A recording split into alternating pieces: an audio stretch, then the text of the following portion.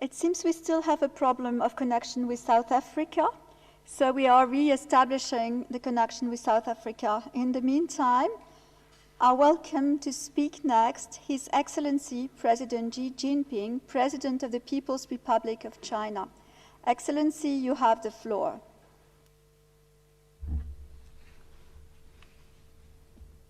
President of the World Health Assembly, Director General of the World Health Organization, dear delegates. To begin with, I wish to say that it is of significant importance for this World Health Assembly to be held at such a critical moment as the human race battles its novel coronavirus. While we are facing the most serious global public health emergency since the end of the Second World War, catching the world by surprise, COVID-19 has hit over 210 countries and regions, affected more than 7 billion people around the world, and claimed over 300,000 precious lives. I mourn for every life lost and express condolence to the bereaved families. 向他们的家属表示慰问。人类文明史也是一部同疾病和灾难的斗争史。病毒没有国界，疫病不分种族。面对来势汹汹的新冠肺炎疫情，国际社会没有退缩，各国人民勇敢前行，守望相助，风雨同舟，展现了人间大爱，汇聚起同疫情斗争的磅礴之力。经过艰苦卓绝努力，付出巨大代价，中国有力扭转了疫情局势，维护了人民生命安全和身体健康。中方始终本着公开、透明、负责任的态度，及时向世卫组织及相关国家通报疫情信息。第一时间发布病毒基因序列等信息，毫无保留同各方分享防控和救治经验，尽己所能为有需要的国家提供了大量支持和帮助。主席先生，现在疫情还在蔓延，防控仍需努力。我愿提出以下建议。To this end, I want to make the following proposals. First, we must do everything we can for COVID-19 control and treatment. This is the most urgent task. We must always put the people first, for nothing in the world is more precious than people's lives. We need to deploy medical expertise and critical supplies to places where they are needed the most. We need to take a strong step in such key areas as prevention, quarantine, detection, treatment, and tracing. We need to move as fast as we can to curb the global spread of the virus and do our best to stem cross-border transmission. We need to step up information sharing, exchange experience and best practice, and pursue international cooperation on testing methods, clinical treatment, and vaccine and medicine research and development. We also need to continue supporting global research by scientists on the source and transmission routes of the virus. Second, the World Health Organization should lead the global response.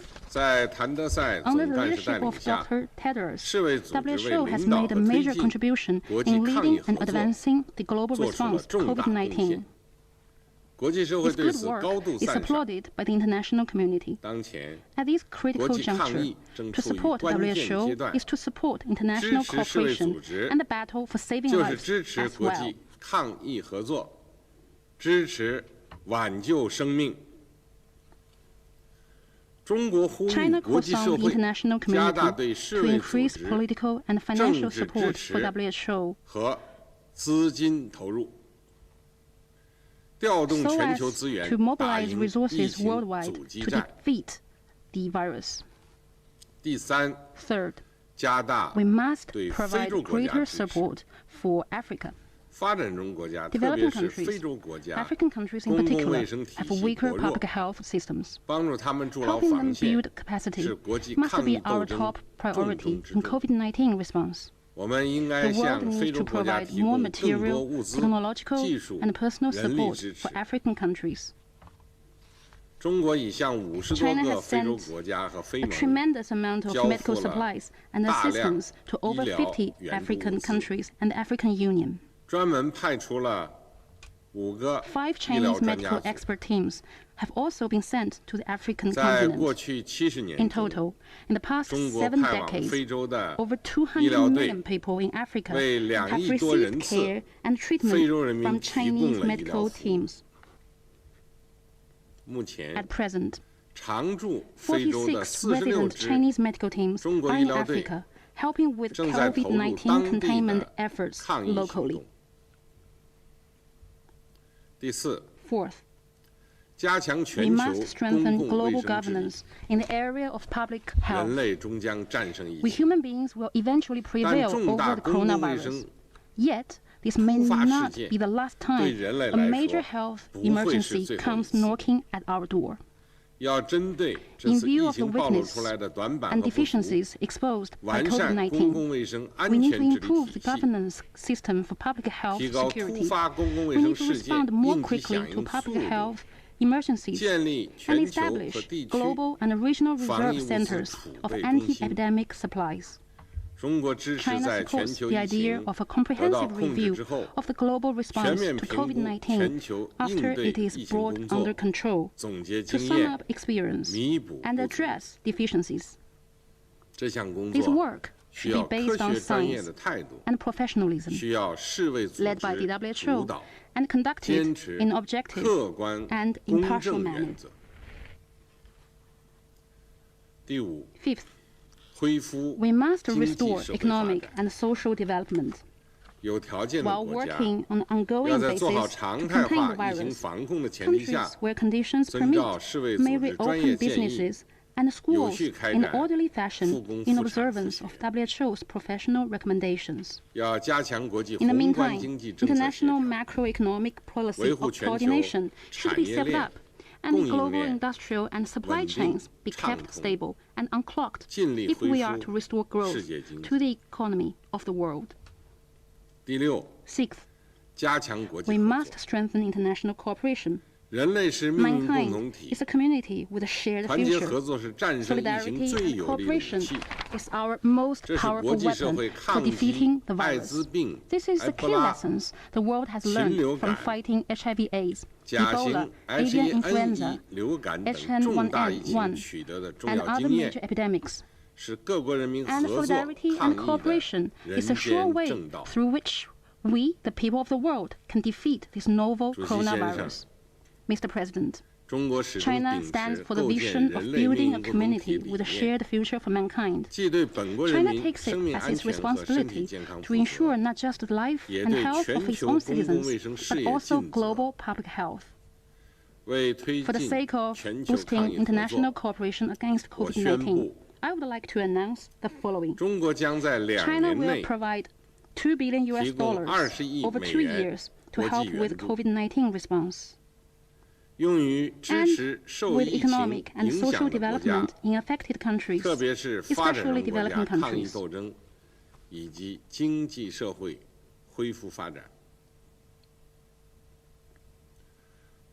China will work with the UN to set up a global humanitarian response depot and hub in China. Ensure the operation of anti-epidemic supply chains and foster green corridors for fast-track transportation and customs clearance. China will establish a cooperation mechanism for its hospitals to pair up with 30 African hospitals and accelerate the building of the Africa CDC headquarters to help the continent ramp up its disease preparedness and control capacity. COVID-19 vaccine development and deployment in China, when available, will be made a global public good.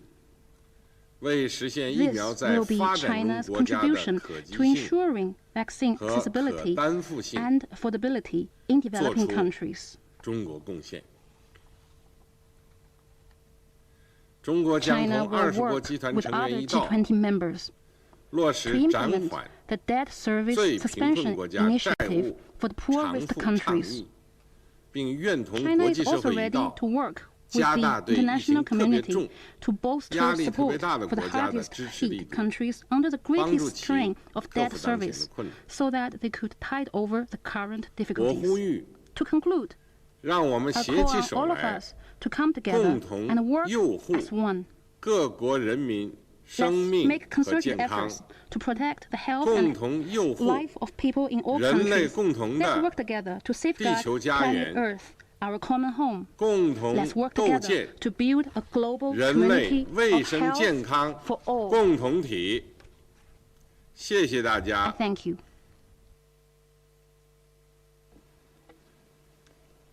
Thank you, Excellency. J'ai le plaisir à présent de donner la parole au président de la France, Son Excellence le président Emmanuel Macron. Vous avez la parole.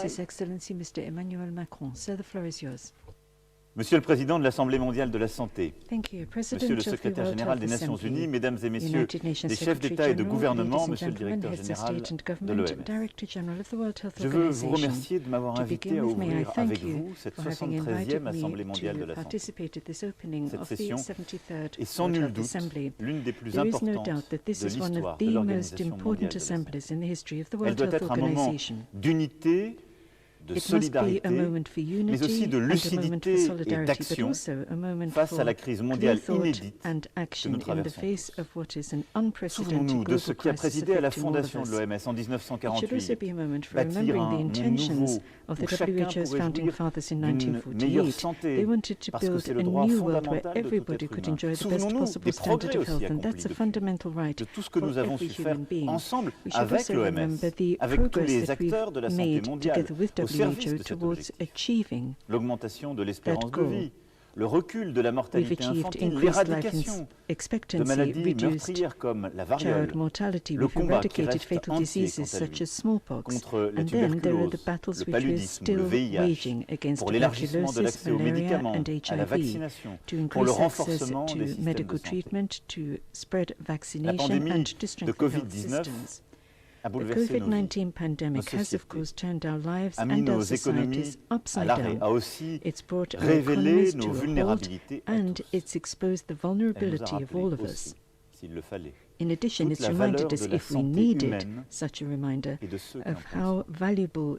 human Je health tiens, is en and cette how année valuable consacrée those par l'OMS aux who sages-femmes work et to aux infirmiers, protect it à are. saluer tous ceux qui, chaque jour, In this year sont of nurses sur and le terrain midwives, pour I prendre should like soin to des take this autres, opportunity to parfois pay au péril tribute de to leur all vie, of those who are working on comme the front line to l'épouvantable protect attaque and contre une take care maternité en of Afghanistan others. l'a encore montré Sometimes they're doing tragiquement so at il y a risk of quelque their temps. own lives, and the appalling attack Alors, against a maternity au hospital in moment où les Afghanistan soignants a se few battent days contre la ago has shown pandémie, how au tragically moment true où les that is. populations de tous nos At a pays moment when font health face workers avec are courage, fighting against the nous n'avons pandemic, pas when le droit all de our nous people and all diviser. our countries Nous n'avons pas le are droit facing it de with nous courage. dérober. We Nous avons cannot let collectivement ourselves be un divided. devoir d'efficacité. We have no right to shirk our La priorité responsibilities. We do, absolue, however, la have a seule qui vaille, collective duty to c'est be de venir à effective. bout de cette pandémie. Our absolute Chacun de priority, nous the porte en only lui priority une worth partie de la talking about, solution. is to conquer this pandemic, États, and each of us can organisations contribute to internationales, bringing that about. fonds States, spécialisés, international organisations de la organizations, société civile, specialized industries funds, pharmaceutiques, grassroots banques de développement, organizations and non-governmental citoyens. organizations, the Ce n'est pharmaceutical qu'en industry, unissant nos development forces banks, and que ordinary nous viendrons à bout citizens. de cette pandémie. Only if we join Nous forces avons together besoin de will we l'OMS beat pour son this rôle pandemic. irremplaçable de And we coordination, need pour WHO son for expertise her scientifique, sa irreplaceable connaissance du terrain.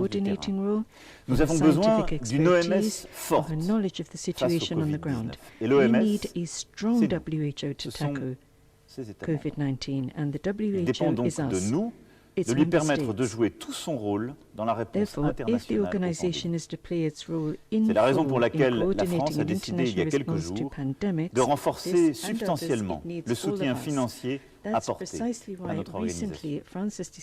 C'est la raison pour laquelle, aux côtés de l'OMS, avec nos partenaires européens, avec l'ensemble des acteurs de la santé mondiale, nous avons lancé l'initiative ACT-A pour soutenir massivement la recherche, accélérer le développement et permettre un accès universel aux moyens de lutte contre la pandémie.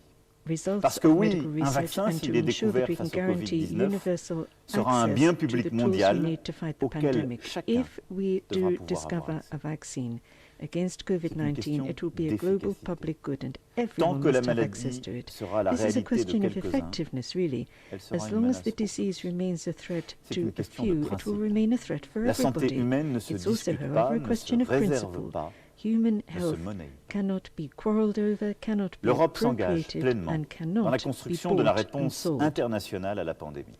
Le 4 mai dernier, la conférence de financement organisée par la Commission européenne a permis de mobiliser 7,5 milliards d'euros au service des objectifs.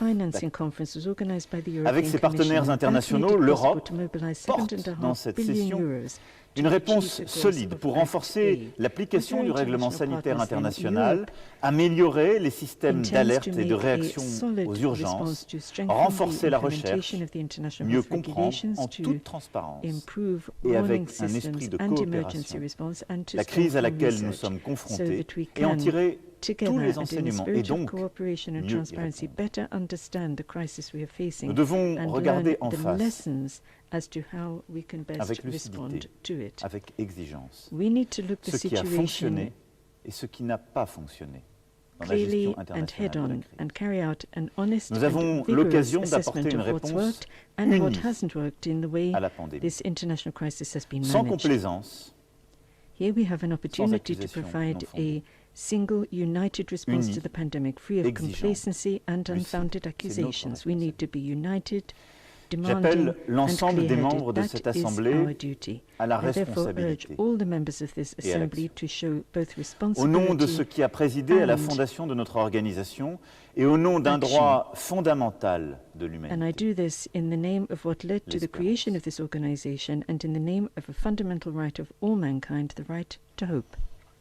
Je vous remercie, Monsieur le Président. It's my pleasure to now invite the President of the Republic of Korea, His Excellency President Moon Jae-in. You have the floor, Excellency. 존경하는 의장님, 사무총장님, 각국 대표단 여러분. Delegates from various nations, I find it greatly meaningful to speak before the World Health Assembly, a gathering convened to overcome COVID-19 and usher in new hope.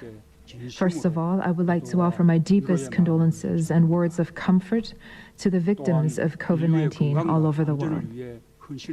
Moreover, my utmost respect and gratitude go to the medical and quarantine professionals in each country, putting themselves at risk to protect the health and safety of humanity. Today, I would like to introduce to you the choice made by the Korean people to overcome COVID-19, the choice of a freedom for all. The Republic of Korea was one of the first countries hit by COVID-19, and we had to swiftly identify a solution against the aggressive virus. In that moment of crisis and challenge, the Korean people made a bold decision. We took our own individual freedoms and turned it to an even greater freedom for all. Rather than regarding our neighbors as dangerous spreaders of the virus or enforcing nationwide lockdown measures, we chose to protect their safety for the sake of our own safety. In order to uphold free movement and keep the economy going, the Korean people chose to wear masks and participate actively in social distancing. Even in the face of this social distancing, however, we grew closer and our hearts fonder.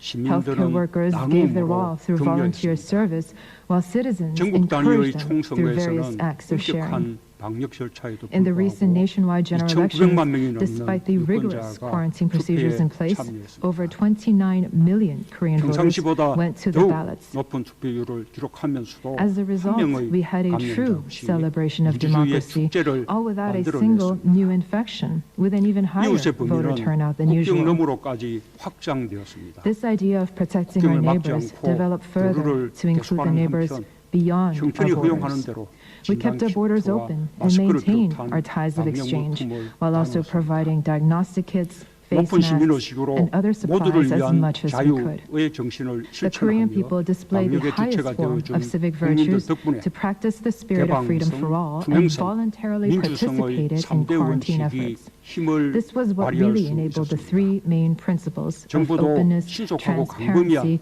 and 진단검사와 democracy to flourish. 창의적인 방식으로 The government also supported the people's efforts with swift, widespread testing and creative approaches. The Republic of Korea, however, has not yet achieved complete victory over this virus. We have transitioned from social distancing to routine distancing and are working to balance our daily lives with ongoing quarantine efforts, and yet we are still seeing instances of sporadic cluster infections. Moreover, the ongoing global pandemic still poses grave threats. If we do not come up with a viable treatment option or a vaccine, a new wave of infections could break out once again. However, one thing is absolutely clear. Sharing information and cooperating with one another demonstrate a power that no virus will ever have, a power that only humans possess. COVID-19 is threatening our freedoms, a universal virtue of all humankind, but it is solidarity and cooperation based on such freedoms that will prove to be the strongest weapon we have to triumph over COVID-19. 각국 대표단 여러분, Honorable Chair, 모두를 위한 distinguished 자유의 delegates, 정신에 입각하여 based on the spirit of a greater freedom for all, I would like to make three proposals for overcoming the current crisis and preparing for its aftermath. First, we must expand our humanitarian assistance for countries with vulnerable healthcare systems and share our quarantine experiences. Until the day everyone is free from COVID-19, we must work together and leave no one behind. This year, the Republic of Korea is planning to provide humanitarian assistance worth $100 million. Our response to the crisis, our immigration policies, and other such experiences and data we have accumulated during this outbreak will be continuously shared with the international community. To safeguard the health of all humanity, we will continue to work closely with the WHO. Second, in order to develop vaccines and treatments, we must cooperate beyond our borders. Furthermore, such vaccines and treatments are public goods that must be distributed equitably to the whole world. The Republic of Korea fully supports the efforts of the WHO to develop vaccines and treatments. The Republic of Korea is also working with Gavi, the Global Fund, UNITAID, and the International Vaccine Institute as a donor country. And this year, we will begin contributing to CEPI, the Coalition for Epidemic Preparedness Innovations. Third, we must update the WHO international health regulations and other relevant norms and augment them with binding legal force. A novel infectious disease could emerge at any time, and we must be able to respond more quickly and effectively. Infection-related data should be shared among countries in a more transparent manner, and an early warning system and a cooperation mechanism must be jointly established. At the G20 and ASEAN Plus 3 summits, various measures for cooperation were proposed, and I hope they will be made more concrete. 사무총장님, 각국 대표단 Honorable 여러분, Chair, Director 위기 General, 앞에서 인류는 delegates from various nations. In the face of crisis, humankind must choose solidarity and cooperation over the pursuit of individual interests. The world must unite under the banner of mutual trust and inclusiveness in the face of deepening crisis. If the international community firmly commits to the greater cause of freedom for all, we will undoubtedly overcome the current crisis quickly and bolster our hope for the post-COVID-19 era. Thank you very much, Excellency. We are now trying to reconnect with South Africa to listen to President Ramaphosa's speech. If you are online, can you please click on the video?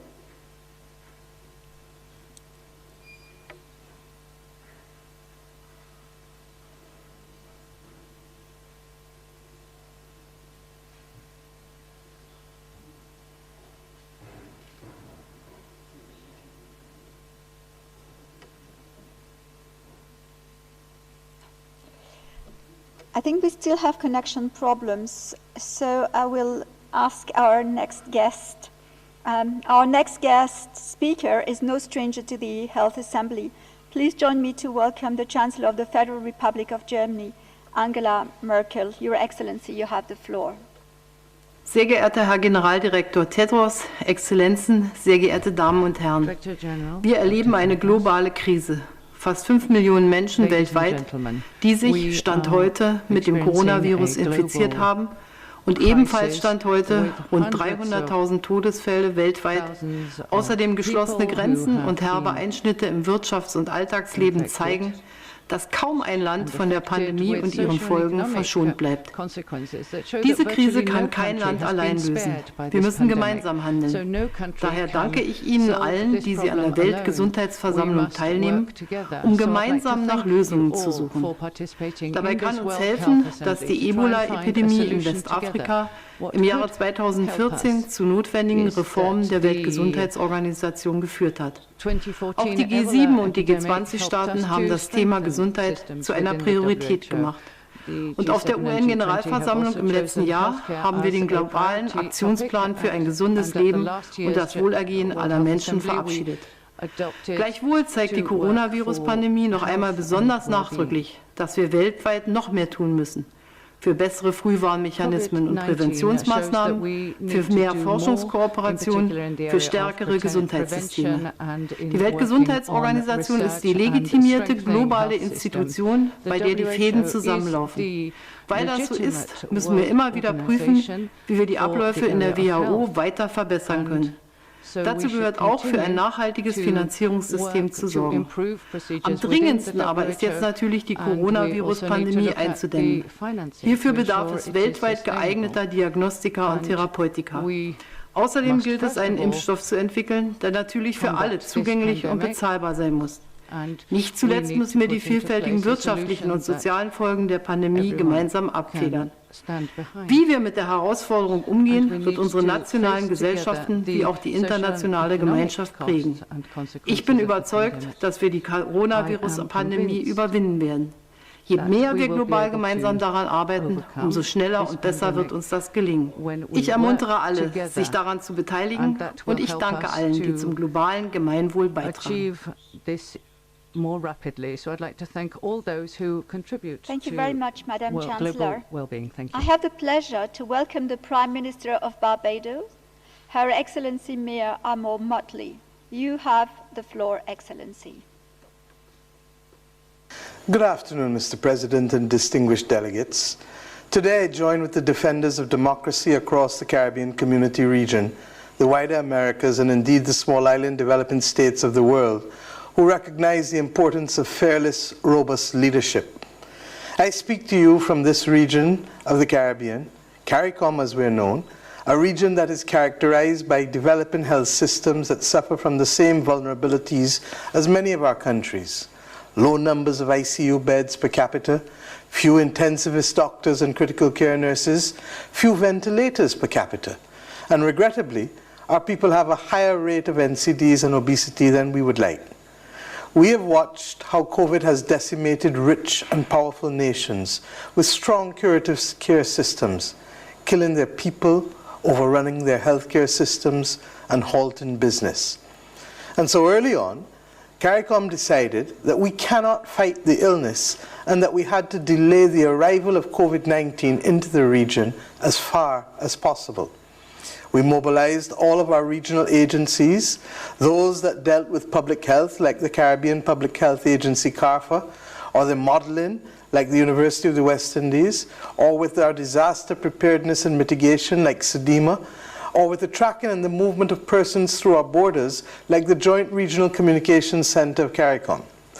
The Caribbean region's economies ranks among the most travel and tourism dependent economies in the world. And this has exposed our people and our economies in a way that we have not experienced since becoming independent nations more than 50 years ago in some instances. In our own case in Barbados, our Emergency Operations Center in the Ministry of Health has been functioning since mid-January. We organized our health systems to improve access to the health service for COVID-19 patients, while at the same time reducing the risk of exposure for the most vulnerable populations through reduced movement from as early as February of this year. We repurposed an abandoned naval base into a facility for COVID patients. This expanded our access to critical care beds by over 300%. Fortunately, our investment in and our preparedness of our public health officials over the decades has permitted us to do the type of public health surveillance to detect cases, trace and quarantine contacts, isolate and treat the ill. You will forgive me if I use this opportunity to salute the public health pioneers of the Caribbean over the last 7 decades. They have been true heroes to our people. Our CARICOM heads of government adopted a whole of government and a whole of society approach. In addition, we reached to our Caribbean neighbor Cuba and received hundreds of doctors and nurses to help us. I take this opportunity to thank our brothers and sisters in Cuba and the government of the Republic of Cuba in particular for its unswerving assistance during this pandemic. It has been palpable and clear to all of our population. So, our CARICOM family banded together to lock down and ride out this first wave. And it has been a long and treacherous wave.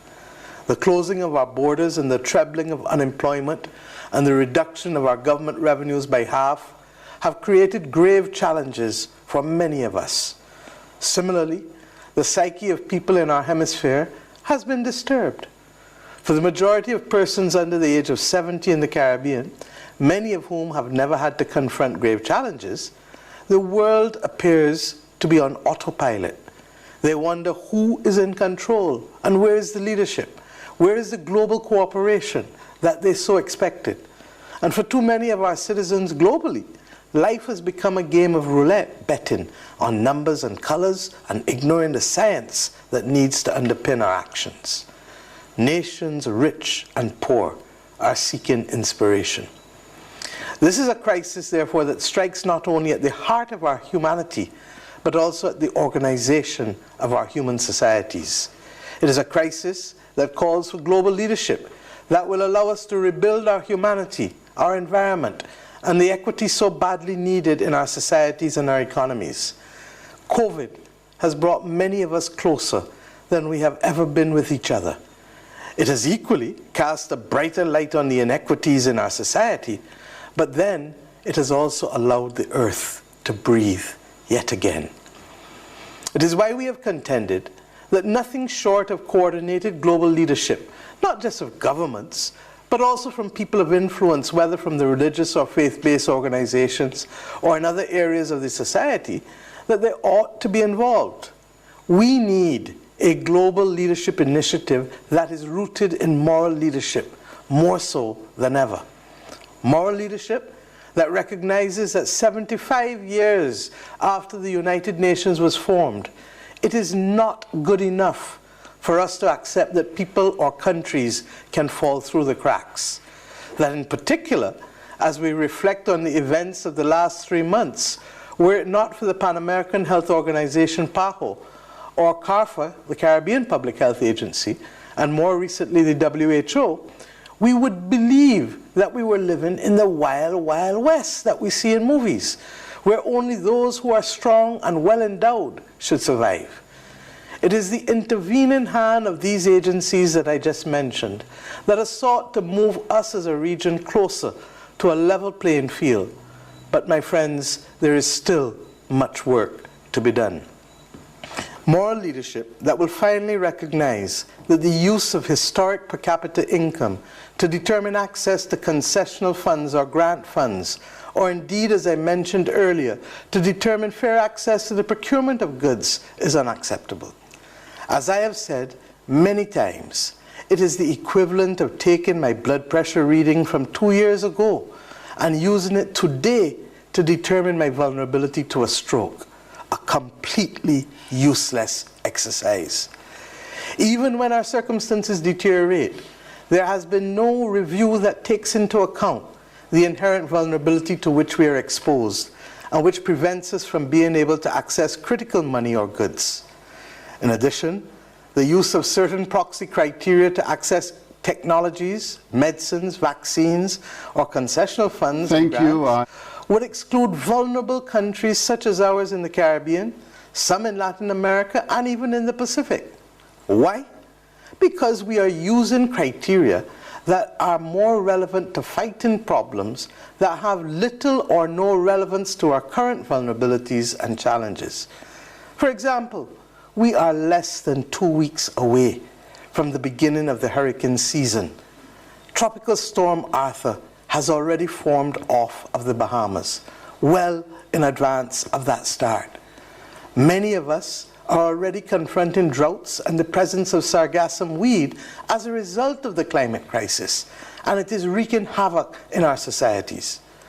But none of these challenges are captured by per capita income or by maternal mortality rates. None of them. In addition, where there is global market failure, as is happening now, small middle-income states are at risk of not being seen or heard, or not even accessing critical goods and supplies. I take this opportunity to thank Dr. Tedros for reaching out to the Executive Director of the Global Fund last evening to advocate for the countries in the region that have been excluded from procurement through the consortium of critical COVID-19 medical supplies. We need to be included. It is also therefore clear that we need therefore additional criteria to determine equitable access and fair allocation, criteria that better take into account that vulnerability which we have. And if we're asking for the same solution for climate, for external shocks, as we are asking for the pandemic, it is because all three destroy our capacity to produce as nations and the ability of our people to survive. It is against this background, my friends, that equitable access and fair allocation of resources will allow our small states, particularly middle-income ones, dependent on travel, to be able to have access to increased supplies for testing, such that we can reopen our societies safely to intra-regional travel and thereafter to extra-regional travel. But it will also better allow us to ensure that there is a return to safe work by safe people, the least vulnerable people to COVID-19 in our countries. While we can tolerate high unemployment and severe contraction of our economies for 2 to 3 months, the consequences to our societies of prolonged shutdown are as equal as the high incidence of COVID among our population. That is why we need urgently to get access to adequate numbers of the appropriate tests, in particular the rapid tests that are affordable and reliable if we are to allow our economies and societies to reopen safely. Our small states have been suffering from high debt and low growth for decades, and we believe that there should also be more mature and relevant conversations for middle-income, small island developing states across the globe, especially as it relates to our debt obligations in the midst of this pandemic. Many countries will either have an orderly restructuring of debt, or at the very least, a debt moratorium that provides certainty for both the borrower and the lender. Or they will have a disorderly unraveling that will create a crisis both within the respective countries and within the global financial markets. These conversations must admit of greater certainty in the management of our affairs, and I pray that the global community will have the courage to allow us to have them. I say so conscious that Barbados took a major leap of faith when we restructured our debt in the last 18 months to include natural disaster clauses in our domestic and external debt instruments that provide for greater fiscal space to be created through a moratorium on the payment of principal and a capitalization of the interests should we face a natural disaster event. The certainty that these natural disaster clauses provide is increased fiscal space. Were this provision available in the context of this pandemic, it would bring tremendous relief to those countries and better position many of us to rebuild in a post-COVID-19 environment. Let me at this juncture express my appreciation to Director General Dr. Tedros and the WHO for the recent appointments of Sir Andrew Whitty and Dr. Ngozi Okonjo-Iweala, a dear friend of the Caribbean, as special envoys for the North and South respectively for the WHO's Access to COVID-19 Tools Accelerator. It is intended that they will ensure that there's a framework for equitable access to tests, therapeutics, and a vaccine, if ever there is one. In addition, our Caribbean countries salute your inclusive leadership and recognize that without your timely interventions, the efforts of PAHO and CARFA would be stymied as we try to meet the needs of our populations. 42 years on, our community still believes that the principles of Alma Ata must mean something, that we should have equitable access to the supplies we need, that we should be able to afford to save the lives of our citizens, and that the solutions should be appropriate to our context. I must add at this point that global moral leadership also means that in aid of supporting human lives, which none of us can replace, that there ought to be a suspension of international sanctions imposed against countries. Whatever differences or difficulties we may have with each other, they can be put on pause while we wrestle to the ground this awful pandemic. For wherever it exists, it affects each and every one of us. My friends, there was life before COVID-19, and I know that there will be life after COVID-19. For this reason, even with the pandemic, we must not drop the ball on those other global health priorities that are critical to our overall development. I refer specifically to the chronic NCDs, the silent killers of diabetes and cardiovascular disease, hypertension. I refer to HIV and AIDS, and to the antimicrobial resistance that we are fighting, and the other health-related diseases that come as a result of the climate crisis. For our populations, these challenges remain real and continue to be a silent but real and present danger. Let us use the cooperation we are trying to build to also help fight these challenges. Why? Because solidarity, unity, and partnership remain enduring principles for us. These are the principles that led our Caribbean countries to embrace the pursuit of democracy in the late 1930s, just as they also were the principles that helped the world rebuild after 3 decades of challenges 75 years ago with the formation of the United Nations and the Bretton Woods institutions. I pray that we will have the fortitude to fight against these challenges of our times, relying on these same principles of solidarity, unity, and partnership. I wish the leadership and management of the World Health Organization success in its efforts to promote health, to keep the world safe, and to serve the vulnerable people of our world as it is required to do. Your mission 73 years on, after your formation, remains critical. I say to you, as I leave, the world watches on with bated breath. We wish you all of the very best as you deliberate over these 2 days, for so much depends on it. Thank you. Thank you, Excellency. We come back now to South Africa, and I invite the President of South Africa, current Chairperson of the African Union, His Excellency President Matamela Cyril Ramaphosa, to make a statement. Thank you. I would like to welcome this opportunity to address the World Health Assembly. We are in the midst of the most serious public health emergency our world has experienced in over 100 years. Containing the coronavirus pandemic has dwarfed all other issues facing the international community and individual countries. The pandemic has profound social, political, economic, and security implications for all of us. It is impacting on human health, the economies of all affected countries, and the livelihoods of millions of people. Although the virus has affected both developed and developing countries, it is the poor who suffer the most. The pandemic has highlighted the dangerous and growing inequality that exists between countries and within them.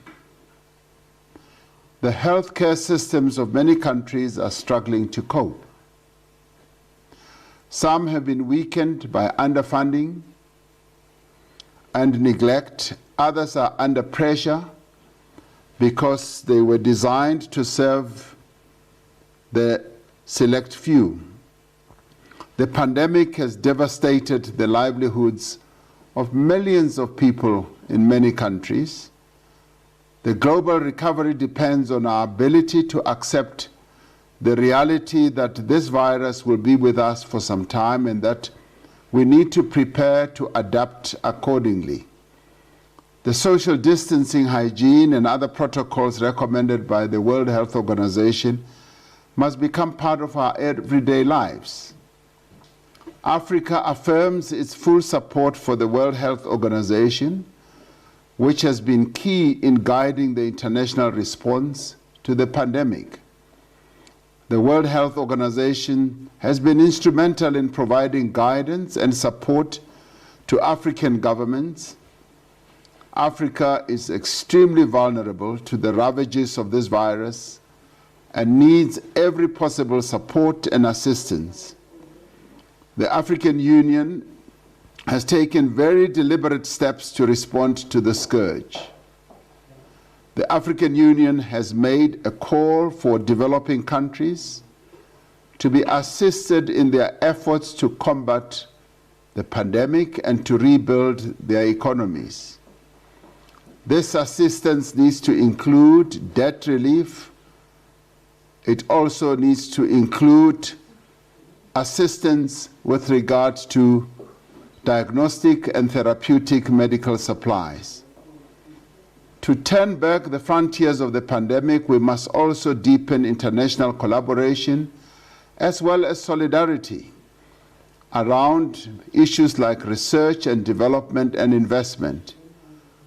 We fully support the initiative by the World Health Organization, together with many other governments, in assisting the developing countries. For its part, South Africa is participating in several research initiatives. We must ensure that there is equitable access to medical equipment, technologies, in all respects. In this final decade towards the attainment of the Sustainable Development Goals, we must press ahead with our goal of making universal health care a reality for all the people of the world, and no one must be left behind.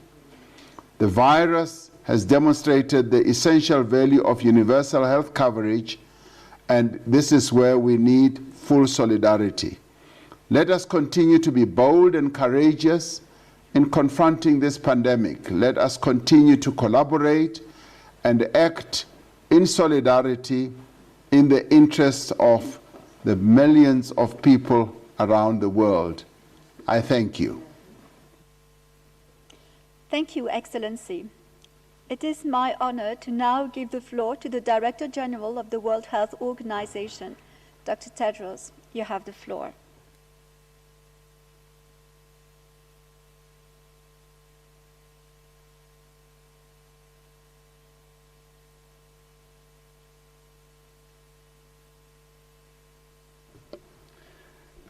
Thank you, Ambassador Bokos.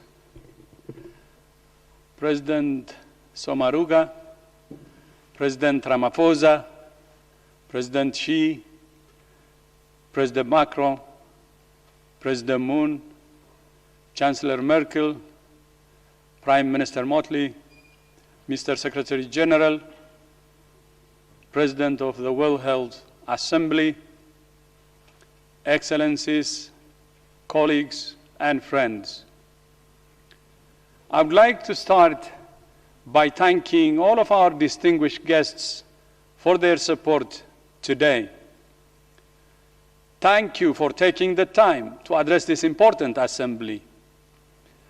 Thank you for your efforts to respond to COVID-19 at home and abroad. And thank you for your strong support for WHO at this critical time. My sisters and brothers, as you know, this year is the International Year of the Nurse and the Midwife. This assembly was intended to be a moment of recognition for the incredible contribution that nurses and midwives make every day in every country. The pandemic has robbed us of that opportunity, but it has only served to illustrate why nurses, midwives, and all health workers are so important. Nurses and midwives have been on the front lines of the fight against COVID-19, putting themselves in harm's way. Many have made the ultimate sacrifice in service of humanity. Last month, WHO published the first State of the World's Nursing Report. It shows that the world is facing a shortfall of 6 million nurses to achieve and sustain universal health coverage. But it also provides a roadmap for governments to invest in nursing, to fill that gap and progress towards universal health coverage, health for all. Now, more than ever, the world needs nurses and midwives. Please join me, wherever you are, in standing to show your appreciation for these true health heroes.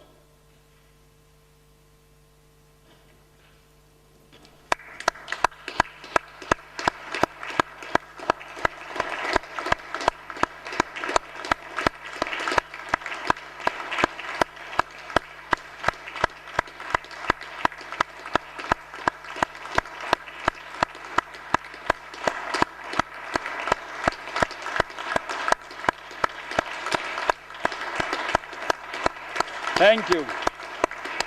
Thank you. We have come together as the nations of the world to confront the defining health crisis of our time. We come in grief for those we have lost. We come with concern for those still fighting for their lives. We come with determination to triumph over this common threat. And we come with hope for the future. The world has confronted several pandemics before. This is the first caused by a coronavirus. This is a dangerous enemy with a dangerous combination of features. This virus is efficient, fast, and fatal. It can operate in the dark, spread silently if we are not paying attention, then suddenly explodes if we are not ready, and moves like a bushfire. We have seen the same pattern repeated in cities and countries the world over. We must treat this virus with the respect and attention it deserves. More than 4.5 million cases of COVID-19 have now been reported to WHO, and more than 300,000 people have lost their lives. But numbers don't even begin to tell the story of this pandemic.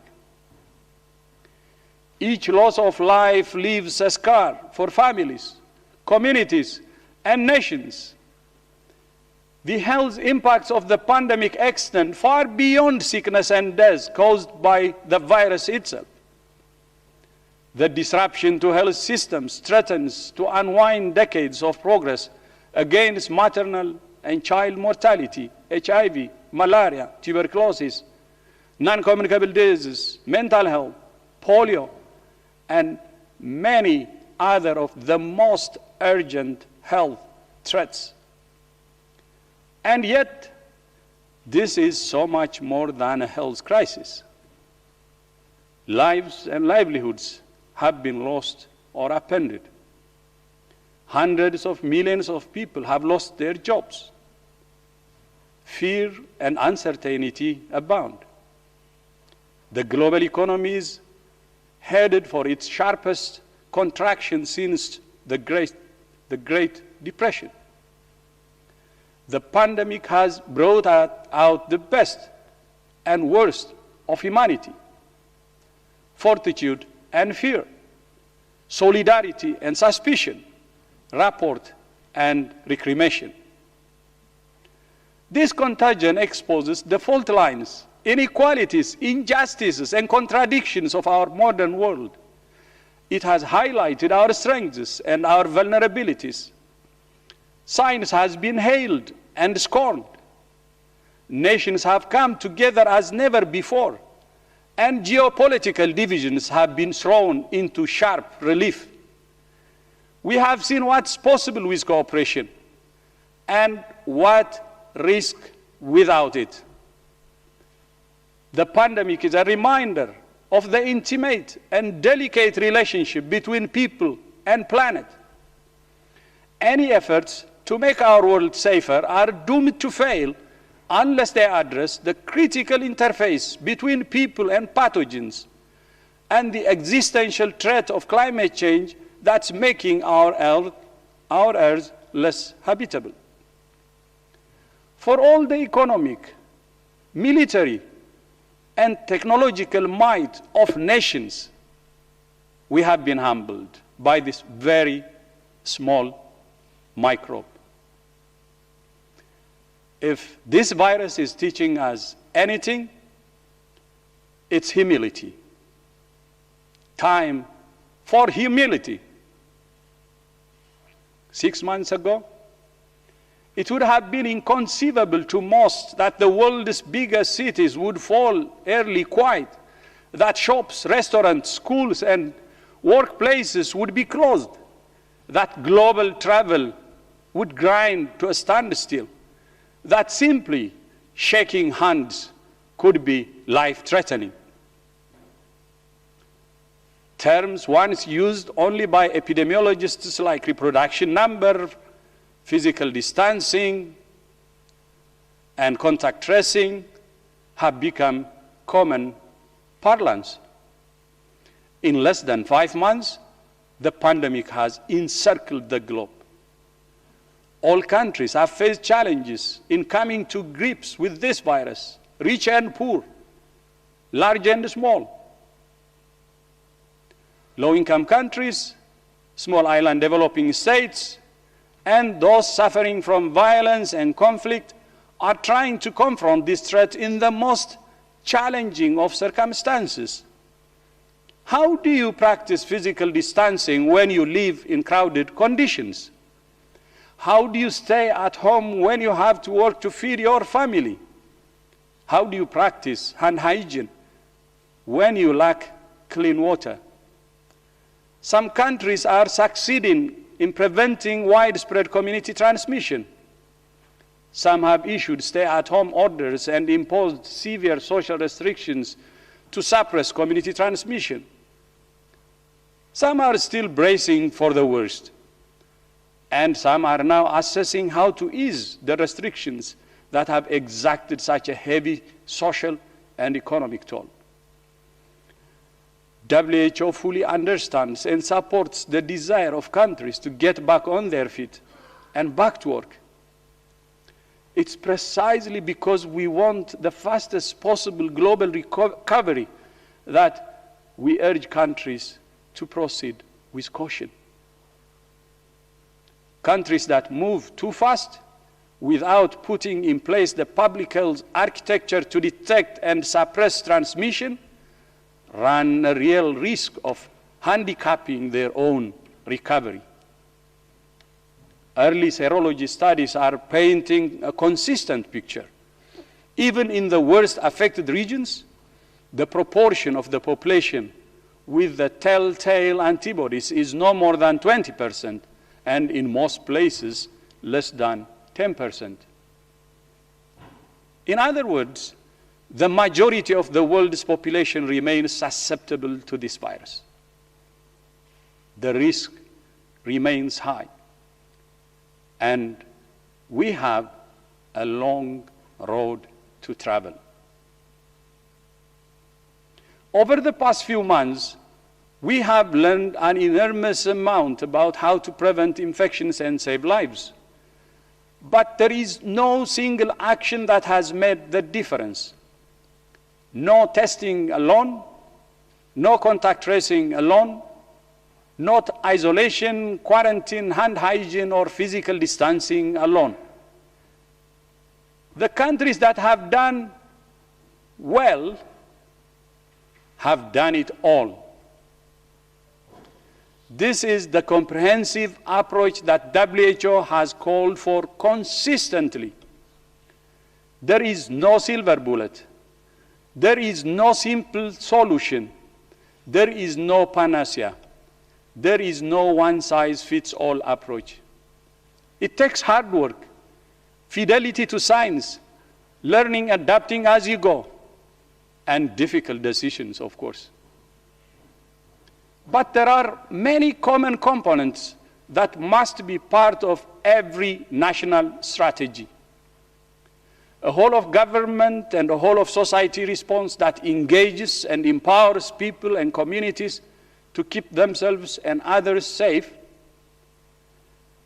The commitment and capacity to find, isolate, test, and care for every case and trace and quarantine every contact, and special attention to vulnerable groups like people living in nursing homes, refugee camps, prisons, and detention centers. Since day one, WHO has stood shoulder to shoulder with countries in this darkest of hours. WHO sounded the alarm early, and we sounded it often. We notified countries, issued guidance for health workers within 10 days, and declared global health emergency, our highest level of alert, on the 30th of January. At the time, there were less than 100 cases and no deaths outside China. We have provided technical guidance and strategic advice based on the latest science and experience. We have supported countries to adapt and implement that guidance. We have shipped diagnostics, personal protective equipment, oxygen, and other medical supplies to more than 120 countries. We have trained more than 2.6 million health workers in 23 languages. We have driven research and development through the Solidarity Trial. We have called the equitable access to vaccines, diagnostics, and therapeutics through the ACT, the ACT Accelerator. We have informed, engaged, and empowered people. We have fought the infodemic, combating myths with reliable information. And we have called consistently for the two essential ingredients for conquering this virus: national unity and global solidarity. We all have lessons to learn from the pandemic. Every country and every organization must examine its response and learn from its experience. WHO is committed to transparency, accountability, and continuous improvement. For us, change is a constant. In fact, the existing independent accountability mechanisms are already in operation since the pandemic started. The Independent Oversight Advisory Committee has today published its first report on the pandemic, with several recommendations for both the Secretariat and Member States. In that spirit, we welcome the proposed resolution before this Assembly, which calls for a stepwise process of impartial, independent, and comprehensive evaluation. To be truly comprehensive, such an evaluation must encompass the entirety of the response by all actors in good faith. So, I will initiate an independent evaluation at the earliest appropriate moment to review experience gained and lessons learned, and to make recommendations to improve national and global pandemic preparedness and response. But one thing is abundantly clear: the world must never be the same. We do not need a review to tell us that we must all do everything in our power to ensure this never happens again. Whatever lessons there are to learn from this pandemic, the greatest failing would be to not learn from them and to leave the world in the same vulnerable state it was before. If there is anything positive to come from this pandemic, it must be a safer and more resilient world. This is not a new message. Reviews after SARS, the H1N1 pandemic, and the West African Ebola epidemic highlighted shortcomings in global health security and made numerous recommendations for countries to address those gaps. Some were implemented, others went unheeded. The SARS outbreak gave rise to the revision of the international health regulations in 2005. The H1N1 pandemic saw the creation of the Pandemic Influenza Preparedness Framework, and the Ebola outbreak of 2014 and 15 led to the establishment of the Pandemic Emergency Financing Facility, the WHO Emergencies Program, and the Independent Oversight Advisory Committee. The world doesn't need another plan, another system, another mechanism, another committee, or another organization. It needs to strengthen, implement, and finance the systems and organizations it has, including WHO. Many leaders who have spoken today raised two issues: implementing, supporting WHO, and financing. The world can no longer afford the short-term amnesia that has characterized its response to health security for too long. The time has come to weave together the disparate strands of global health security into an unbreakable chain, a comprehensive framework for epidemic and pandemic preparedness. The world does not lack the tools, the science, or the resources to make it safer from pandemics. What it has lacked is the sustained commitment to use the tools, the science, and the resources it has. That must change, and it must change today. Today, I'm calling on all nations to resolve that they will do everything it takes to ensure that the 2020 coronavirus pandemic is never repeated. I'm calling on all nations to invest in strengthening and implementing the many tools at our disposal, especially the global treaty that underpins global health security, the international health regulations. To be successful, we must all commit to mutual ownership and accountability. One way to do that proposed by the Africa Group last year is through a system of universal periodic review, in which countries agree to a regular and transparent review of each nation's preparedness.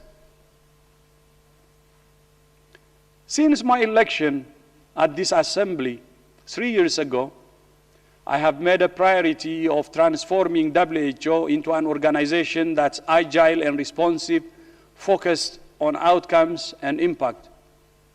2 years ago, I presented, and this assembly approved, the cornerstone of our transformation, WHO's 13th General Program of Work. At its heart are the ambitious triple billion targets: 1 billion more people enjoying better health and well-being, 1 billion more people benefiting from universal health coverage, and 1 billion more people better protected from health emergencies.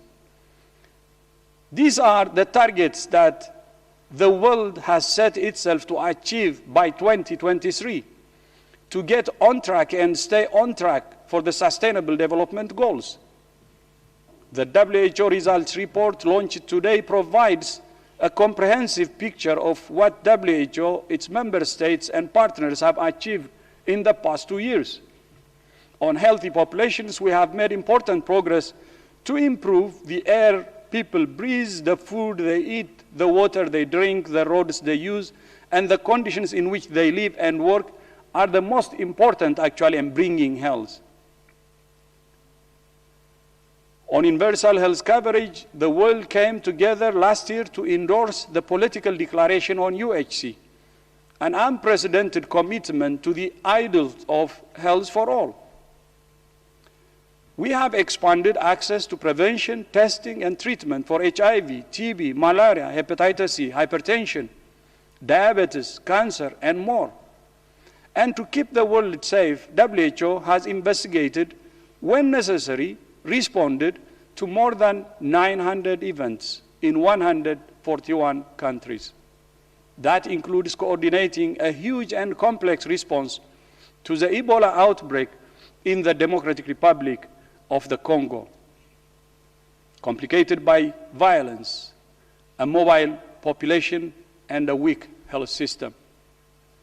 All of these efforts have been supported by an increased focus on science, evidence, and data.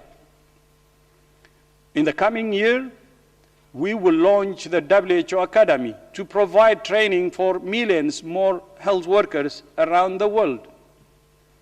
And the WHO Foundation will be launched in the next few weeks to broaden WHO's donor base.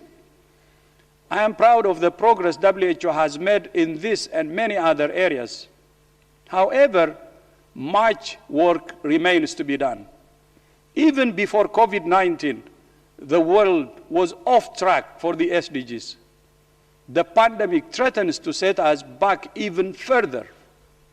It exploits and exacerbates existing gaps in gender equality, poverty, hunger, and more. Already we have seen the impact of the pandemic on immunization campaigns and many other essential health services. But the challenges we face cannot be an excuse to abandon hope of achieving the triple billion targets or the SDGs. On the contrary, they must serve as motivation to redouble our efforts and to work aggressively in pursuit of the healthier, safer, fairer world we all want.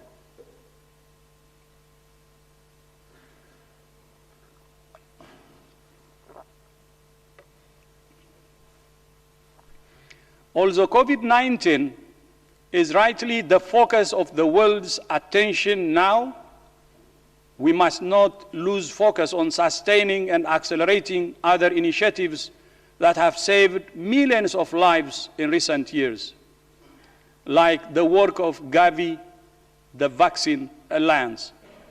Over the past 20 years, Gavi has supported countries to vaccinate 760 million children, preventing more than 13 million deaths. Gavi has set an ambitious goal to immunize 300 million more children with 18 vaccines by 2025. We call on the global community to support Gavi's upcoming replenishment, hosted by the United Kingdom, to ensure it is fully funded for this life-saving work. Last week, my friend Dr. Suit from Thailand sent me a message. This is what he said. Actually, COVID has demonstrated how WHO's triple billion goals are interconnected. Universal health coverage plays big roles in the COVID response in many countries, and healthy lives mean less deaths from COVID. I couldn't agree more. COVID-19 is not just a global health emergency. It is a vivid demonstration of the fact that there is no health security without resilient health systems or without addressing the social, economic, commercial, and environmental determinants of health. More than ever, the pandemic illustrates why investing in health must be at the center of development. I will repeat this. More than ever, the pandemic illustrates why investing in health must be at the center of development. We're learning the hard way that health is not a luxury. It is a necessity.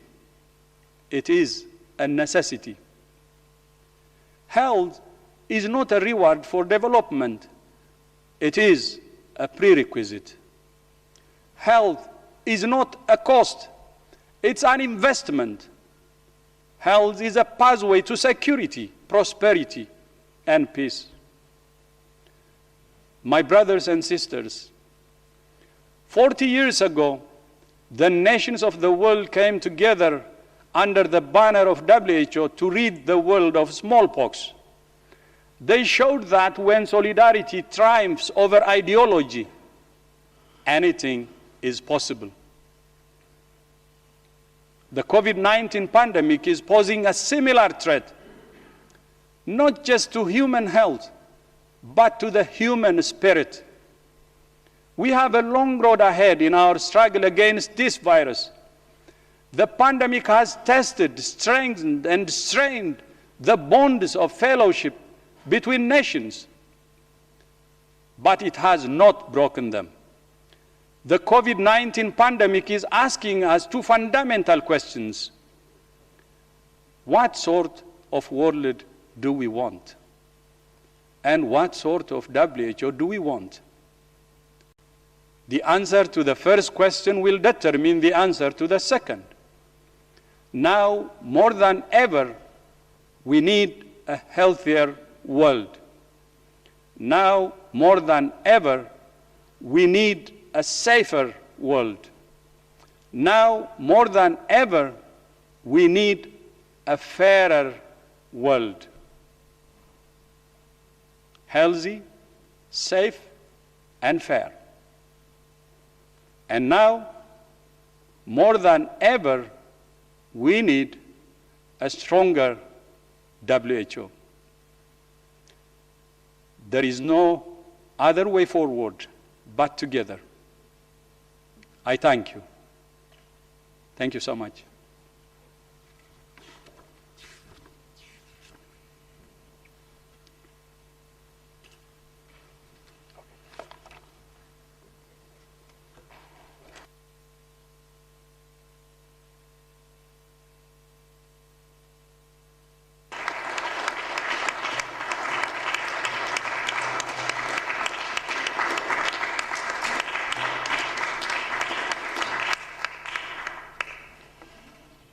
Thank you, Director General, for your speech. This concludes the high-level welcome. And I now hand over the floor to the 72nd WHA's President. President, you have the floor. Thank you very much, Madam. Excellencies, before I officially open the Assembly, I would like to make a few remarks. As the world fights the COVID-19 pandemic, Secretary General of UN, His Excellency Mr. Guterres, just said, now is the time for unity. The COVID-19 pandemic is in all countries.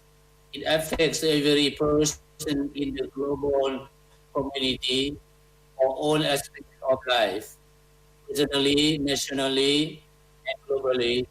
Our health, well-being, social life, and economic viability are challenged, even threatened.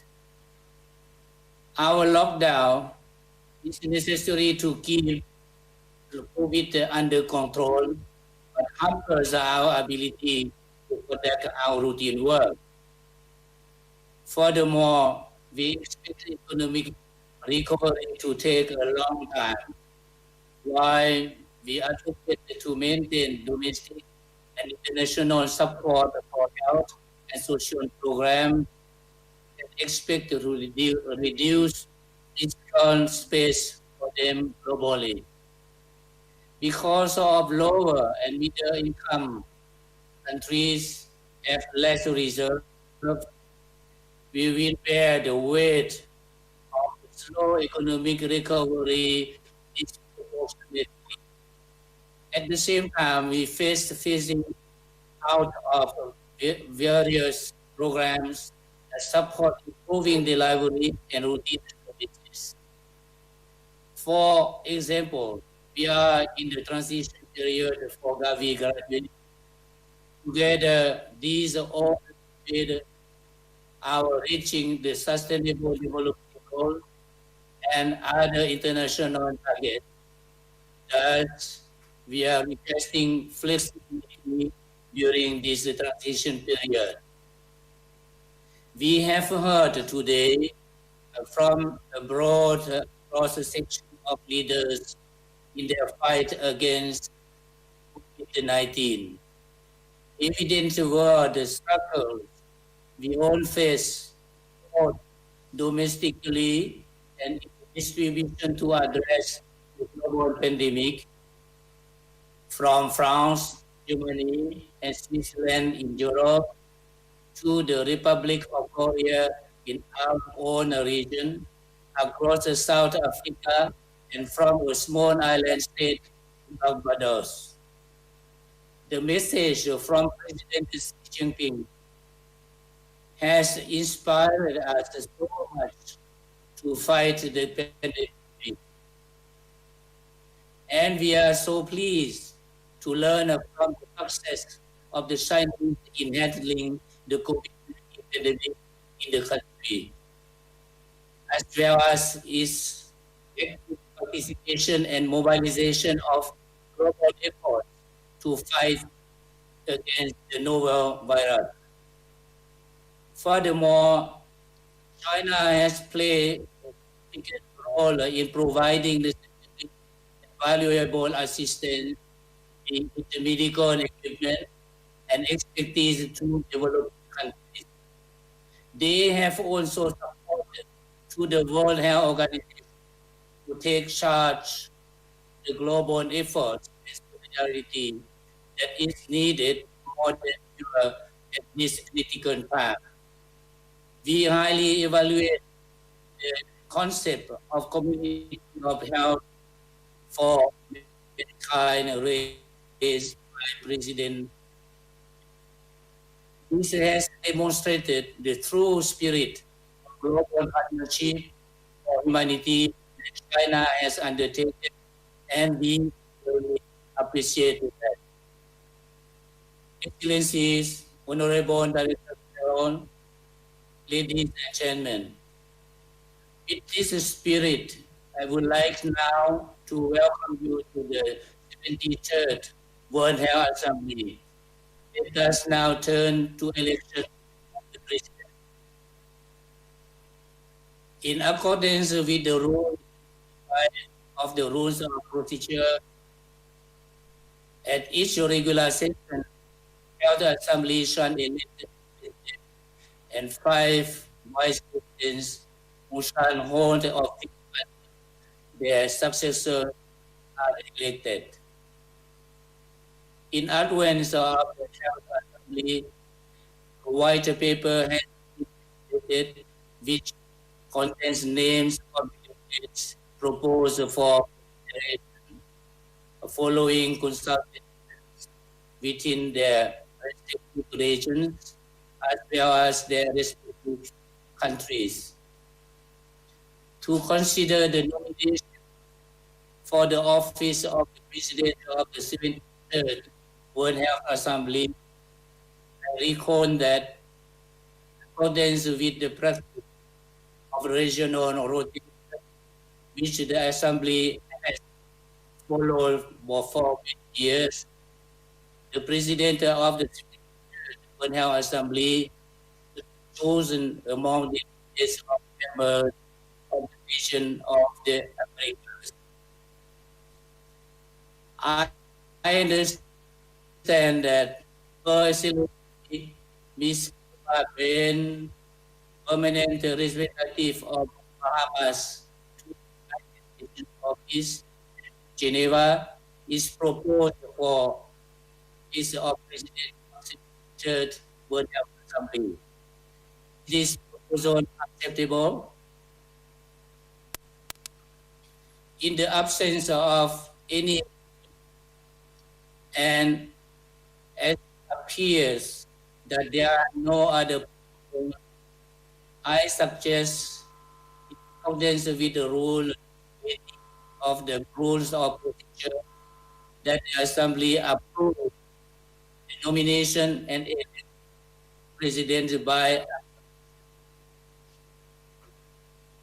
Ambassador Ben by elected President of the 73rd Assembly.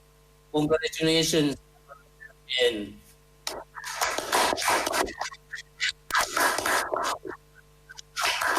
Thank you.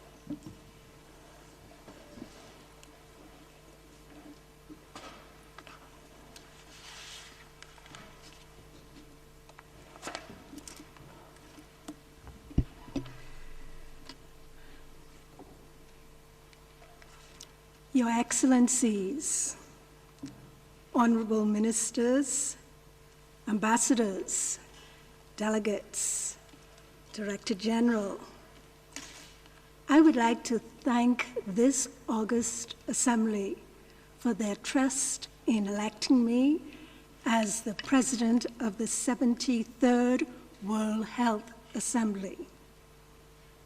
I would like to express my appreciation to my predecessor, Dr. Boonkhong Sahavong, Minister of Health, Lao People's Democratic Republic, for his contribution to the last World Health Assembly. We shall now turn to the nomination for the offices of Vice Presidents of the Health Assembly. I would like to recall that since a delegate from a member of the region of the Americas has filled the post of president, it would be equitable to choose the vice presidents from among delegates coming from the other 5 WHO regions. In this regard, the following proposals have been received. His Excellency Mr. Li Song, People's Republic of China.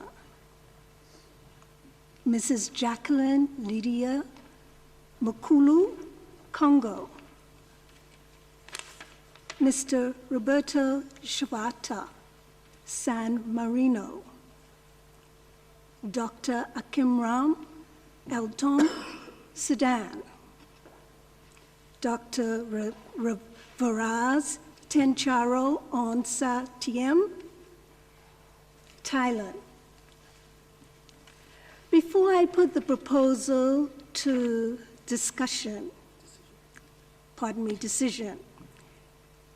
may I make the following request? A few delegations have raised their hands before the meeting began. Please, may I ask those delegations to lower their hands now? If a delegation wishes to request the floor, it needs to raise its hand. So, of course, it is important that everyone start with hands down. This will enable us to proceed in an orderly fashion. So, I have just read the names of the 5 proposals for vice presidents. Are these proposals acceptable to the Assembly?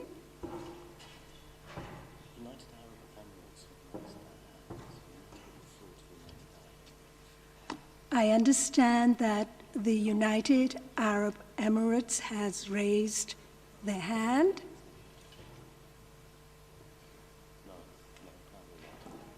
I understand that their hand has been lowered. This is new for all of us, so please bear with us all. We're going to get through it. Patience, everyone. In the absence of any objections, I take it that it is the wish of the Health Assembly to elect by acclamation the 5 delegates I mentioned previously for the post of Vice Presidents of the 73rd World Health Assembly.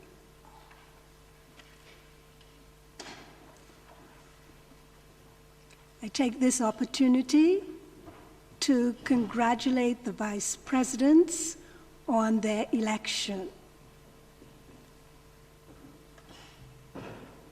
I shall now determine by lot of order in which the Vice President shall be requested to serve should the President be unable to act in between sessions.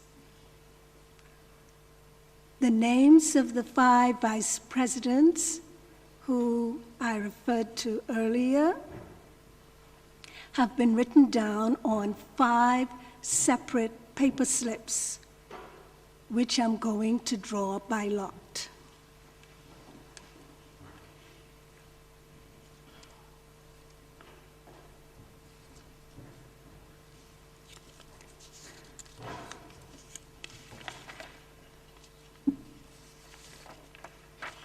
Mrs. Jacqueline Lydia Mukulu, Congo.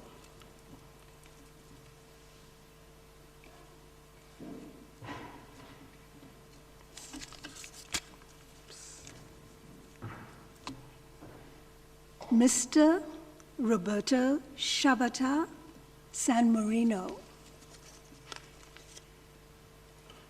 Vice Presidents, please bear with me should I not be pronouncing your names correctly. I'm trying here.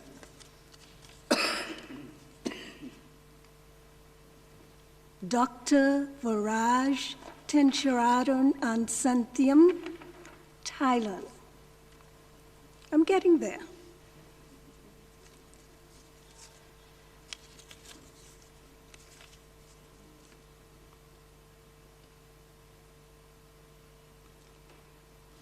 His Excellency Mr. Li Song, People's Republic of China.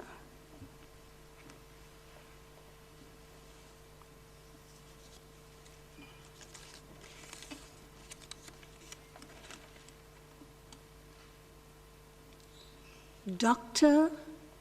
Akram Elton, Sudan.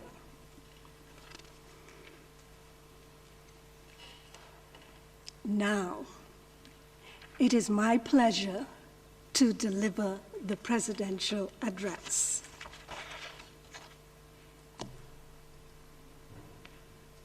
Your Excellency, President Dr. Bonkong Siatavang,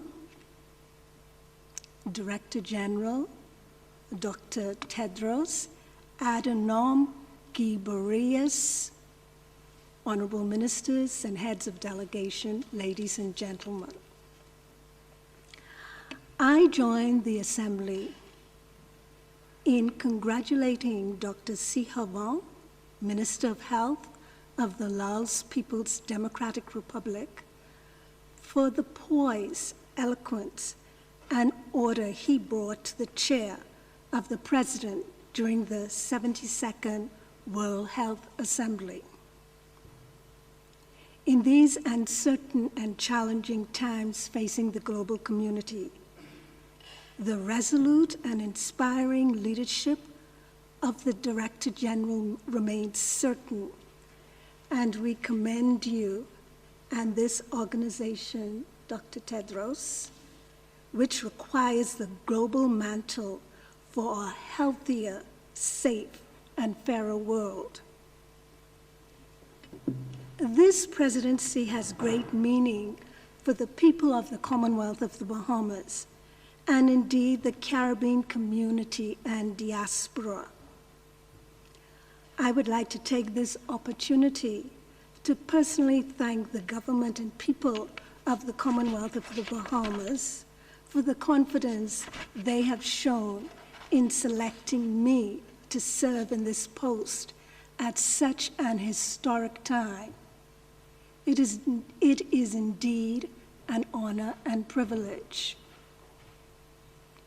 We convene the 73rd Assembly during an unprecedented time in history when the global community is faced with negative health, social, and economic effects of the spread of the coronavirus.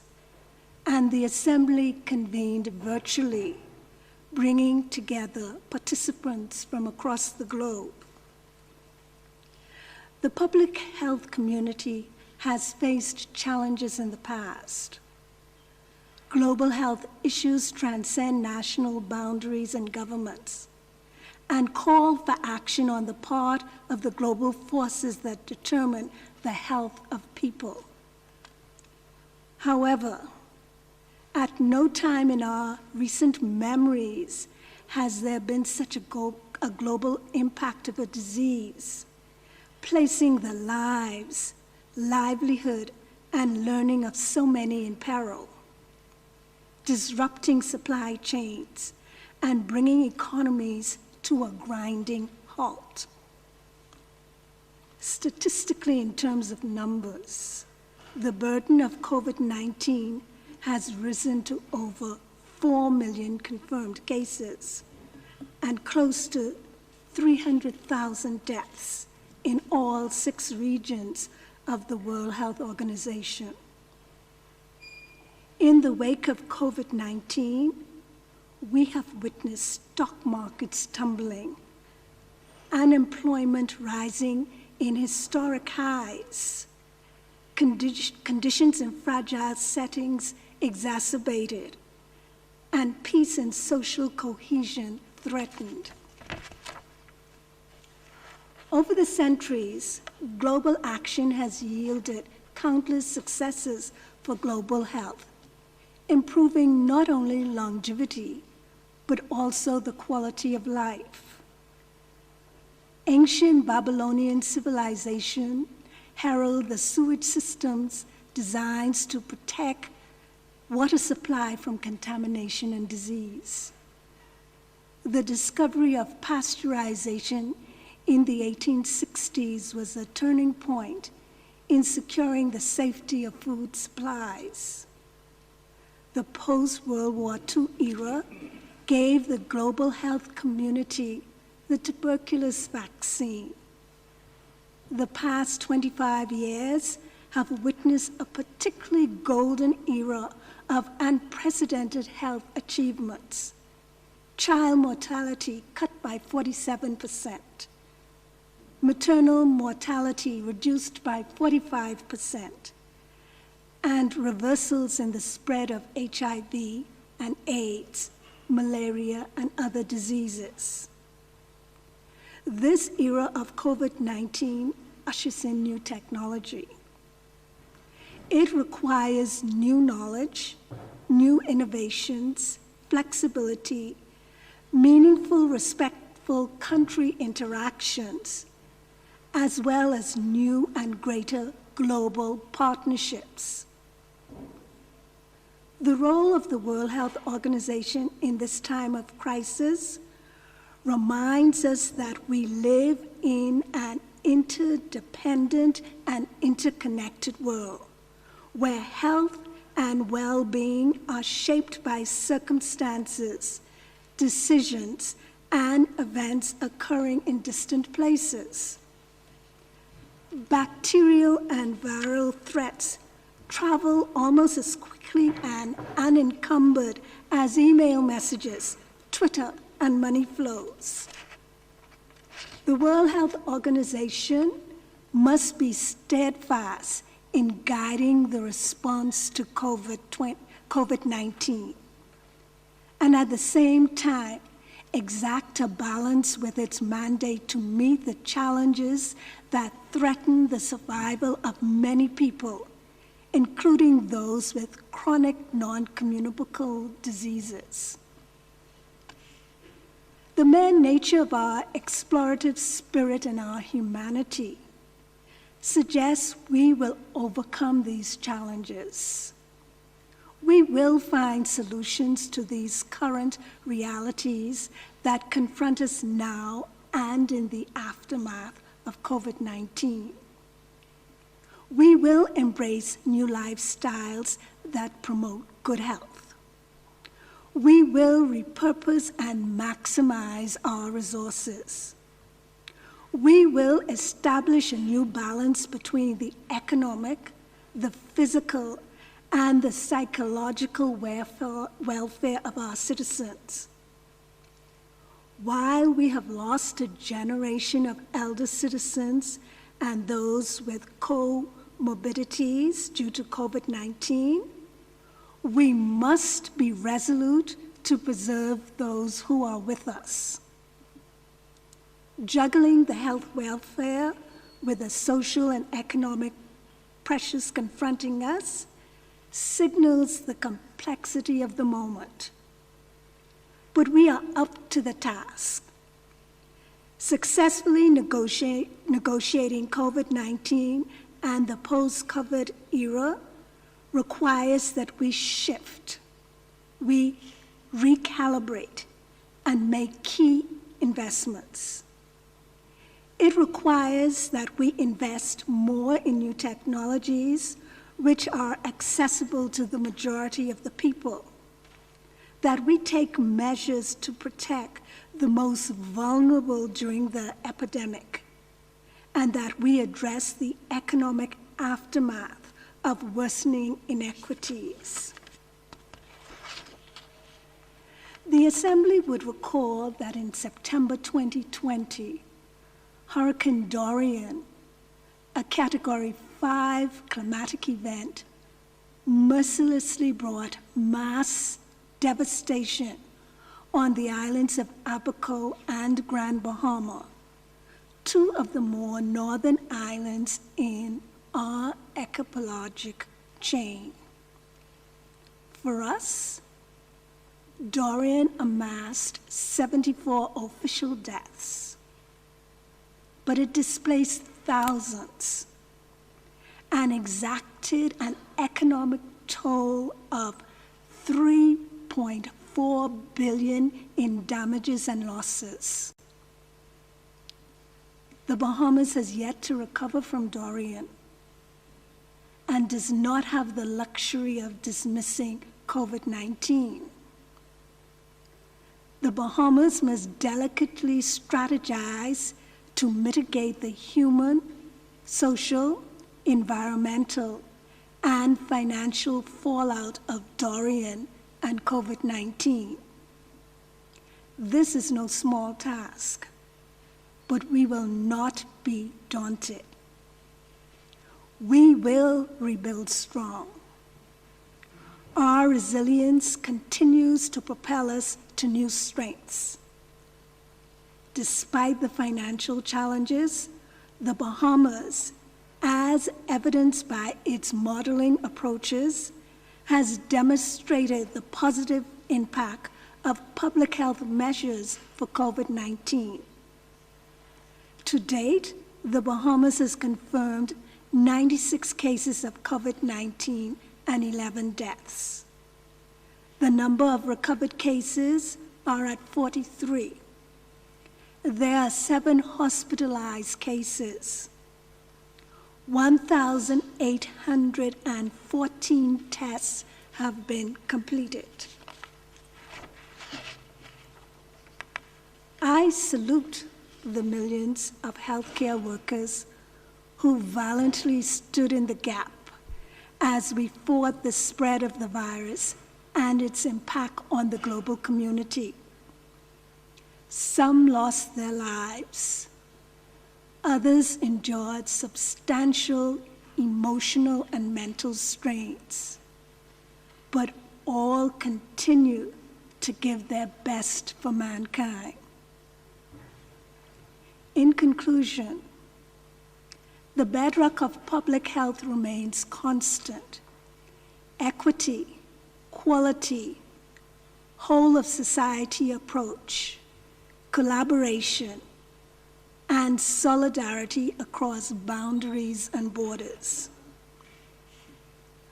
As we deliberate over the next 2 days, I trust we will manage our time effectively and efficiently and remain resolute in our determination to aim for the greater good, the common good, the public good. Thank you.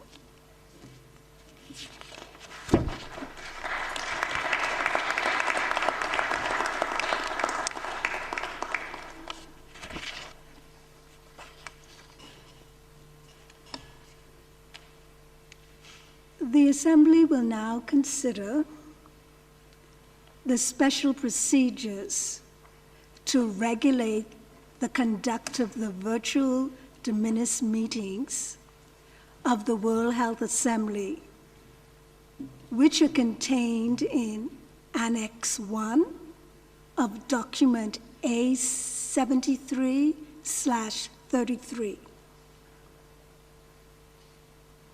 As we all know, the document before us today has been the subject of extensive informal consultations involving all members. May I take it that the Health Assembly is content to adopt the special procedures contained in Annex 1 of document A73/33 and to apply them to this meeting?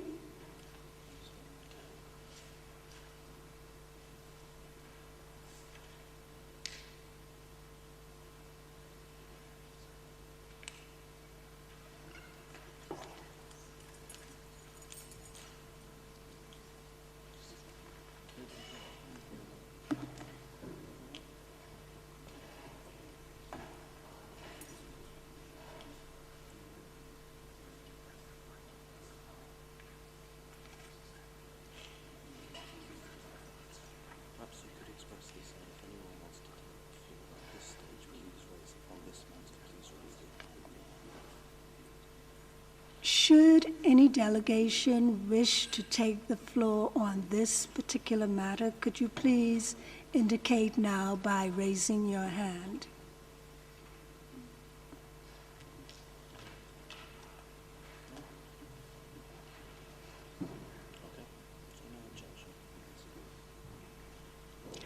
I see no objection. It is so decided. I'd like to thank you for your cooperation.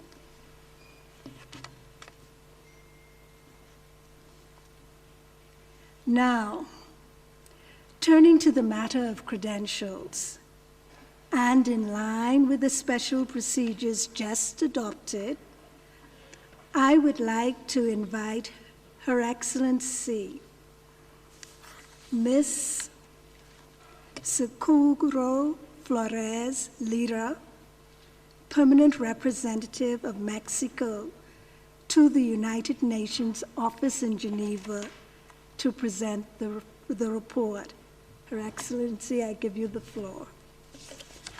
Muchas gracias, señora presidenta. Thank you very much indeed, en mi carácter de primera vicepresidenta de la 72ª Asamblea Mundial de la Salud, me reuní con el presidente y con otros dos vicepresidentes de la 72 Asamblea el domingo 17 de mayo de 2020 a fin de examinar las credenciales presentadas por los Estados miembros para participar en la 73 Asamblea Mundial de la Salud. Me complace informar a la Asamblea que 180 Estados miembros han presentado credenciales que se han considerado conformes al reglamento de la Asamblea.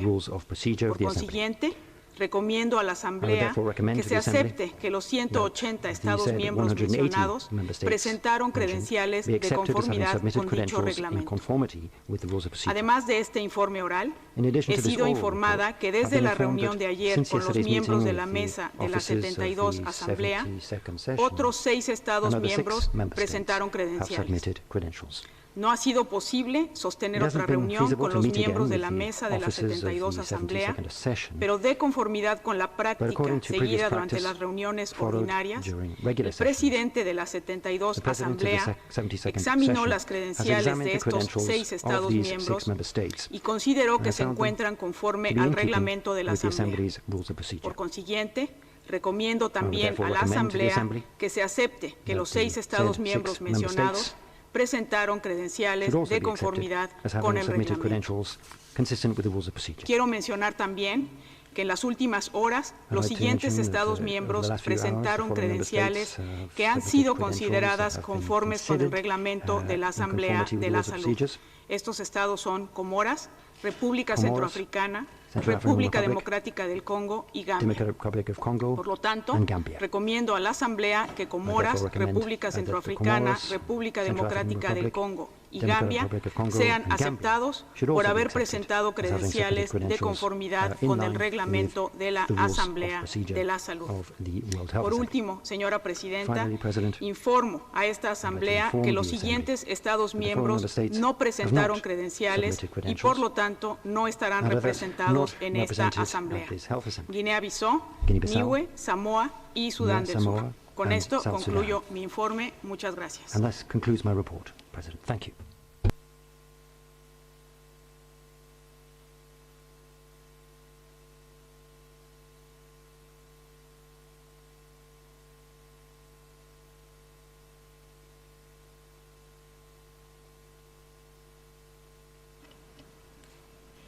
My apologies.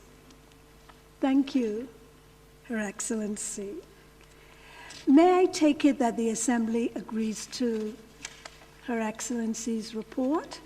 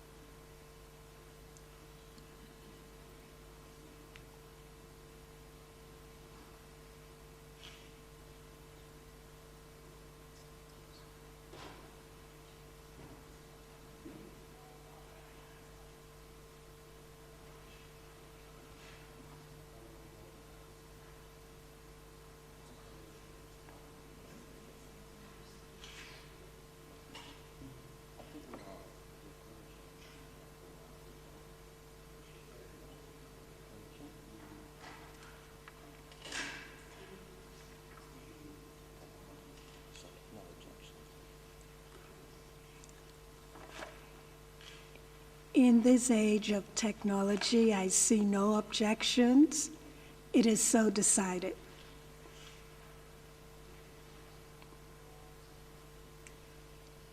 The list of member states having submitted valid credentials will shortly be available in the journal. Dear delegates, we now turn to the important matter of our agenda. This is item 1.4. You will see that we have before us 3 documents. They are the Provisional Agenda, document A73/1, the Provisional Agenda Abridged, which is document A73/1, add 1, and a proposal for a supplementary agenda item entitled Inviting Taiwan to Participate in the World Health Assembly as an Observer. This is contained in document A73/1, add 2. Regarding this matter, I would like to propose the following. I would propose that we adopt our agendas, both the abridged and the provisional agenda, on the understanding that we shall consider the request for the supplementary agenda item at the resumed session of the Assembly. Further, consideration of the request for this supplementary item at the resumed session would be done in accordance with the relevant rules of procedure. By this, I mean that at the resumed session, the proposal for the supplementary agenda item would, in accordance with Rule 12 of the Rules of Procedure, first be considered by the General Committee. Then, the General Committee would make a recommendation to the plenary on whether or not to include the proposed supplementary item on the agenda. The recommendation would then be considered by the plenary. I note that we hope that the resumed session of the Assembly will be actual and not virtual. But in the event that the resumed session is virtual, we would find a virtual way to follow this arrangement, convening the General Committee in virtual session. This proposal of mine to the plenary is based on my understanding of the outcome of informal consultations among concerned parties, including, of course, the 14 member states who submitted the request for the supplementary agenda item, and my understanding that there is general support for my proposal way forward. In this connection, please also allow me to express appreciation for the goodwill of all concerned in respect of this matter. May I therefore take it that there is no objection to my proposal as I have just set out?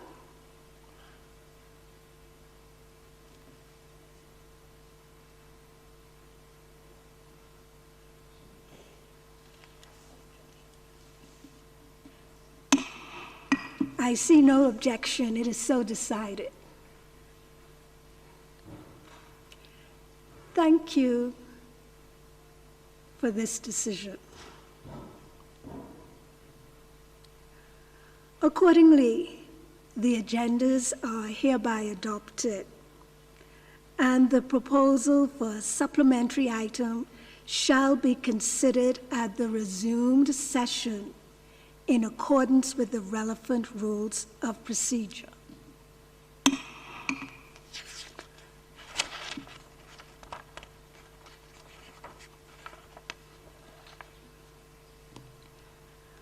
We have now completed our work under agenda item 1.4. Before turning to the next item, I would like to recognize the statements provided during the opening and recognizing the important relevance of these to the discussion on COVID-19 pandemic and propose that they be added to the official records of the meeting.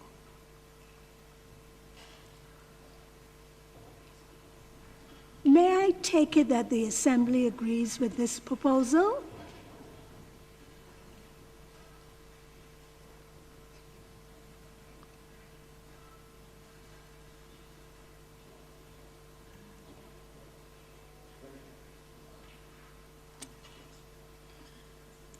I see no objections. It is so decided.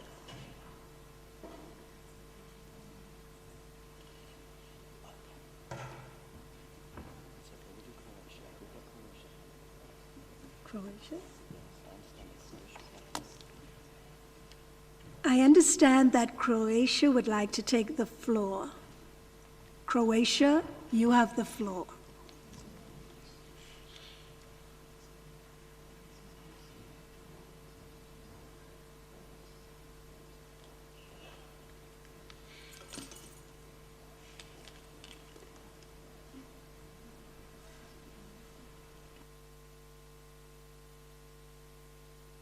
Yes.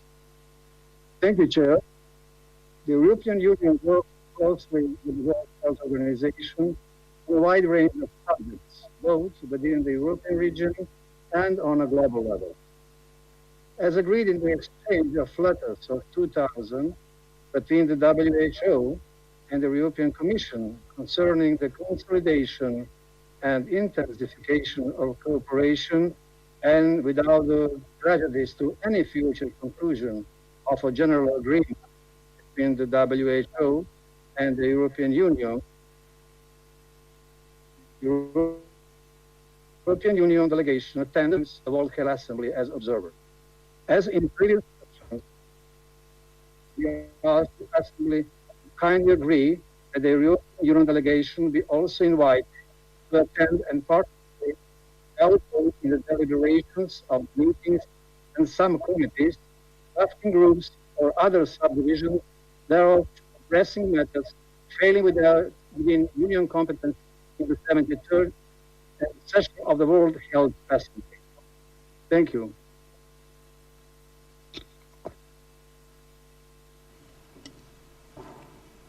May I take it that the Assembly agrees?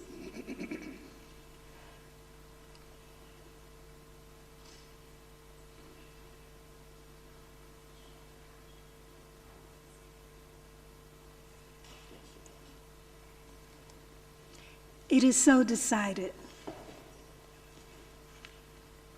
Now, let us turn to item 3 of the agenda. Address by Dr. Tedros, the Director General. Thank you. Thank you, Your Excellency. First of all, congratulations on your election, and look forward to support you in any way possible and help this assembly virtual for the first time, which will be a challenge for all of us to go through together. You have made already a very good start, so congratulations on that. I have already spoken earlier, and I believe that I don't want to take more time. So thank you so much again for the opportunity. I will follow the other programs and participate, but I don't think the additional speech will be necessary, and I hope our member state will get a chance also to participate. Thank you.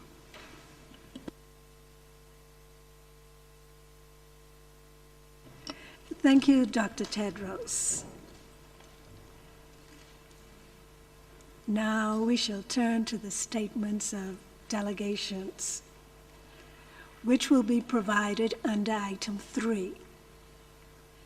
And I shall turn the floor over to the Secretariat to manage this aspect of the session. Secretariat, you have the floor. Thank you, Madam President. We have a number of countries who've inscribed to speak, and we do have regional statements that would precede those national statements. If you permit me, I would indicate those who've asked to make regional statements. We do have Antigua and Barbuda, Estonia, Azerbaijan, Congo, Djibouti, Montenegro, Nauru, the Netherlands, Tunisia. I'll give the floor to Antigua, to be followed by Estonia.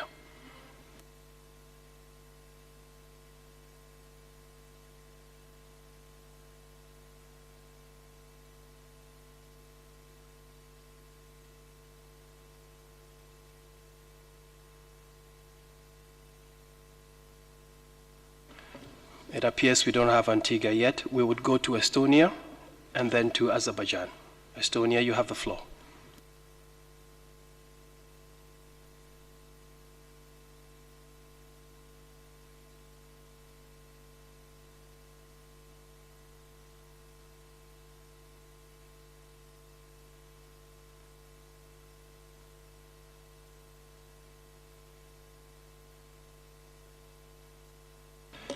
Okay, we would call on Azerbaijan. Azerbaijan, you have the floor.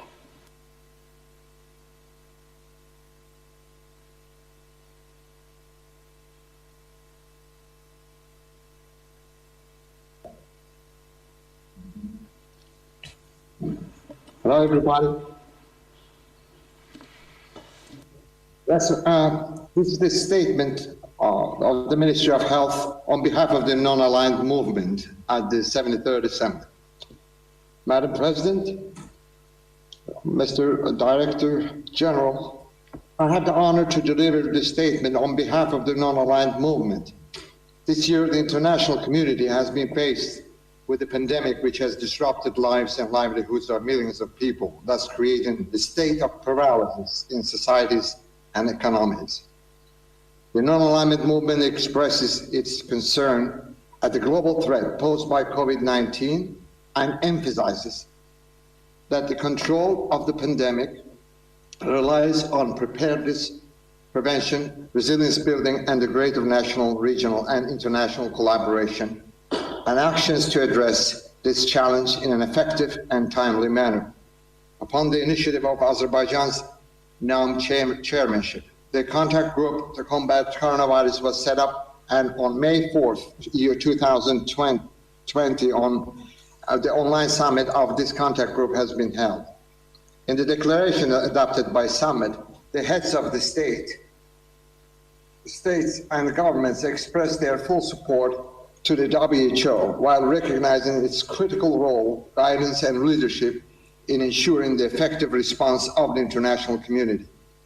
The summit also established the NAM task force, which will develop a database of humanitarian and medical needs of NAM member states, which will be presented to donor countries and international organizations for the provisions of feasible assistance. During the summit, His Excellency the President of Azerbaijan also announced a donation of another $5 million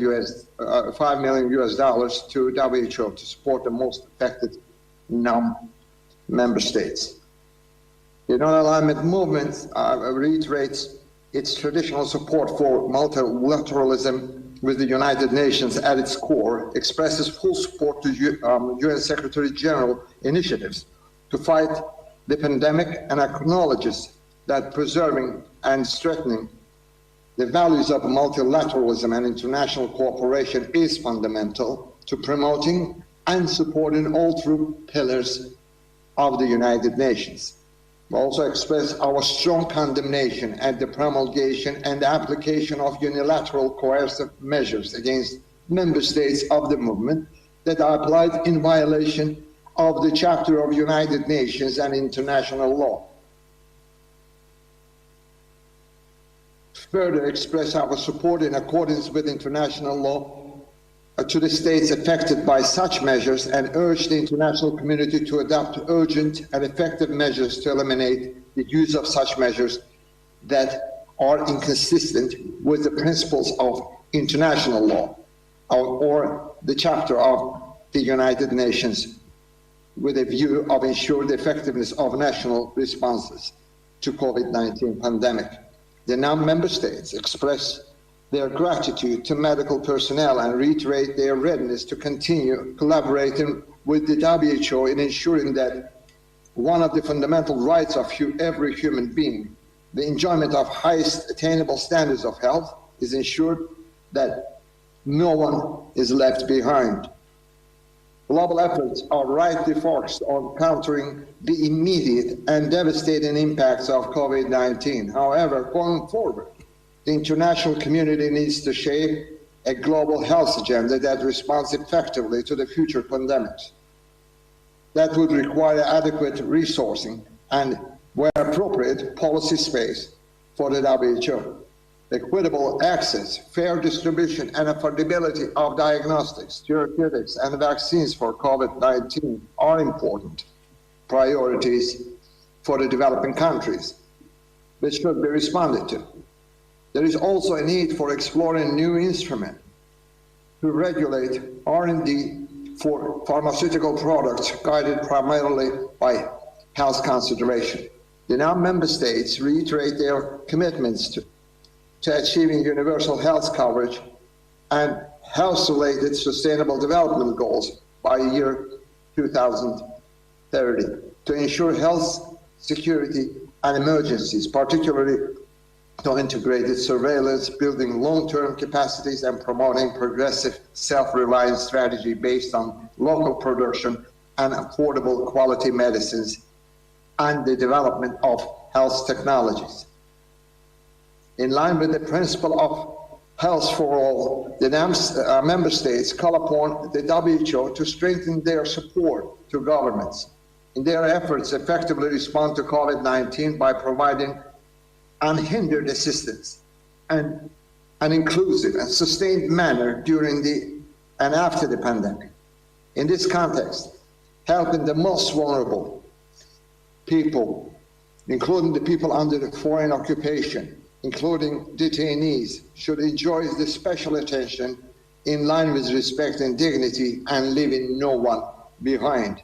In conclusion, the non-aligned movement calls upon all states to spare no effort in transforming 2020 into the year of solidarity and renewed multilateral cooperation to effectively address the emerging global threats. Thank you very much. I really appreciate this.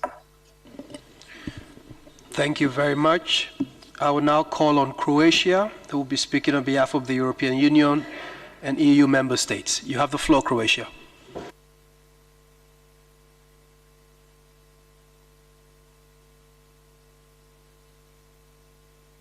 Honorable Distinguished Director General, distinguished delegates.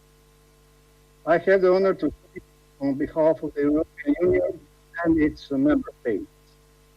The candidate countries, Montenegro and Albania, the country of the stabilization and association process, and the potential candidate Bosnia and Herzegovina, Ukraine, and the Republic of Moldova, as well as Romania, align themselves with this statement. The global outbreak of the COVID-19 pandemic has challenged the world in unprecedented ways and put a heavy toll on people, societies, and economies. Strengthening efficient multilateralism and response is more essential now than ever before. We commend the WHO for its leadership and thank all WHO staff for their tireless and excellent work. We stress the pertinence of coordinated international cooperation and solidarity under the umbrella of the United Nations system, and the crucial importance of measures taken at national level for the successful response to the COVID-19 pandemic.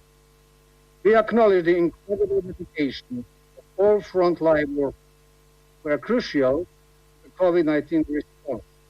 2020 is the International Year of the Nurse and the Midwife. Their contribution is indispensable, and we thank them specifically. We recognize the role of immunization in bringing the pandemic to an end, and we consider this is a global public good for health. We ask WHO in close cooperation with other relevant international organizations to play a key role in realizing equitable access to vaccines and treatment against COVID-19 for everybody, wherever they are. We call upon all member states to continue their financial support to WHO in response to the COVID-19 pandemic. Now is also the time to show our solidarity towards the most affected and fragile states, in line with the Agenda 2030 and the principles of leaving no one behind. Our intensified efforts in achieving the SDGs will contribute largely to mitigate the negative effects of the COVID-19 crisis. At the country level, a strong health system and whole of government, all of society, and gender-responsive approach is the key to a successful response. Health systems now need to respond both to the pandemic and to continue to safeguard essential programs and provide essential health services, including for immunization, maternal, newborn, child, adolescent, mental health, trauma prevention, and sexual and reproductive health, in accordance with the 2017 EU Consensus on Development. We have led the coronavirus global response, that initiative with WHO and global partners to accelerate the development, production, and deployment of vaccines, diagnostics, and therapeutics, and strengthen national health system against COVID-19. We invite all member states to contribute financially to this initiative in favor of funding the HCT Accelerator. I would also like to recall the Team Europe package of 15.6 billion euros, combining EU and EU member states resources to assist third countries for preparedness and response to COVID-19. And this pandemic, threat at microbial requires our attention. The importance of a One Health approach must be incorporated. We need to undertake an independent, comprehensive evaluation of the response to consider all relevant factors to prevent future outbreaks and strengthen preparedness, fully implementing and capitalizing on the IHR, aligned with international priorities. This includes the interface of human and animal health and well-being. The causes and the prevention of zoonotic outbreaks need our special attention, and we would appreciate a report on this by the Secretary. We thank Member States for their engagement in the negotiation on the resolution that is proposed by the EU and its member states, and the co-sponsors for the consideration of this effort. Now is the time to work together and mitigate crisis. The health of each individual depends. Thank you very much. Thank you very much, Croatia. I now call on Congo, speaking on behalf of the African region. Congo, you have the floor, please.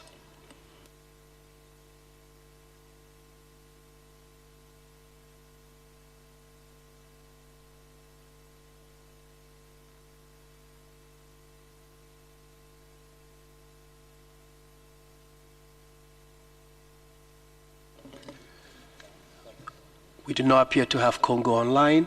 We will move to Djibouti. speaking on behalf of the group of ambassadors for the Francophonie. Djibouti, you have the floor.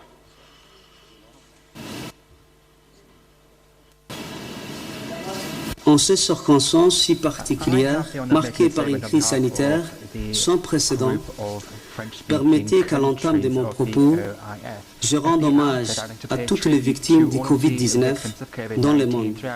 Je voudrais également exprimer notre respect et toute notre admiration à l'endroit du personnel soignant ou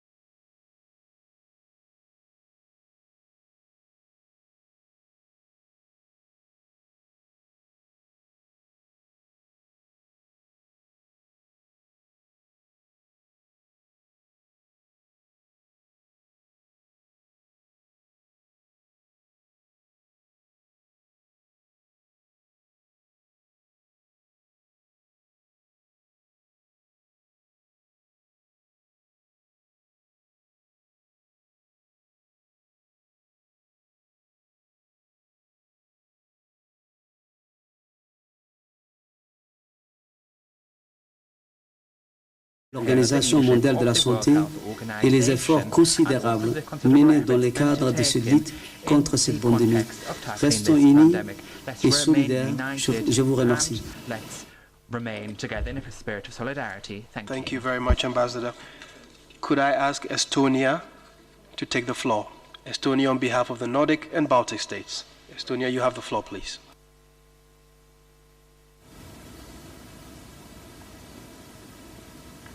Honorable President, distinguished Director General, distinguished delegates, I'm speaking on behalf of the Nordic and Baltic countries, Denmark, Estonia, Finland, Iceland, Latvia, Lithuania, Norway and Sweden.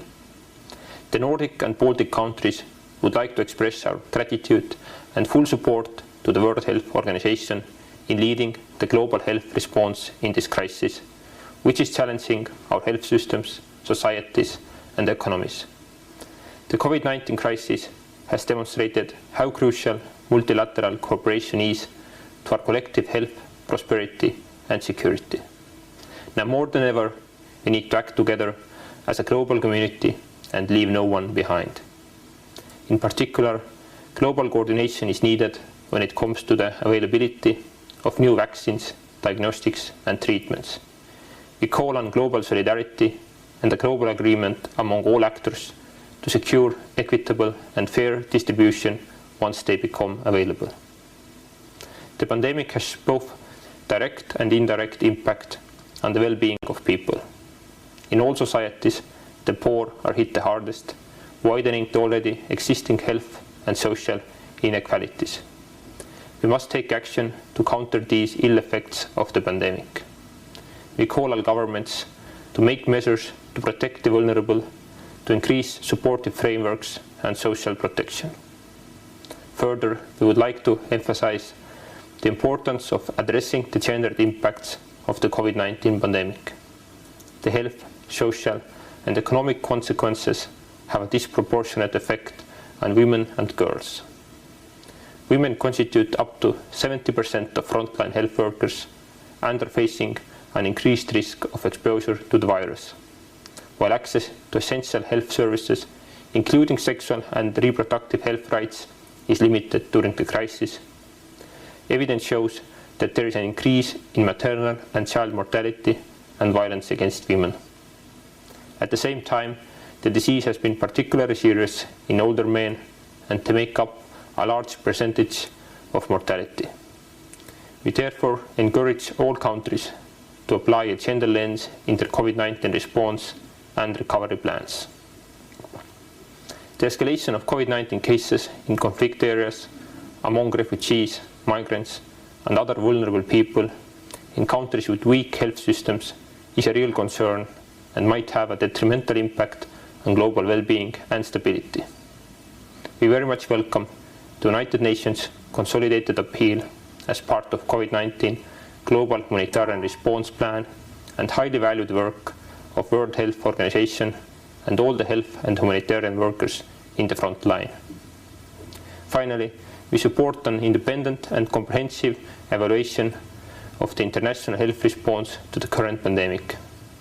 It would facilitate an effective, accountable and impartial review of the response with a view to strengthen the global preparedness in the future.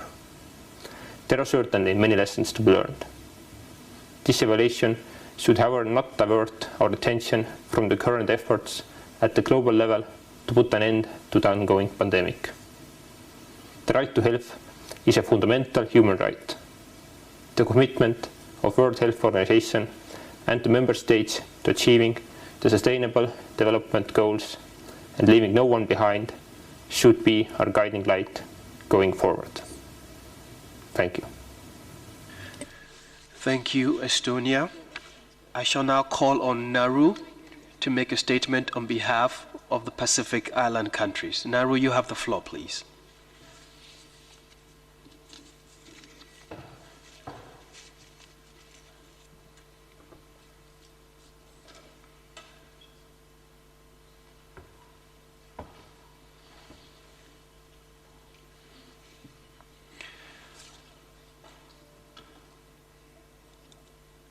Nauru, you have the floor.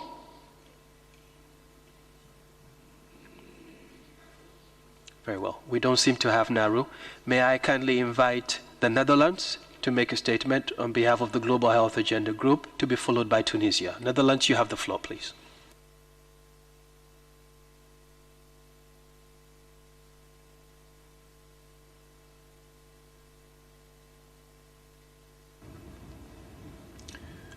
Dear Director General, distinguished colleagues, ladies and gentlemen, thank you for the opportunity to speak to you on behalf of the Kingdom of the Netherlands.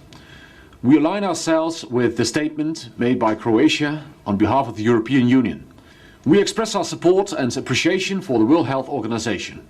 Now, more than ever, effective international cooperation on global health issues embedded in strong multilateral response and global solidarity is crucial. The current collaboration between global health partners is an inspiring example, and community engagement is essential. Development of effective and safe vaccines, diagnostics and therapeutics is urgent. Public and private sectors across the globe have to step up their joint efforts. Once available, we will need to facilitate equitable access. Therefore, we welcome the patent pool initiative of Costa Rica and the WHO. Strengthening the implementation of the international health regulations and of health systems remain of vital importance. The Netherlands is promoting this as a chair of the Global Health Security Agenda Initiative. The COVID-19 crisis is a serious wake-up call that universal health coverage is not a nice-to-have, but a need-to-have. I would like to echo the words of Director General Tedros. No one is safe until everyone is safe. Meanwhile, we should not lose sight of pre-existing crises and ensure that essential services and activities continue, in particular of WASH, mental health and psychosocial support and sexual and reproductive health and rights. The World Health Organization, all staff and frontline workers can continue to count on our support, and we thank you again for your impressive efforts. Thank you. Thank you very much. The Netherlands, I now call on Tunisia to be followed by Antigua. Tunisia, you have the floor, please, on behalf of the Eastern Mediterranean region.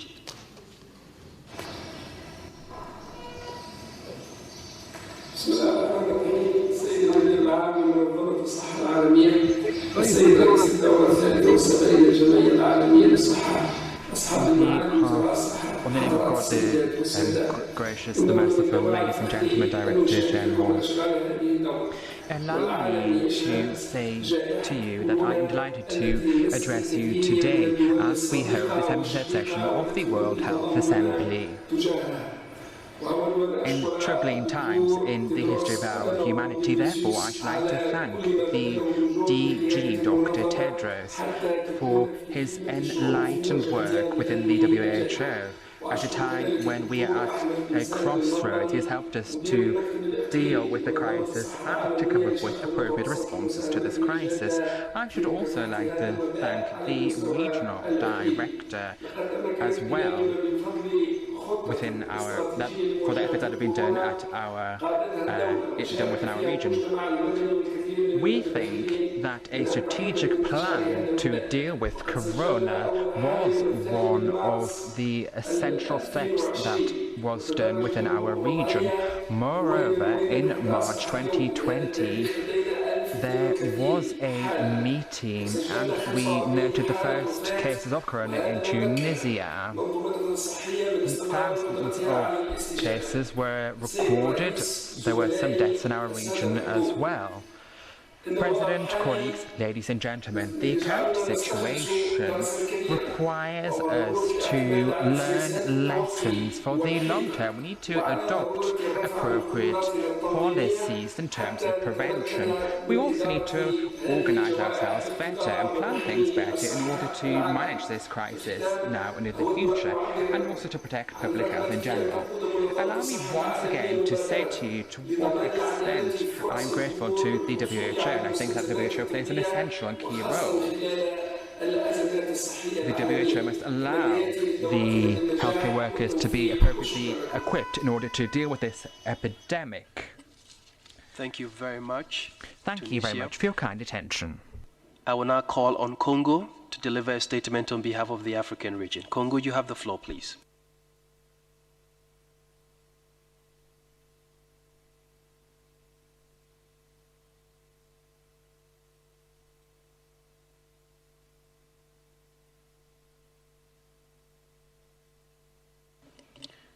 Do we have Congo with us?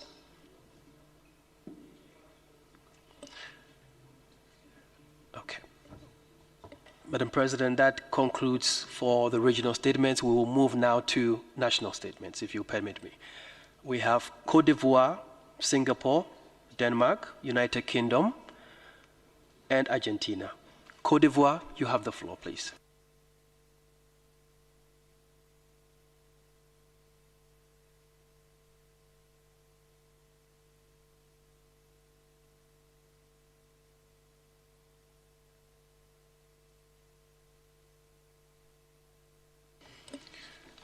We will move to Singapore. Singapore, you have the floor, please.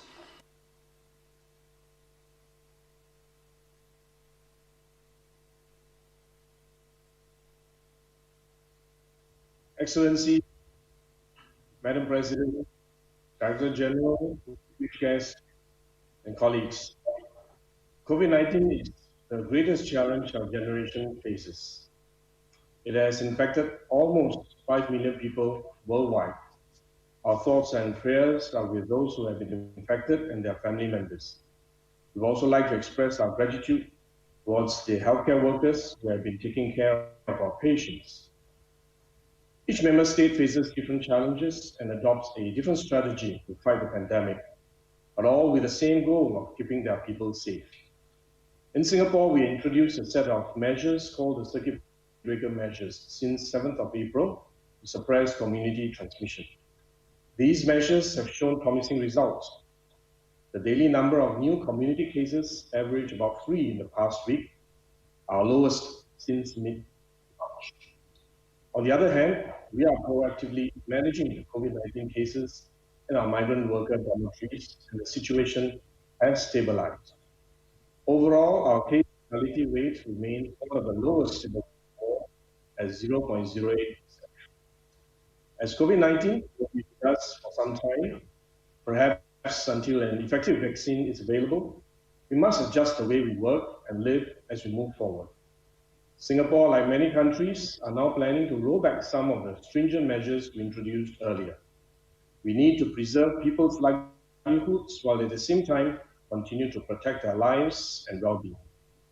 Therefore, we must adopt a cautious approach as we gradually open up and progressively roll back the measures. I hope we can learn from each other and cooperate with one another as we fight the pandemic. This is a challenge that no single country can succeed on its own. The COVID-19 response resolution sends a strong signal to the world that global solidarity is needed to win this war against the virus. Singapore is a co-sponsor of this important resolution. Even as we focus on the immediate challenges of COVID-19, we must not lose sight of the sustainable development goals that ensure that we leave no one behind.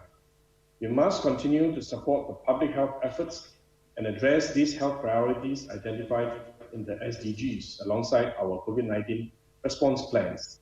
Singapore fully agrees with the Director General on this. Now is the time for our unity and cooperation. Singapore greatly appreciates the leadership and expertise of the WHO under Dr. Tedros. We affirm our solidarity with the WHO, fellow member states, and the global community in the fight against COVID-19 and in paving the way forward as we begin to plan for recovery from the pandemic. Thank you.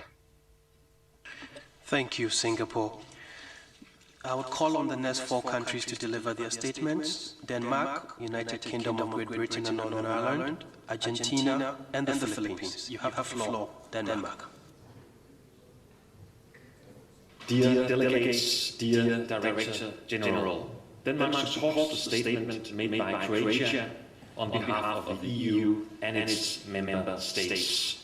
We are exploring unknown territory in our mutual fight against an invisible enemy. And I would like to thank the WHO and its staff for the tireless efforts in guiding and assisting countries throughout this global crisis. We need you now more than ever. We can only beat the pandemic if we act together in international solidarity and with the UN system in a coordinating, leading role. We need to learn from this crisis, and I welcome an independent evaluation with the aim of strengthening global response in the future. For now, we must focus our energy on getting through the crisis, on taking the necessary precautions, on developing and producing vaccines, diagnostics, and treatment accessible to all.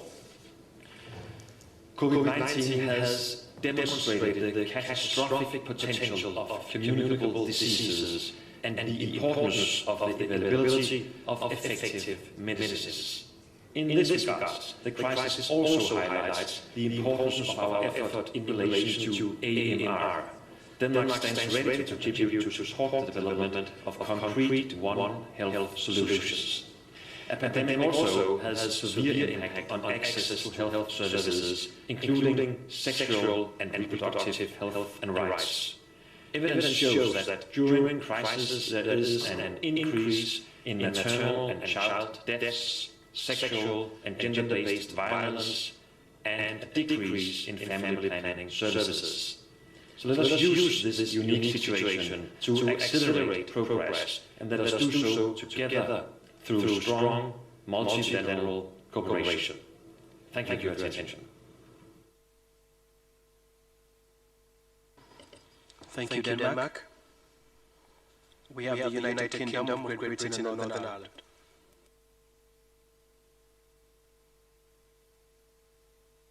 Good afternoon.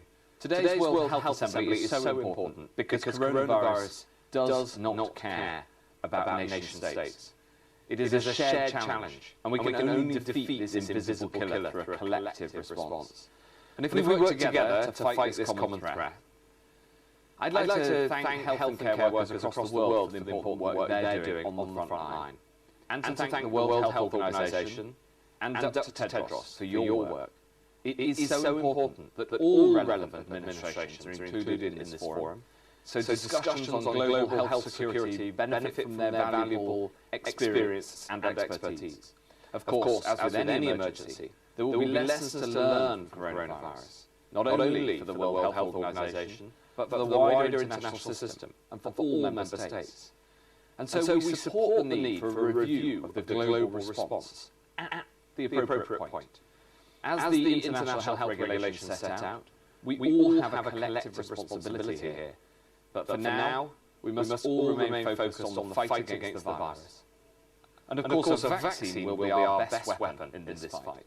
I'm proud that the UK is leading this work, that we're the biggest donor to the global effort to find a vaccine, and that UK research efforts are leading the way.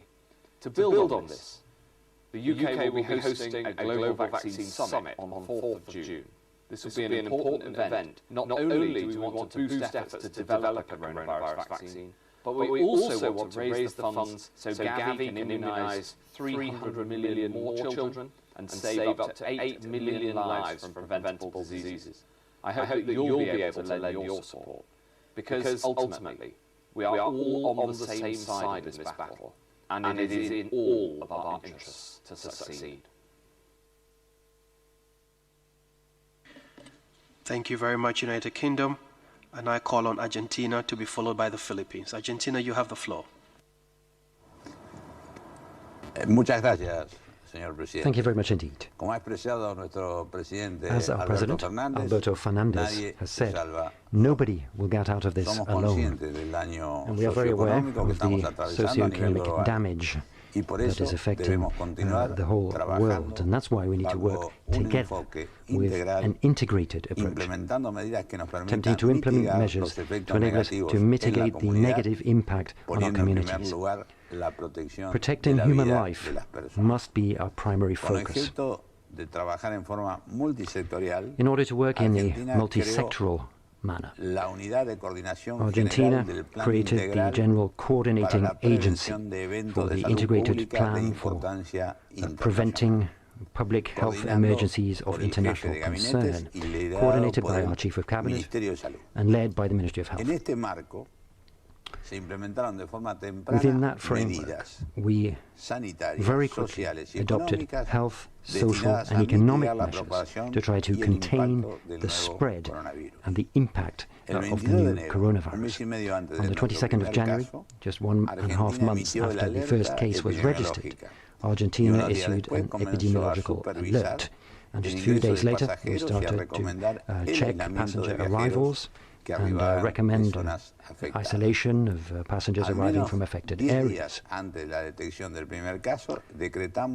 In less than 10 days after the detection of the first case, we issued the order for a closure of borders. We recommended preventive self-isolation, remote working, and school closures at all levels, and indeed the cancellation of public events and other measures. After 2 weeks, we established preventive and mandatory social distancing across the country, and that remains in force. The Ministry of Health has been coordinating with all of our provinces, strengthening our capacities for prevention, detection and response within the healthcare system. In under 45 days, we had 21,850 new beds, 1,452 of which were in intensive care units, 5,466 general beds, and 14,907 isolation beds, 1,181 ventilators, 200 portable scanners, 12 modular hospitals and 4,000 healthcare professionals. We also created a national equity fund to guarantee comprehensive coverage for all of our people. We worked together with the Ministry of Industry in order to strengthen the national production of essential supplies, doubling the capacity for the production of ventilators and reconverting or converting part of our textile industry to produce PPE, personal protective equipment. With a view to strengthening the capacity of technological development, human resources, and diagnostic and research equipment, we created the coronavirus unit, through which we promoted 3 major national developments: the use of saliva as a sample in order to replace cotton swabs, a serological test to detect antibodies, and the use of plasma from recovering patients as a treatment. Furthermore, Argentina has been invited to participate in the multi-country solidarity study being run by WHO. Argentina wishes to indicate its interest in moving forward with any regional or global initiative designed to strengthen measures to combat the pandemic, and any initiative helping us to get access to the results of research into treatment, vaccines, or medical products. What we need is for states to encourage work to guarantee access to knowledge of these global public goods through free licenses or sufficiently accessible ones for societies all over the world.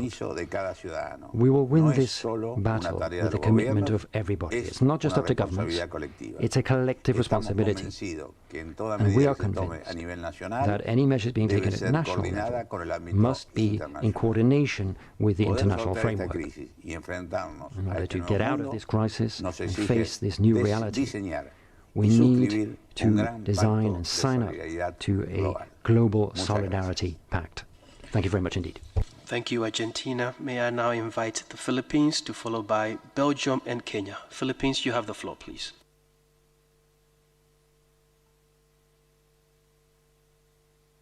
Health Assembly President, Director General, Dr. Tedros Adhanom Ghebreyesus, fellow ministers, honorable delegates. The Philippines responded to the COVID-19 pandemic with a whole-of-government and whole-of-society approach, emphasizing quick response, resource management, and strategic communication.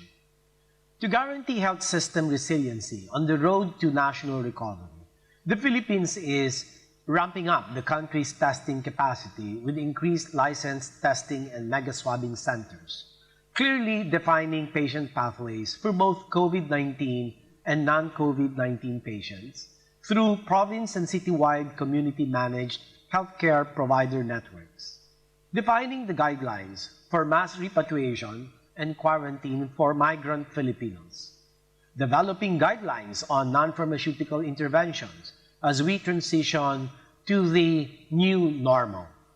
We commend Dr. Tedros for his leadership and thank the WHO for being the primary external support for the public health and clinical management of the pandemic and for emphasizing the UN framework for socio-economic response to COVID-19. We are participating in the WHO Solidarity Trial using 4 treatment regimens. Looking at the future, we call on the WHO to put a spotlight on the global code of practice on the recruitment of migrant health workers in a pandemic. Universal healthcare in countries of origin, transit, and destination should not leave behind the migrant populations. We also call for sustained support for the WHO Health Emergencies Program to help countries with weaker health systems. And lastly, the Philippines appeals to the WHO to facilitate regional and global solutions in the procurement of PPEs, testing kits, and medical equipment in view of the global shortage. Fellow member states, as we fight the pandemic, you have our firm commitment to stand shoulder to shoulder with you in working for a safer and healthier world. Thank you. Thank you, Philippines. May I now invite Belgium to be followed by Kenya. Belgium, you have the floor. Chair, colleagues, Director General, let me start by expressing my personal gratitude to healthcare workers across the world for their dedication during challenging times. So Chair, Belgium fully aligned to the statement made by Croatia on behalf of the Union and its member states. We need 3 essential instruments in the fight against COVID-19: a whole of government approach, effective health systems, and diagnostic therapeutics, vaccines, and other medical equipment. So the World Health Organization plays an essential role in the management of all 3 of these instruments. Therefore, I explicitly express my support to the WHO and its leadership. So allow me to make a few remarks, colleagues. First, a reliable and coherent monitoring of the pandemic is key. Belgium decided to report deaths from confirmed COVID patients, but also the suspected cases. Although WHO recommended this approach, we know that we are one of the very few countries to do so. Unless we all register data in a uniform way, and effective monitoring is impossible. Secondly, in search of a treatment and a vaccine, we need international cooperation, coordination, and also solidarity. We count on the WHO to help us create instruments to assure the equitable access to a possible vaccine. Belgium has a strong tradition regarding the development of new treatments and vaccines. We recently allocated 5 billion euros to CEPI for research and decided to invest 20 million euros in an academic anti-infection unit, a Belgian vaccinopolis, to quickly test and evaluate the efficacy of vaccines on humans. Belgium is ready to show its international solidarity by making ICU beds available for humanitarian personnel in his hospitals. To end, I would like to stress the importance of accessible primary care health service.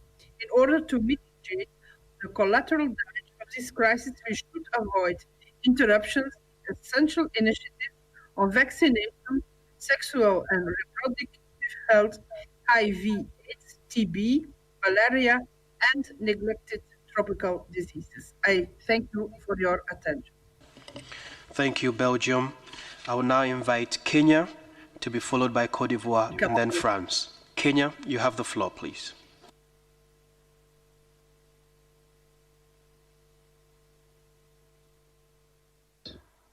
To address this historic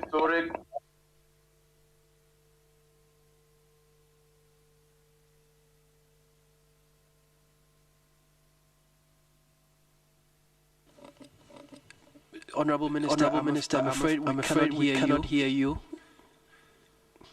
We'll come back to Kenya when we have sound quality.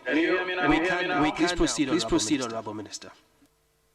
I'm delighted to address this historic virtual 73rd World Health Assembly, the first of its kind since the establishment of the World Health Organization.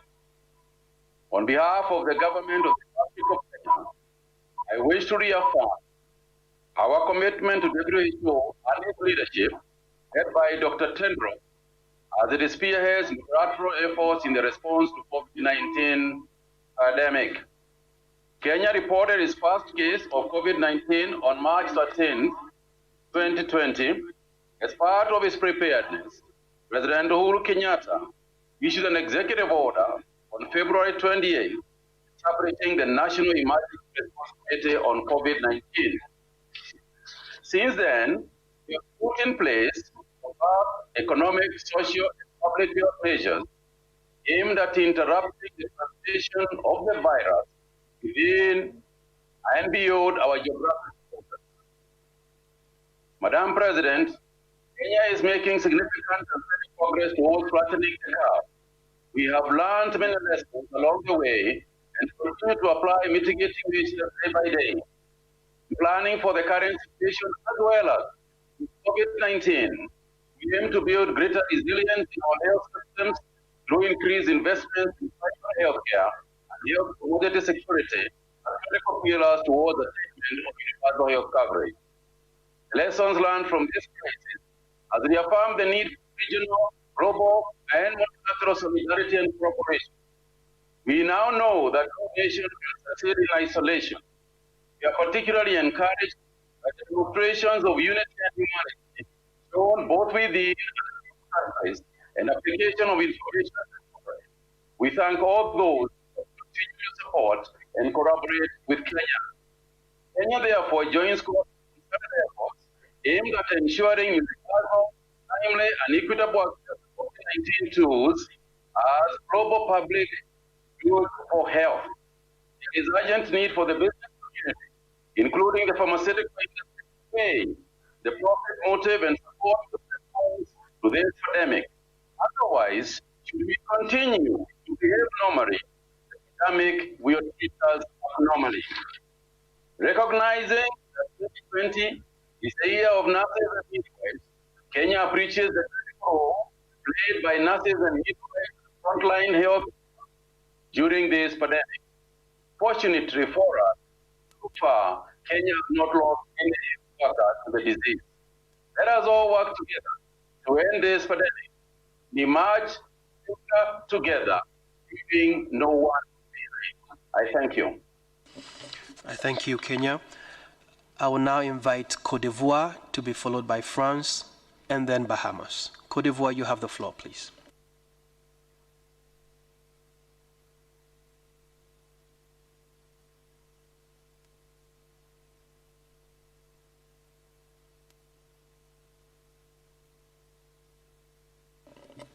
Okay. We don't seem to have Côte d'Ivoire yet again. We would go to France to be followed by Bahamas and then South Africa. France, you have the floor, please. Madame la Présidente, Mesdames et Messieurs les chefs d'État et de gouvernement, Mesdames, Messieurs, en vos grades et qualités, chers collègues, à l'heure où tous les continents sont touchés par la pandémie de Covid-19 et où de nombreux gouvernements, grâce aux efforts de soignants héroïques et d'une société civile engagée, œuvrent à protéger leurs citoyens de cette crise mondiale, je me félicite que la 73e Assemblée mondiale de la santé puisse se tenir aujourd'hui. Je m'associe à la déclaration prononcée par la Croatie au nom de l'Union européenne et de ses États membres. Face à l'ampleur des défis sanitaires, mais aussi sociaux, économiques, auxquels nous sommes tous confrontés simultanément, il apparaît crucial de rappeler combien le multilatéralisme est aujourd'hui essentiel dans tous les domaines, et encore plus dans celui de la santé. À cette occasion, je tiens à rappeler le plein soutien de la France à l'Organisation mondiale de la santé, à son rôle central dans la coordination de la coopération sanitaire internationale. La solidarité internationale nous a permis, nous permet et nous permettra, j'en suis convaincu, d'améliorer notre réponse sanitaire à cette pandémie. Aussi, j'encourage chacune et chacun à poursuivre cet élan sans précédent de mise en commun de nos connaissances et de nos ressources pour avancer ensemble et pour tous selon une approche, une seule santé. Je salue les efforts des organisations internationales déjà impliquées, ainsi que des initiatives déjà lancées telles que l'initiative ACT, qui doit permettre de garantir l'accès de tous aux outils nécessaires pour vaincre le Covid-19. À cette occasion, je me félicite des actions menées par l'Union européenne, tant au niveau régional qu'international. À plus long terme, il est évident qu'il nous faudra poursuivre sur la base de ces acquis notre coopération internationale pour rendre nos systèmes de santé encore plus adaptés à nos besoins de santé, plus résilients face aux crises sanitaires, plus justes face aux inégalités de santé. In this context, and as per the mandate that was conferred to the organization since its inception, the World Health Organization has a key role to play in bringing together the international community and to promoting the health of populations. The universal nature of access to health, the quality and the safety of care, as well as the adoption of an inclusive approach in global health are essential issues for France. Ladies and gentlemen, in the light of the crisis we are going through, we share a collective responsibility. No region can win the battle against COVID-19 alone. Solidarity between countries is now more than ever vital to preserve our common goods. Health is one of those common goods. Today, clearly, it is one of the most essential ones, but as we see, it is one of the most fragile ones. Thank you. Thank you very much, France. I understand we have the Honorable Prime Minister of Bahamas who would like to take the floor. Prime Minister, you're most welcome. You have the floor.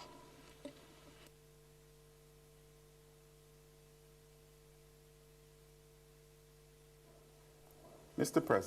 President, Director General and distinguished colleagues. Today, we must embrace the challenges of COVID-19 and the opportunities it presents in terms of healthcare and social care and stability.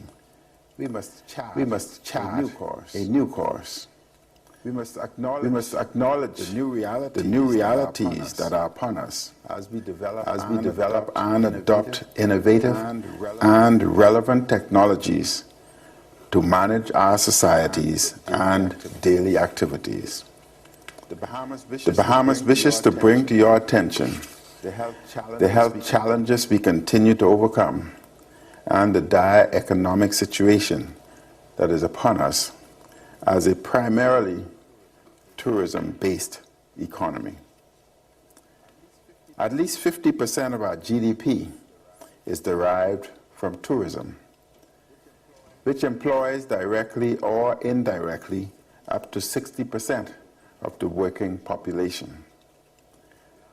Last September, we experienced Hurricane Dorian, one of the most powerful hurricanes in the Atlantic in recorded history, which ravaged our second and third most populous islands and economic centers.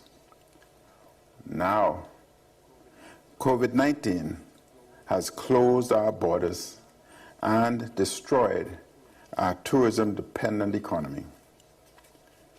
Economic recovery is halted, even as we prepare for the impending hurricane season in our region, which begins on June 1st and extends to November 30th.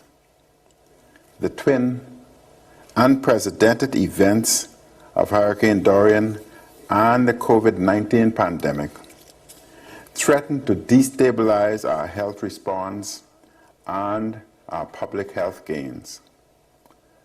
The Bahamas is a far-flung archipelago with many rural areas requiring us to replicate basic health care and social services in a geographic area which extends from South Florida in the United States to the tip of northern Cuba.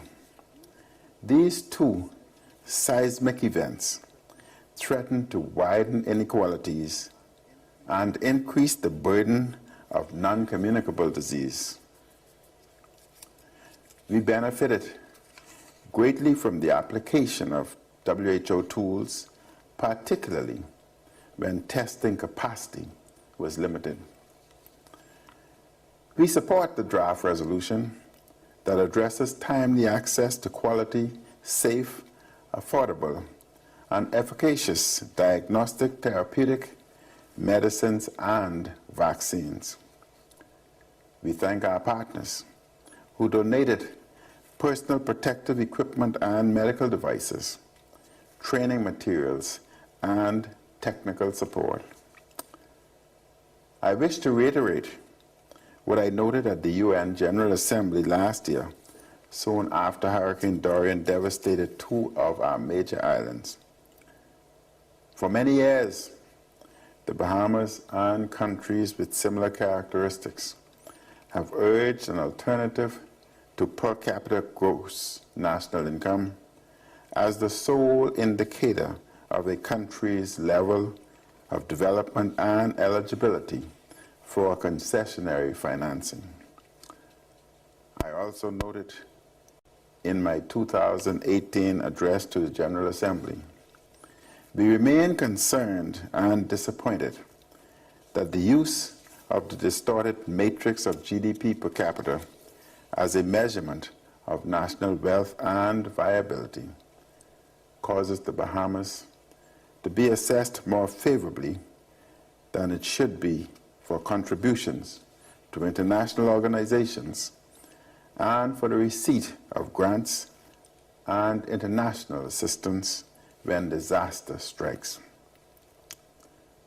In this vein, as we request assistance to address COVID-19 in the Bahamas and in other small island states, we urge the international community to adopt and to appreciate a broader understanding of the developmental levels and the unique local circumstances in our states.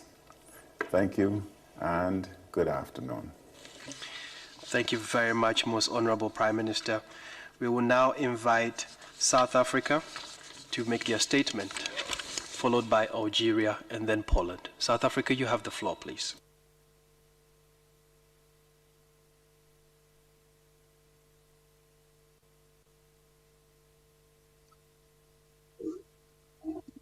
Thank you. Thank you, President.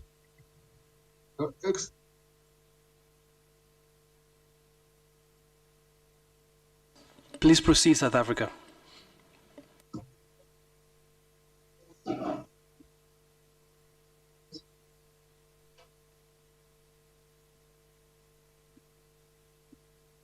South Africa, you may proceed with your statement, Honorable Minister. Thank you. Thank you very much, Mr. President, Your Excellencies, the Director General, Mr. Tedros, and other ministers. South Africa joins the international community to respond with agency to the challenge of devastating COVID-19 and to collectively loss of the many lives that have been lost from the virus. As a country, we have not been spared by COVID-19. In fact, we are amongst those countries that are reporting the highest number of cases on the African continent. We have managed to keep our case fatality at approximately 1.9%. As of the 17th of May 2020, cumulatively we have 413,000 people with 14,000 positive cases and 261 deaths. The key objective of our COVID-19 response strategy has been to slow down the infection rate through several interventions. By delaying the spread of the disease, we've been able to strengthen the capacity of our health system and put in place wide-ranging public health programs to better manage the increase in the infections. Using the valuable time with the lockdown gave us, we have managed to significantly expand our testing and testing. In all, our workers have now tested over 10 million people.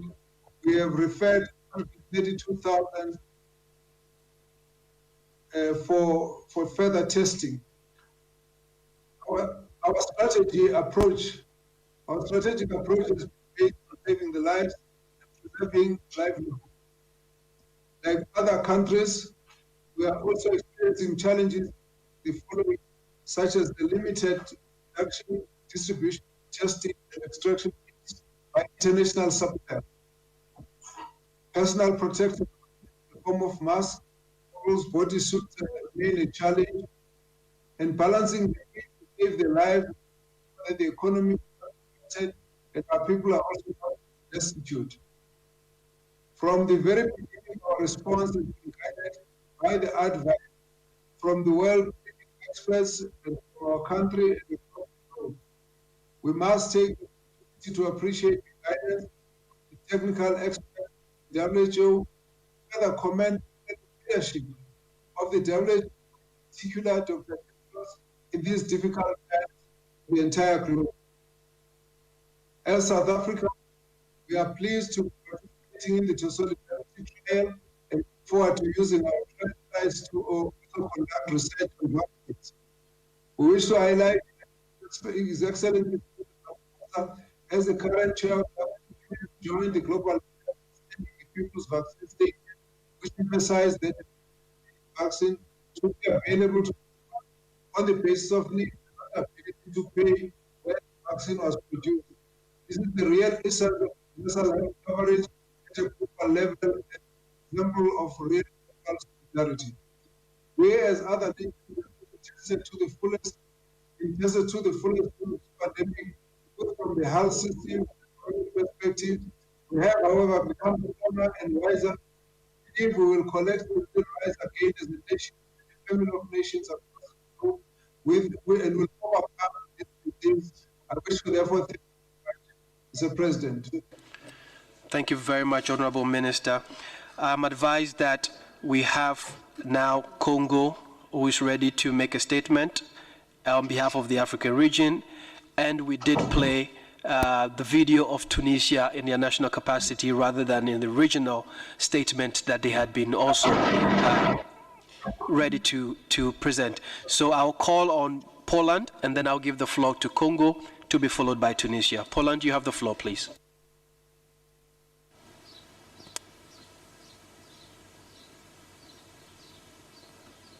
Honorable Chair, distinguished Dr. Tedros, colleagues, Poland fully aligns itself with the statement delivered by Croatia on behalf of the EU and its member states. The world is facing a challenge that we must respond to in a spirit of solidarity and cooperation. A lot has already been done, but yet there is still much to do. To start with, I would like to thank WHO for its leading role and coordination in the global COVID-19 pandemic's response. We also express our deepest appreciation for the work and dedication of medical staff around the world. In this difficult time, you stood up to the challenge. Poland participates in the global efforts to combat the pandemics. We take part in the WHO Solidarity Trial. We have also sent our medical teams to other countries to support their fight against COVID-19. Moreover, Polish government has pledged funds contributing to ACT Accelerator. Last but not least, a drug produced by a Polish pharmaceutical company is registered as an element of supportive therapy for coronavirus infections. The global goal for the coming future is to find an effective drug and vaccine against COVID-19. We must make sure that both the drug and the vaccine will be equally accessible and affordable so that no one is left behind. Transition phase is ahead of us. We need to plan it very consciously and carefully to respond to the challenges ahead of us in the best possible manner. We are witnessing history, but we are also the ones who make it. Only by uniting our efforts we can combat COVID-19 pandemics. We declare our full commitment in the fight against the new coronavirus, and we ask the whole international community to unite its efforts in the spirit of solidarity and trust. Thank you. Thank you very much, Honorable Minister. I will now invite the Minister of Health for Congo to speak on behalf of the African region. Madam, you have the floor.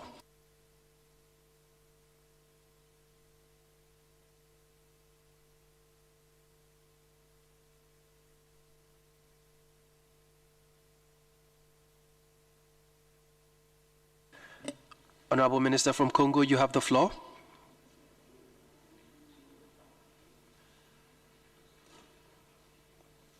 Okay. I would move to the regional statement on behalf of the Eastern Mediterranean.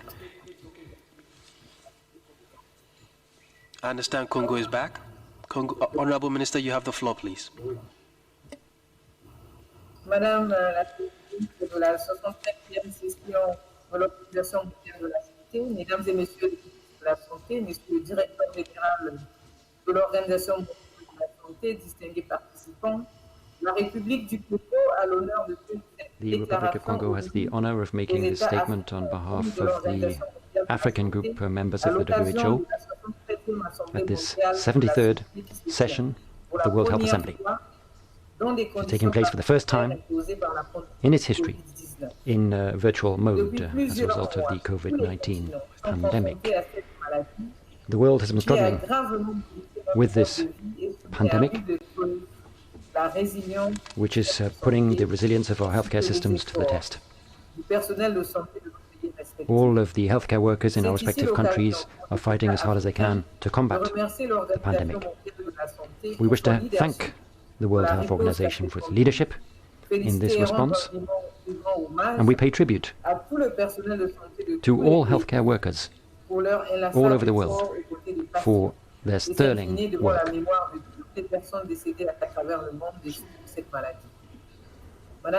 Madam President, COVID-19 poses a serious threat to the health of people in the African continent. We have been struggling with fragile healthcare systems for many years, and African countries believe that it is vital that concerted efforts take place between the national and international levels to combat the pandemic. Therefore, we need to stress coordination and cooperation in our efforts. That's why the African group has set up a group of experts from the African CDC and a coordinating committee at ministerial level. It's also created a COVID-19 response fund, and we thank all African ministers for their involvement in these efforts. Our common strategy to fight COVID-19 is focusing on reducing transmission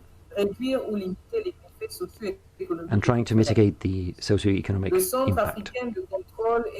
The African CDC, with its regional collaborating centers, continue to support the member states of the African Union in their efforts to respond to the pandemic.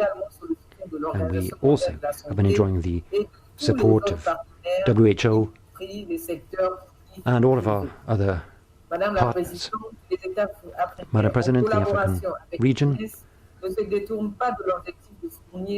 also realizes that we need to continue with our efforts to promote primary health care, to step up UHC, and to try to attain the highest possible level of health and well-being for all. And we encourage all countries to strengthen their healthcare systems in order to try to achieve the SDGs by 2030. We still have a great deal to do, but health for all should be our focus as we continue with the global effort to vaccinate and to attain our healthcare goals.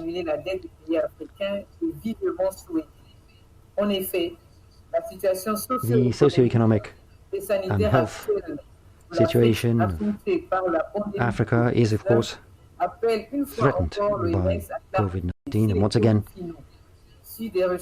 we hope that WHO will provide us all necessary support. And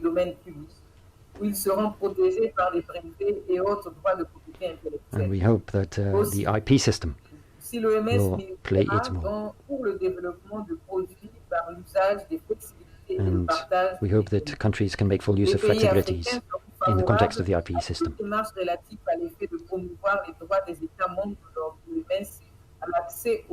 And we hope that member states will have equitable access to medicines and healthcare products. We wish to reiterate our firm support for Dr. Tedros and for the WHO's leadership role in fighting health threats at global level. Thank you very much indeed. Thank you very much. May I now invite the Minister of Health for Tunisia to make a statement on behalf of the Eastern Mediterranean region. Honorable Minister, you have the floor. Thank you.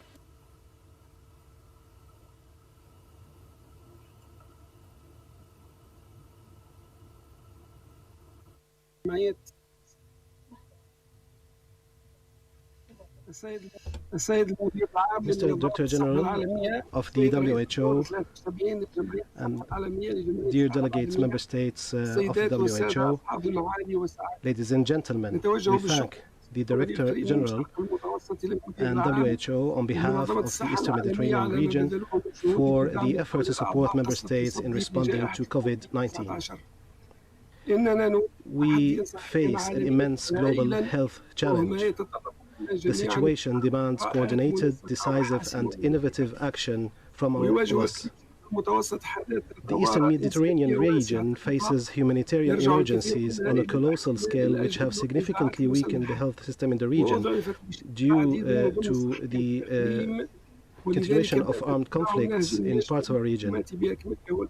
And this has required the efforts of the society as a whole, which is an approach that is essential to contain the spread of COVID-19, with a focus on strengthening systems that are critical for better preparedness and response. We note that on the 24th of April, heads of state and global health leaders made an unprecedented commitment to work together to accelerate the development and production of new vaccines, tests and treatments for COVID-19, and to ensure equitable access to them throughout the world. As soon as the first COVID-19 cases were reported globally, the WHO regional office and country offices stepped up work to support member states to prepare for the likely impact of the virus in our region. We would like to thank the regional director for this valuable technical, operational and material assistance. Member states' response to the pandemic reflects the values set out in the WHO's vision for the region, Vision 2023, which emphasizes solidarity and action to achieve health for all by all. Although major efforts have been made to implement needed public health measures, we still face many challenges. We are still learning about this new virus, and member states in the region are at different stages of the epidemic. We have therefore to prepare for subsequent waves of transmission, both in countries where case numbers are declining and in those where the pandemic has not yet peaked. We must protect and invest in our healthcare workers. We must continue to engage, mobilize, inform and support our communities. And we need to make sure that people continue to have access to other essential health services, such as immunization and maternal and child health care. We urge WHO to continue to pursue scientific solutions to COVID-19 and to identify sustainable approaches that will enable countries to minimize transmission while allowing the gradual resumption of economic and social life based on careful risk assessments.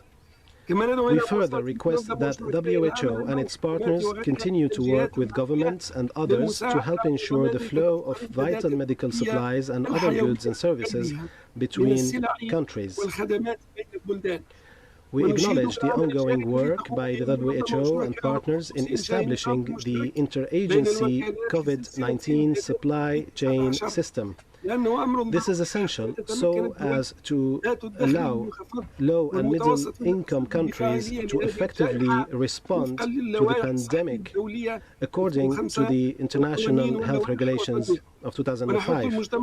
We urge the global community to continue following the principles of international law and the Charter of the United Nations in order to enable an effective response to COVID-19 in every country.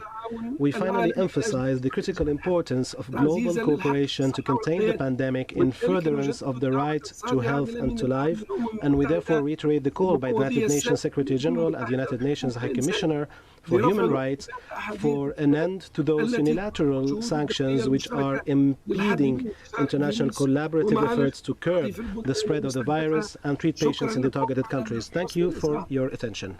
Thank you, Honorable Minister. Please accept our sincere apologies.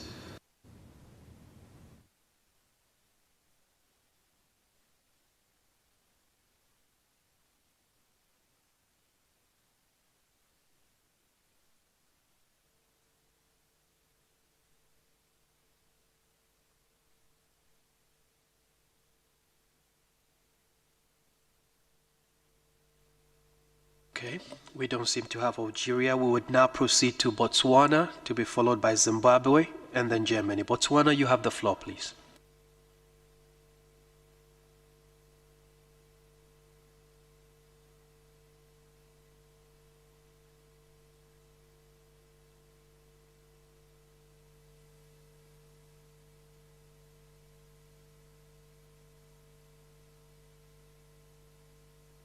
Thank you, Chairperson. Thank you, Chairperson. Botswana note with satisfaction all efforts made by the World Health Organization to control and contain the COVID-19 pandemic, one of the most unprecedented outbreaks, and perhaps by far one of the most sobering public health emergencies the world has experienced in a long time. The assistance provided by WHO to member states in order to strengthen their capacity to prevent, detect, and confirm rapid response to public health risk and save life has no doubt mitigated what could have been a telling catastrophe, particularly for the developing countries. We, however, note with concern some challenges associated with our historic weak health systems, such as inadequate resources and emergency response to public health threats. Other issues relate to financing, incident management systems, public awareness, and community engagements, further compounded by porous borders. We equally note the economic development and social consequences of this outbreak and the constellation of threats to lives and livelihood of our people. Chairperson, there is now need, more than ever, for all member states and development partners to step up health security efforts by reinforcing the development of resilient health systems and improve efforts for prevention, alert, and response to public health emergency. Botswana therefore calls for greater investment in emergency preparedness and research and development to ensure a robust global health risk framework. Following the outbreak in Botswana, His Excellency the President established a multi-sectoral National Public Health Emergency and Preparedness Committee and a National Presidential Task Force to coordinate the response. The main focus of our response is on prevention, preparedness, recovery, and continuity of the health system and the economy. Through our efforts, we have so far tested about 13,000 people, which translates to about 6,000 tests per million, and we've registered 25 COVID-19 positive cases, 17 recoveries, and only 1 death. Chairperson, as Botswana, we reaffirm our support for the WHO and its leading role in the global health governance and public health emergency. I commend the Director General, Dr. Tedros, and his team for a sterling job. In conclusion, I wish to express my appreciation for the frontline workers and support staff the world over for their hard work and sacrifice. We are a resilient species, and we shall overcome. I thank you. I thank you, Honorable Minister. May I now invite Zimbabwe to be followed by Germany, Fiji, and Malta. Zimbabwe, you have the floor, please.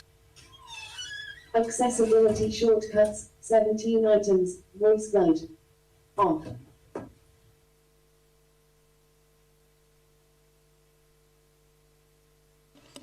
Honorable Minister from Zimbabwe, you have the floor.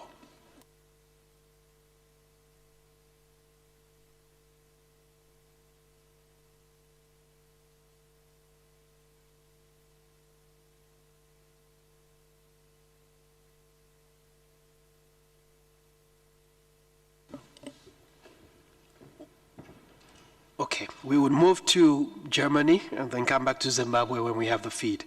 Germany, you have the floor, please.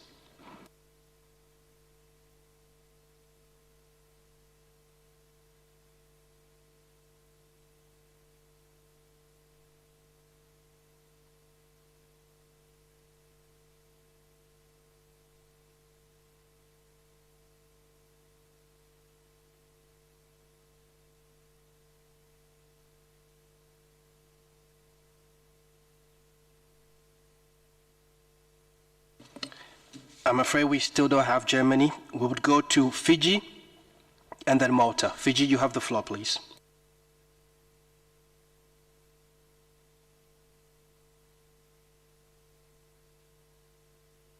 Buluminak, the Director General of World Health Organization, Dr. Tedros Ghebreyesus, honorable ministers and delegations from member states, distinguished excellencies, donor partners, and philanthropists, global WHO technical support teams, ladies and gentlemen, I am indeed honored to address you all today. The COVID-19 global pandemic is no doubt an extraordinary event for all humanity and has brought suffering to countless families and communities across the globe. I take this time on behalf of the government and the people of Fiji to express our deepest and most sincere sympathy to governments and citizens of all nations who have lost loved ones from the COVID-19 pandemic. Fiji's Prime Minister, the Honorable Jose Bainimarama, has been at the forefront of our fight against COVID-19. His firm leadership and the support of Cabinet and the critical government agencies and statutory bodies ensured an efficient decision-making process and the timely implementation of containment strategies that reduce the risk of spread of the disease in the community. Three main drivers that greatly facilitated Fiji's preparedness and response effort were the approval by government for a supplementary COVID-19 budget that provided additional funding to the Health Ministry, the amendment to the Fiji Public Health Act, and the declaration of a state of natural disaster for the COVID-19 disease. The declaration of 2 states of natural disaster, with one being the result of a disease outbreak, is unprecedented in Fiji's history. However, those critical actions enable us to make crucial decisions and implement measures that ensure the protection of public safety, the timely intervention for those who are suspected or confirmed with the disease, and the ultimate recovery for those under our hospital care.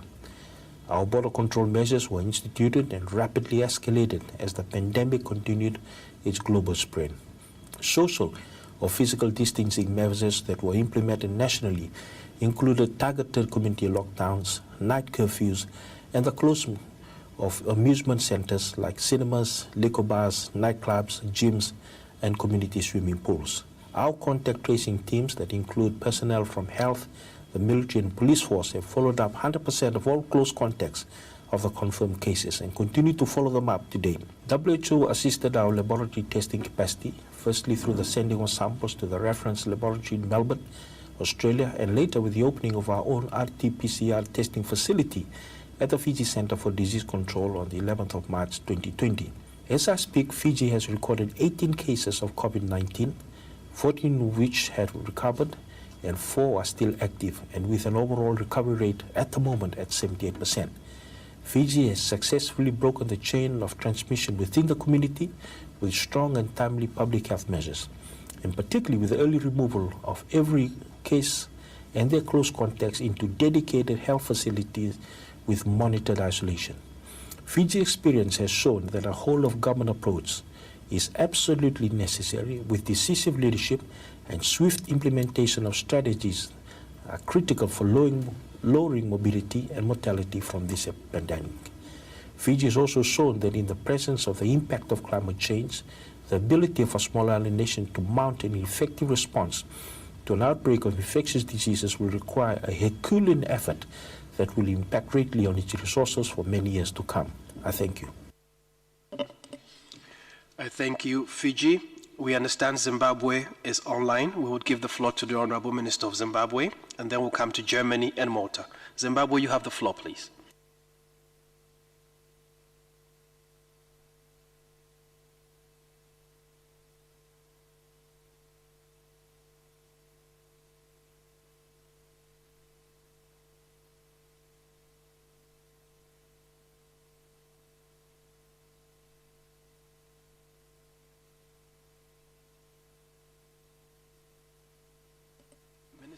Minister, we are unable to hear you.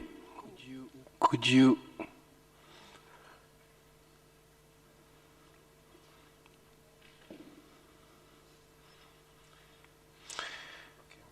Okay, we will try again. Do we have the Honorable Minister of Health for Germany online?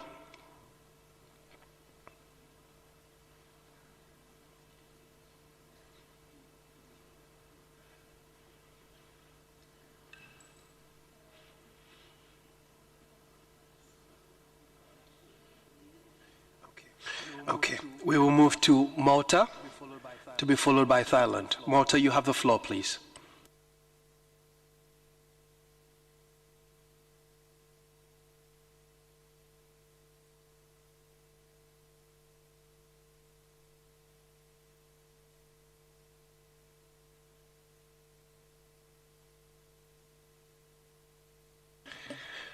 We will move to Thailand.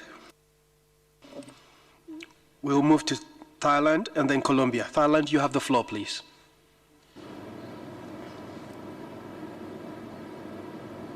Mr. President, we are at war against COVID-19.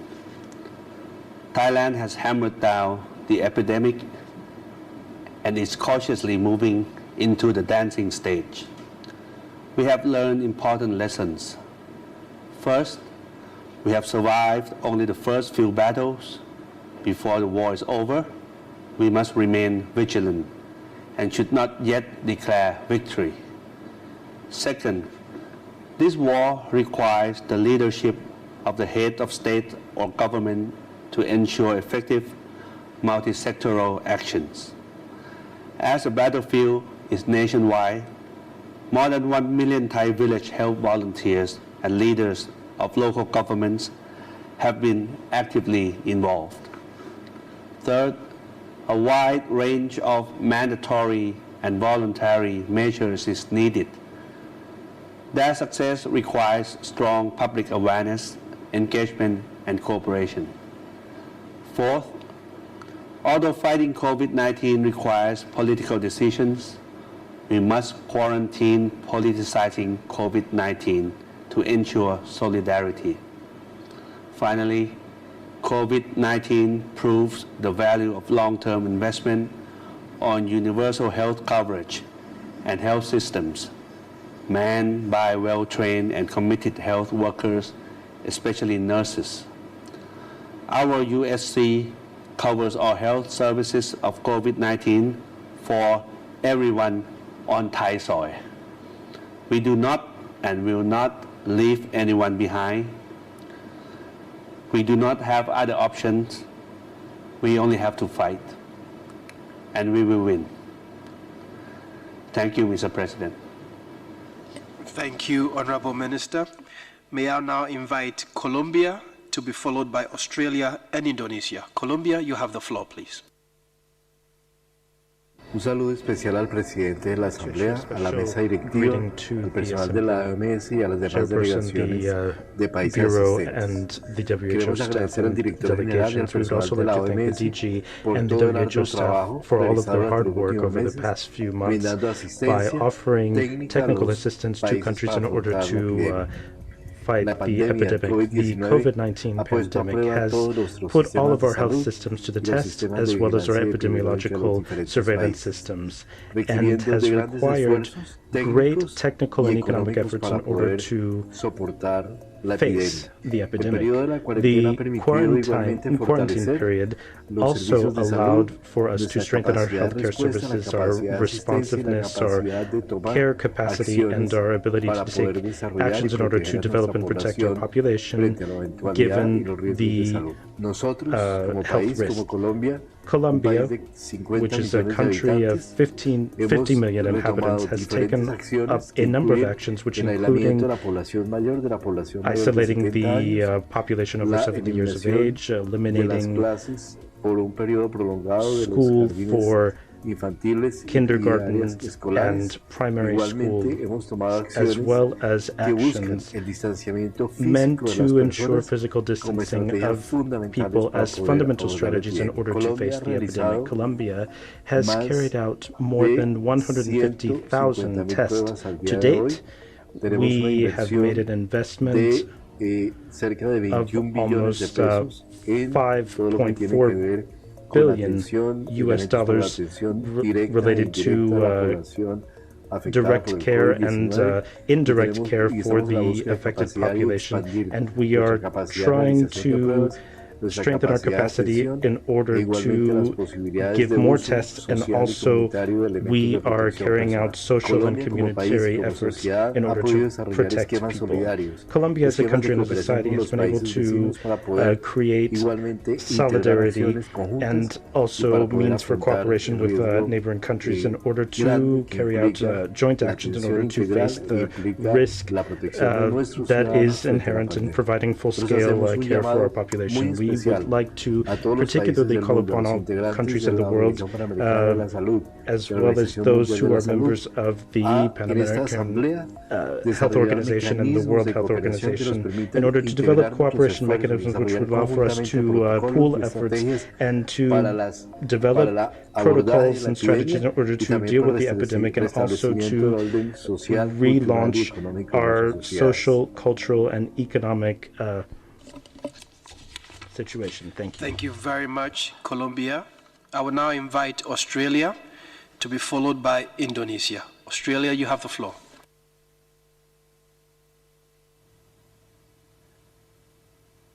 Australia recognises the suffering many countries are enduring, and we stand in solidarity with our frontline health workers and express our condolences to all the families of COVID-19 victims. Our steps towards suppressing COVID-19 were swift, and we acted decisively, containing our cases to approximately 7,000. As a result, we are now therefore able to carefully ease some restrictions. But no single country or organisation can effectively respond to COVID-19 alone. We therefore thank the EU for its leadership and are proud to co-sponsor the COVID-19 resolution. We are pleased to have support for an impartial, independent and comprehensive evaluation of the global response. We need to learn the lessons from this pandemic and ensure we have the strongest possible global health architecture with an enhanced ability to prevent and respond to future outbreaks. This could include an examination of whether the WHO's mandate and powers, including around inspection, need to be strengthened to ensure WHO members have timely access to critical data, and we need to protect against the global health threat posed by wildlife wet markets. Global efforts also need to prioritise finding a vaccine, and Australian researchers are playing a vital role in this. Australia is providing development assistance in response to the pandemic, and the WHO is an important partner in this effort. Inclusivity has never been more important as we confront the immediate impacts on communities and economies. It is essential that no populations or potential partners are excluded. Australia will continue working with the global community to end this pandemic and strengthen health systems to protect against future pandemics. Thank you very much, Australia.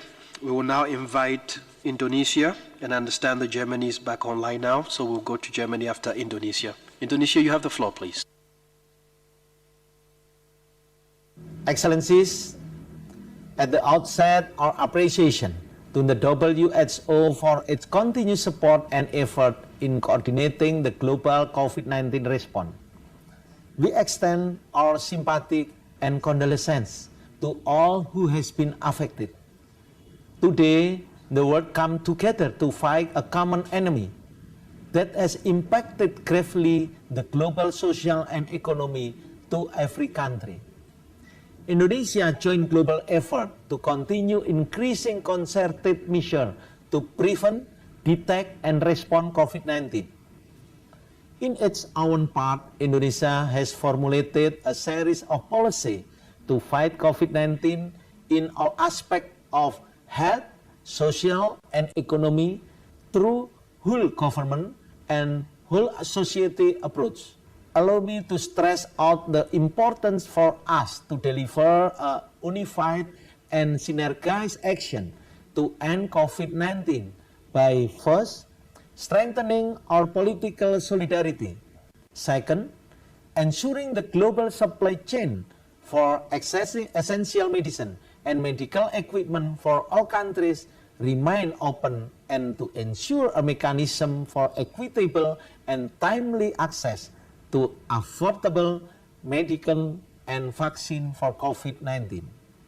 Third, Supporting the strengthening of the national health capacity of countries in need remain crucial. Multilateralism should remain the platform for international cooperation, and Indonesia commit to support the success of WHO Solidarity Trial and ready to contribute to upscaling production of a new antiviral and vaccine COVID-19 for global need. Thank you. Thank you very much, Indonesia. Unfortunately, we appear to have lost Germany again, but they'll come back online. Could we try Zimbabwe and then Cote d'Ivoire? Zimbabwe, you have the floor.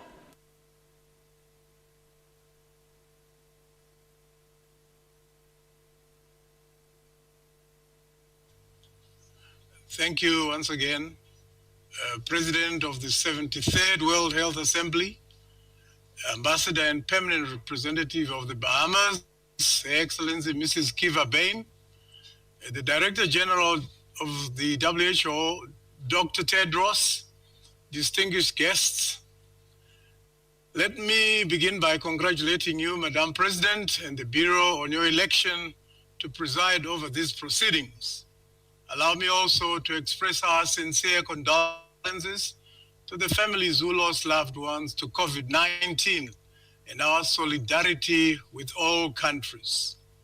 Zimbabwe commends Dr.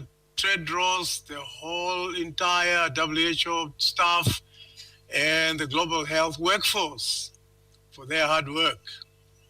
In response to the COVID-19 threat, our President, His Excellency, Comrade Emerson Mnangagwa, declared a state of national disaster on the 17th of March 2020 and announced the postponement of major national events and discouragement of travel to and from high-risk countries.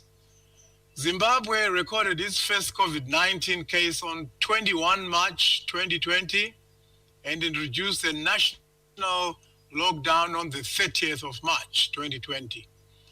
We have recorded 46 cases, 18 recovered, and lost 4. Going forward, we plan to increase the number of tests per day, but we are hampered by lack of access to test kits and PPE. We have improved our COVID-19 surveillance and contact tracing with a mobile app. And one of our challenges was quickly decentralizing operations to provinces. However, significant progress has been made on that score, and we continue to strengthen our primary healthcare systems. Since February 2020, we have instituted travel restrictions with a 21-day mandatory quarantine for returning residents. We continue to strengthen our public health rapid response teams to conduct case investigation and screening of contacts and high-risk groups. In conclusion, let me express my government's gratitude to the WHO, development partners, and countries that have provided support to our COVID-19 response and our continued strengthening of our routine health service delivery. Thank you. Thank you very much, Honorable Minister. May I now invite the Minister of Health from Cote d'Ivoire to be followed by Bhutan and then India. Cote d'Ivoire, you have the floor.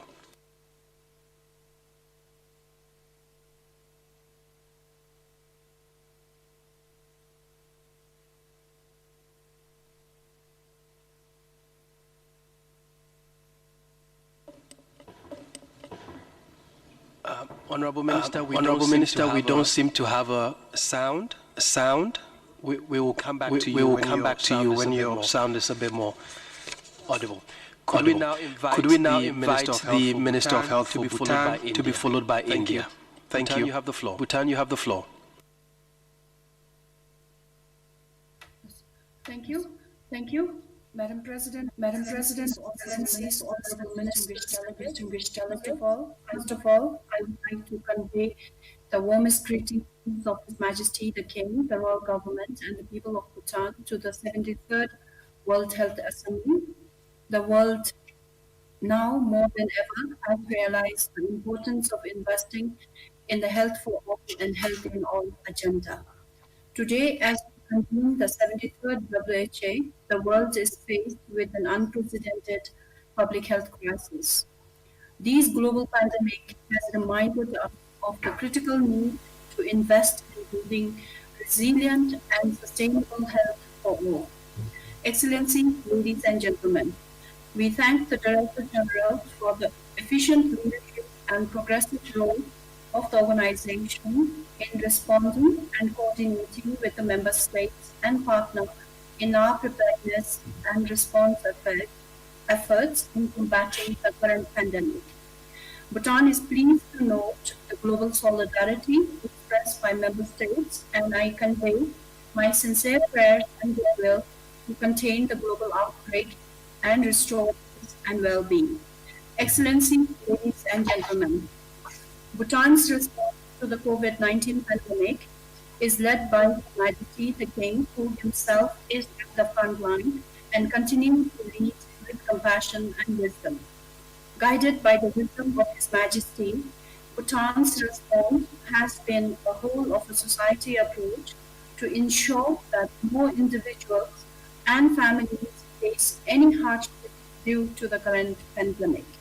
Excellencies, ladies and gentlemen, Bhutan strongly supports that this global pandemic can only be addressed successfully through united and concerted effort of all member states.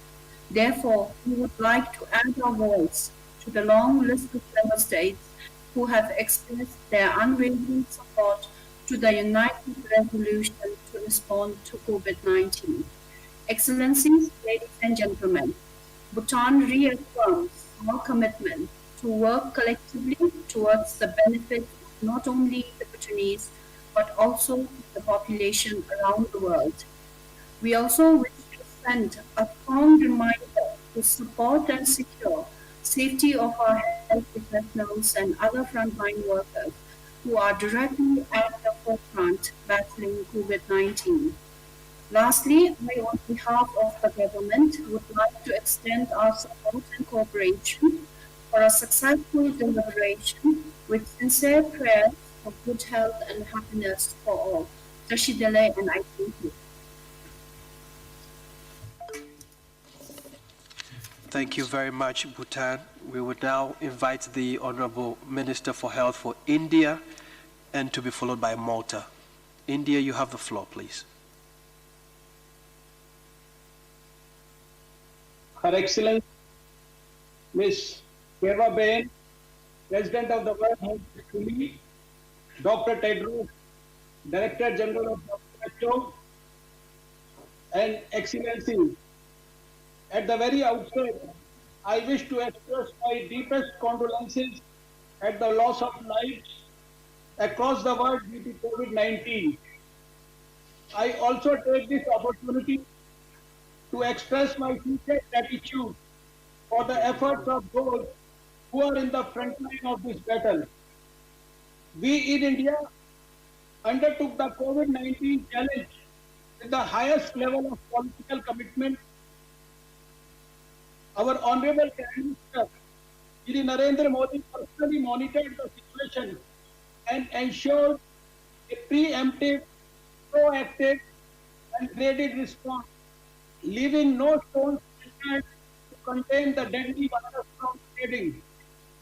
India took all necessary steps well in time, including surveillance and entry, evacuation of stranded overseas, massive community surveillance through robust disease surveillance network, strengthening of health infrastructure, capacity building of over 2 million frontline human resources, risk communication, and community involvement.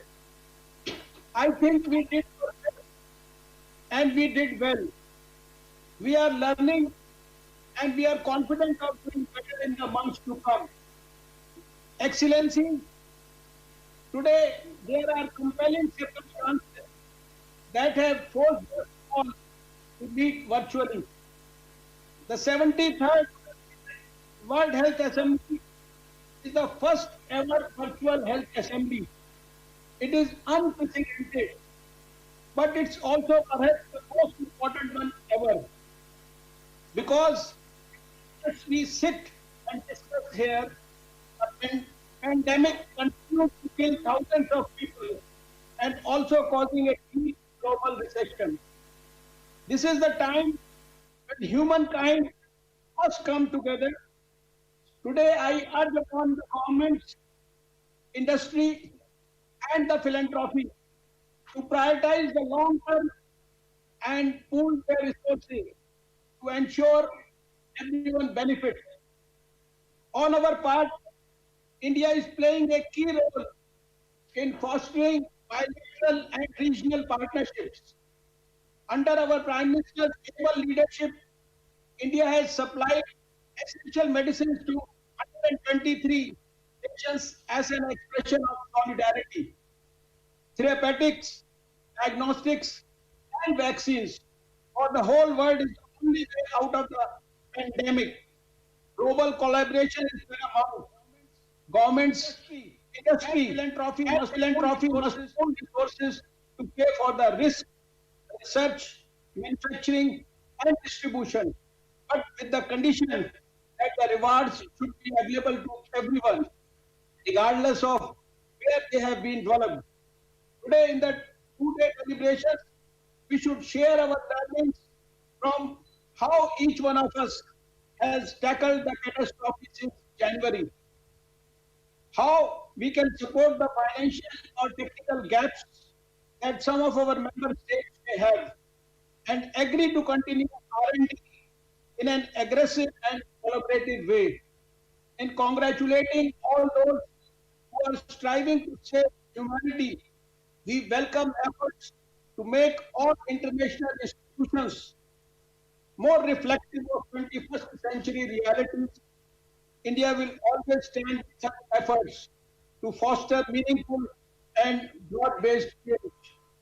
I close my speech today with a loud applause for all those across the world who are in the forefront of this battle against the deadly virus. I stand here to honor the doctors, the nurses, the paramedics, the scientists, the journalists, the delivery boys, security staff, sanitation staff, and the police personnel. The forgotten roles today playing superhuman. They are our real heroes. Many thanks for the opportunity to speak before this gathering. Thank you, Honorable Minister. May I now invite Malta to be followed by Iran. Malta, you have the floor.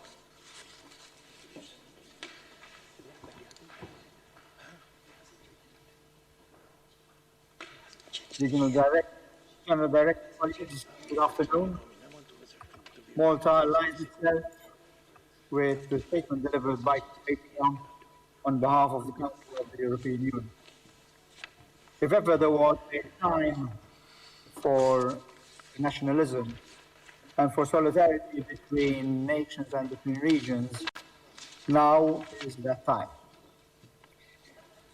There is no doubt that each and every one of us in each and every country that we live and work in will be judged, will be scrutinized, we will be audited, and I'm sure in some instances there will be recriminations. And as all of us have to stand to the scrutiny, so does WHO. And yes, there will be a time when WHO's actions, policies during these weeks and months will be scrutinized. But now, in my opinion, is the time for support and the time for closing ranks. And Malta supports WHO in its work over the last 4 months, and we augur that it seems to work with the same zeal and dedication that it has done so far. International solidarity has to happen in practice. The big issue over the next few weeks, months, possibly years, is the production and the availability of vaccine to all and to all citizens in all the world. Lives matter wherever they are in the world. Therefore, it is absolutely essential that there is no part of our global society which is excluded from the availability of vaccines and when they are. And I am sure and I am positive the WHO has an important role to play in this. And Malta will want to support the WHO in this. Thank you very much. Keep up your good work. Thank you, Honorable Minister. May I now invite the Minister of Health for Iran.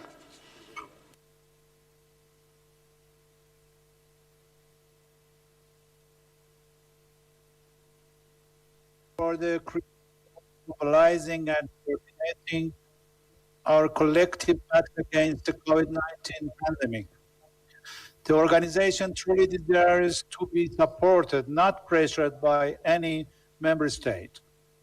My country has been hit hard by the outbreak. However, we have managed to flatten the curve and reduce the mortality rate drastically due to extensive public health measures taken on the basis of the whole-out state, whole-out society approach.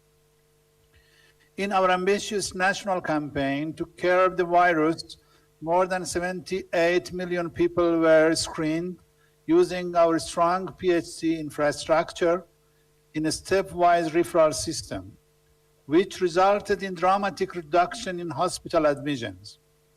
In second round of screening, 22 million high-risk people were targeted.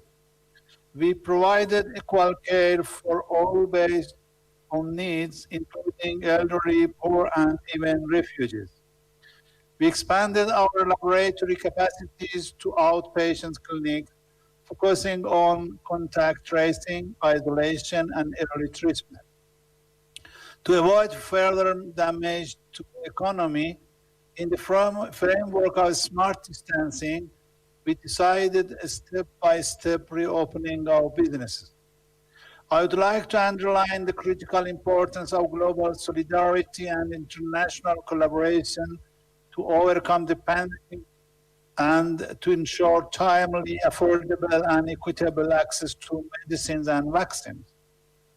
Unilateral sanctions are inhuman impediments that inflict unnecessary suffering and pain. The U.S. must be held to account for its ever-intensifying genocidal sanctions against Iranian and other affected nations. The year 2020 is named the year of nurses and midwives, and I would like to commend all frontline health workers, particularly those who dedicated their lives to save COVID patients. Thank you for your attention. Thank you, Honorable Minister. Madam President, we've now moved into the second session that we had made inscriptions for. I'd just like to point out that there are a number of countries who had inscribed for the second session, and we would like to accommodate that request, given that they inscribed on the list much earlier than some of the countries that we have now for this session. And to that end, we would like to invite, after Norway, Mexico, Canada, Nigeria, USA, Honduras, Zambia, Cuba, Brazil, Peru, and then Panama. So we'll give the floor to Norway, and then we'll invite these names that I've just read out. Thank you. Norway, you have the floor.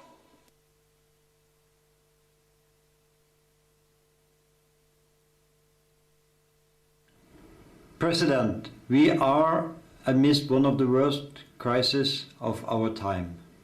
We are profoundly grateful to all those who put themselves at risk to save others. We must remain focused. We must uphold health and human rights while minimizing effects on the economy and social well-being. Afterward, we must evaluate and improve. The World Health Organization have Norway's full support. President, crisis worsens existing inequality. We must therefore protect the most vulnerable and honor humanitarian principles. We must ensure access to essential health services, including sexual and reproductive health service. keep addressing non-communicable diseases and violence and abuse. We will leave no one behind. It is our shared duty to contribute to the rapid development of a vaccine and to commit to making it globally accessible and fairly distributed. Norway, as a co-lead for the COVID-19 Global Summit, is dedicated to work with others to realize this goal. To prepare for future outbreaks, all global health actors should contribute to strengthening health system. The SDGs Global Action Plan can play a crucial role. President, we had to shut down our societies, but not our hearts. Solidarity and militarism will prevail. Let us use this opportunity to come out as a stronger community on the other side. Thank you. Thank you very much, Honorable Minister. May I now invite Mexico to give their statement. You have the floor, Mexico. Embajadora Keva Bain, Presidenta de la 73ª Asamblea Mundial de la Salud. Dr. Tedros Adhanom Ghebreyesus, Director General of the World Health Organization, ministers, heads of delegation, representatives of international organizations, delegates, ladies and gentlemen. It is truly a pleasure to address you, colleagues throughout all regions of the world in this historical occasion of the 73rd World Health Assembly, which is taking place virtually. Even though we are separated in terms of space, we are closer than ever.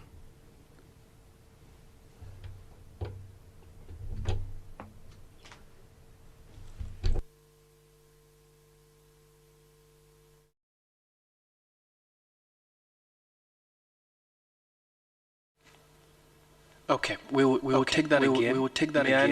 May I now kindly invite Canada to take the floor, to be followed by Nigeria. Canada, you have the floor, please.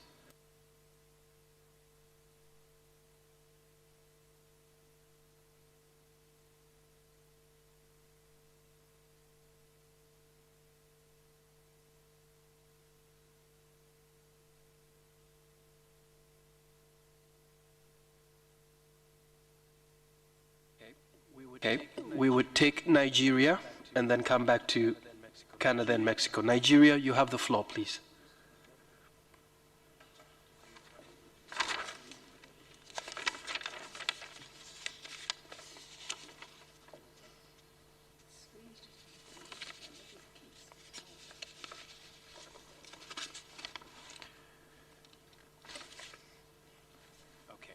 Okay, we don't have Nigeria. We'll come back to that country.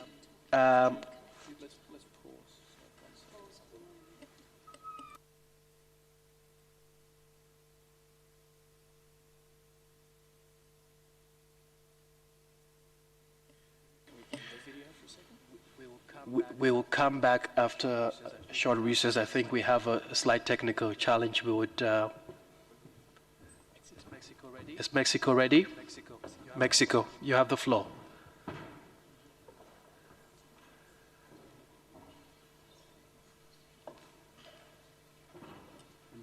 Embajadora Keva Bain. Ambassador Keva Bain, President of the 73rd World Health Assembly, Dr. Tedros Adhanom Ghebreyesus, Director General of the World Health Organization, ministers, heads of delegation, representatives of international organizations, delegates, ladies and gentlemen. It is truly a pleasure to address you, colleagues throughout all regions in the world in this historic occasion that is the 73rd World Health Assembly in a virtual form. Although we are separated in space, we are closer than ever with a common objective, facing the effects of coronavirus with health as at the forefront of our interests beyond commercial interests, as well as protecting our health workers and preparing for what will happen afterwards. SARS-CoV-2 unmasked other similar pandemics or worse pandemics than the virus itself, such as overweight, obesity, diabetes, and high blood pressure. We cannot and we should not return to normal. We have to turn everything around, and there has never been a better time in history to strengthen our efforts in order to ensure better nutrition and to include environmental health as an indivisible determinant for human health, and to included permanently in our agendas under our Sustainable Development Agenda. Mexico recognizes the important effort of the WHO in order to carry out this meeting. We are convinced that this very complex time we will have the opportunity to guide and coordinate our response on the world level in an coordinated way based on scientific evidence and political will. It has been made clear that we need to consolidate our healthcare systems. It has to be focused on people and guided by principles of justice and solidarity as a basis in order to guarantee health as a right without any type of distinctions. This is the basis in order to strengthen our preparedness vis-a-vis future health threats. Mexico has begun under the administration of President Andrés Manuel López Obrador a full-scale transformation of its healthcare system in order to make health a human right and to make this a reality with a particular focus on primary health care and building a system that has no barriers to accessing care. This has allowed for us to offer a people-friendly response to the pandemic and focus on responding to communities. In this spirit, Mexico is working to respect human rights of the entire population by integrating gender perspective, and we must not allow for COVID-19 to be a factor for discrimination, stigma, or xenophobia, and thus affecting the most vulnerable parts of the population. Furthermore, Mexico would like to highlight the extraordinary work done by health workers to face this crisis. We think that in this year, which is the International Year of Nurses and Midwives, their central role in strengthening healthcare systems and reaching the Sustainable Development Goals, including reducing inequalities and ensuring access to health, is essential. Inequalities were also present in supplying medical supplies. This is why Mexico, aware of the principles of solidarity and cooperation as pillars of global action, submitted to the General Assembly a draft resolution in order to guarantee, through solidarity and international cooperation, access on the world level in a way that is fair, transparent, efficient, and timely to preventative tools, healthcare products, vaccines, and other necessary medical equipment in order to fight the pandemic. Under these same principles, Mexico is also participating in the solidarity exercise of the WHO in order to find an efficient, effective treatment for COVID-19 and ensure fair and equal access to that treatment. Mexico reaffirms its commitment and calls for us to continue cooperating in order to overcome this crisis and to strengthen the global capacity in order to face health crisis in the future. We should all work together as one so that world health will be a reality for everyone. If we work together, we will be able to prevail. Thank you. Thank you very much, Minister. We will now invite Canada to be followed by Nigeria. Canada, you have the floor, please.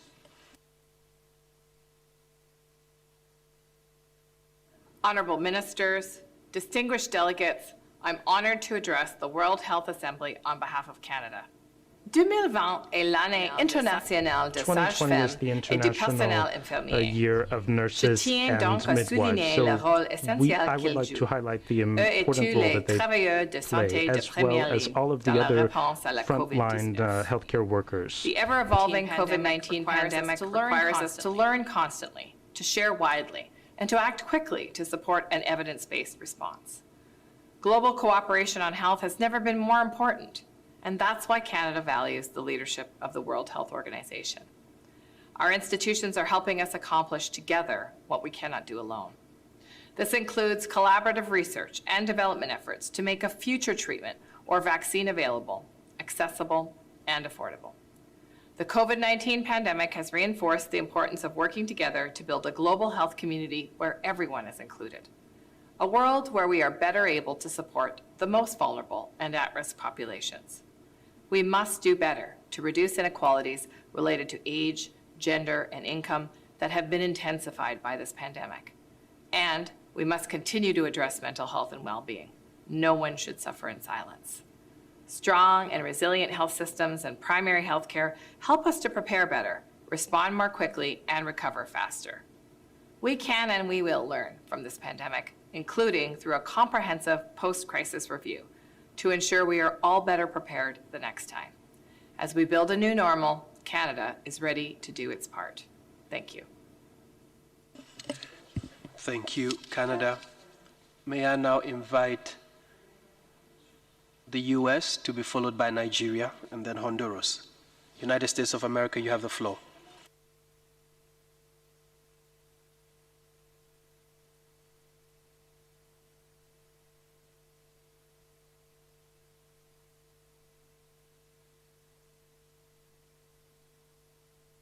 Director General Tedros, fellow ministers, COVID-19 has tragically taken hundreds of thousands of lives, impacted millions of people, and done deep damage to the world economy. We must be frank about one of the primary reasons this outbreak spun out of control. There was a failure by this organization to obtain the information that the world needed, and that failure cost many lives. The United States welcomes the assistance provided by our friends during this crisis, and we have been proud to allocate over $9 billion that will benefit the global COVID-19 response, including more than $500 million in planned investments by my ministry to support more than 40 of the most at-risk countries. The United States launched the first human vaccine trial and reported the first positive results from a therapeutic clinical trial. These successes and the transparent way in which we share them will benefit the whole world. WHO's operations must be transparent too, and we support an independent review of every aspect of WHO's response to the pandemic. We all must come together to ensure that WHO fulfills its key mandate and that member states comply with the international health regulations. In an apparent attempt to conceal this outbreak, at least one member state made a mockery of their transparency obligations, with tremendous cost for the entire world. We saw that WHO failed at its core mission of information sharing and transparency when member states do not act in good faith. This cannot ever happen again. The status quo is intolerable. WHO must change, and it must become far more transparent and far more accountable. It is also critical that Taiwan participate as an observer at the WHA to bring the helpful perspective regarding their effective and exemplary response. WHO barred Taiwan from participation in 2016, just a few months after Taiwan's free and fair elections. The health of 23 million Taiwanese people should never be sacrificed to send a political message. Although we are all focused on the immediate response, we need a more effective WHO right now to help win this fight and demonstrate to our citizens that we are working to prevent such catastrophes in the future. The United States sends our best wishes and open offer of cooperation to each of you in our shared efforts to defeat this pandemic and protect the health of each nation around the world. Thank you very much. We will now invite Nigeria to be followed by Honduras. Nigeria, you have the floor, please.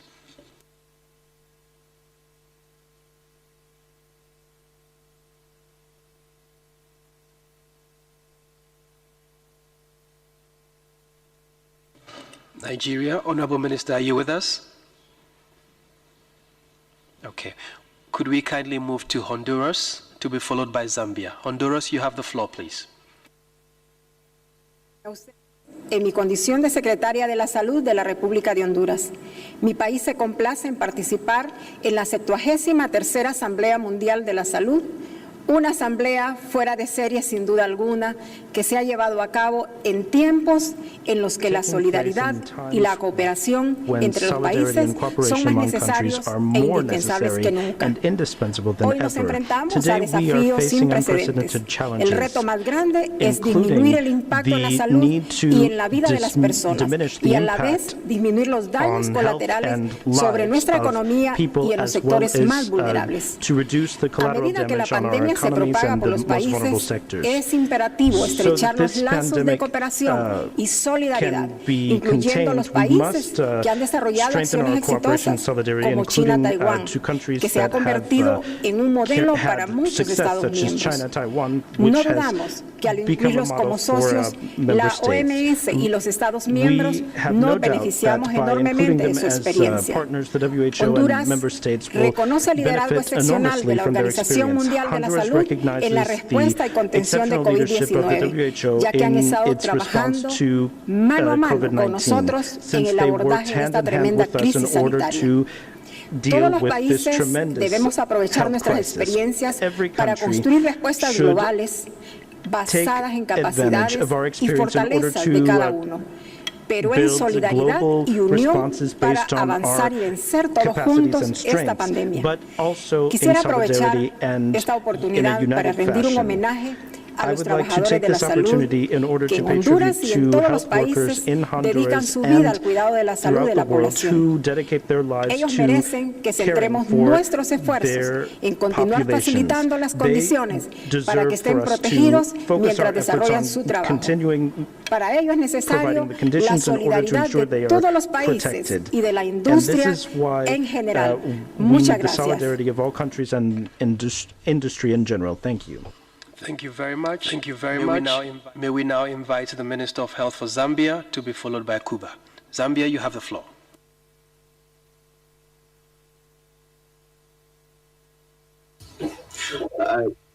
Mr. President,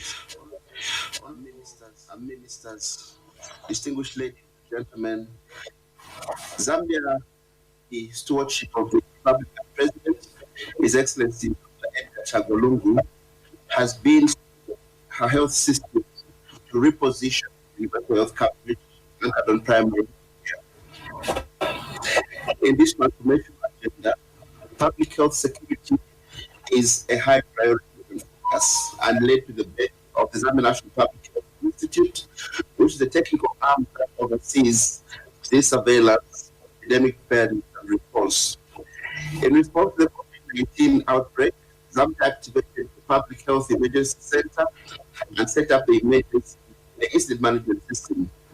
A COVID-19 response plan based on the whole government and society collaborative approach has been crafted that seeks the delicate balance between allowing key areas of the economy to run while abating a public health crisis.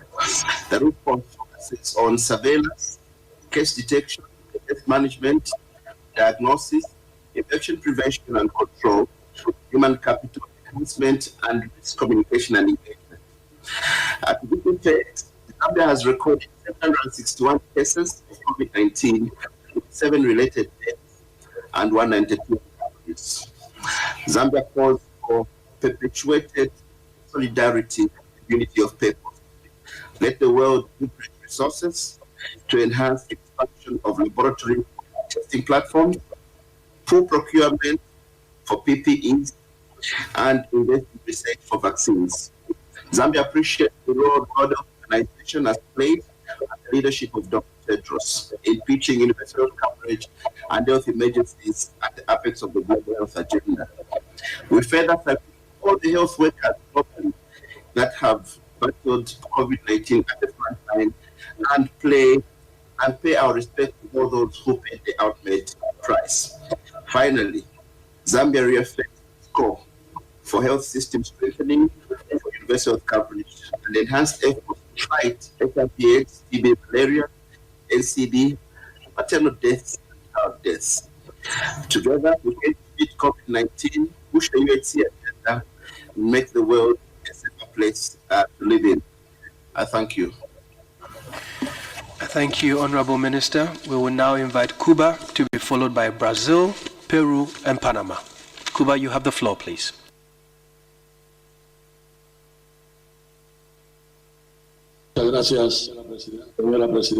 Thank you very much.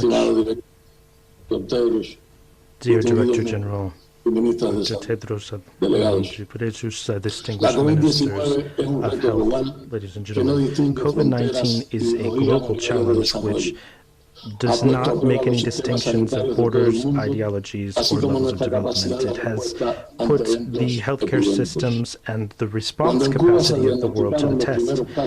When the first cases were diagnosed in Cuba on March 11th, there were already measures being applied from the national plan developed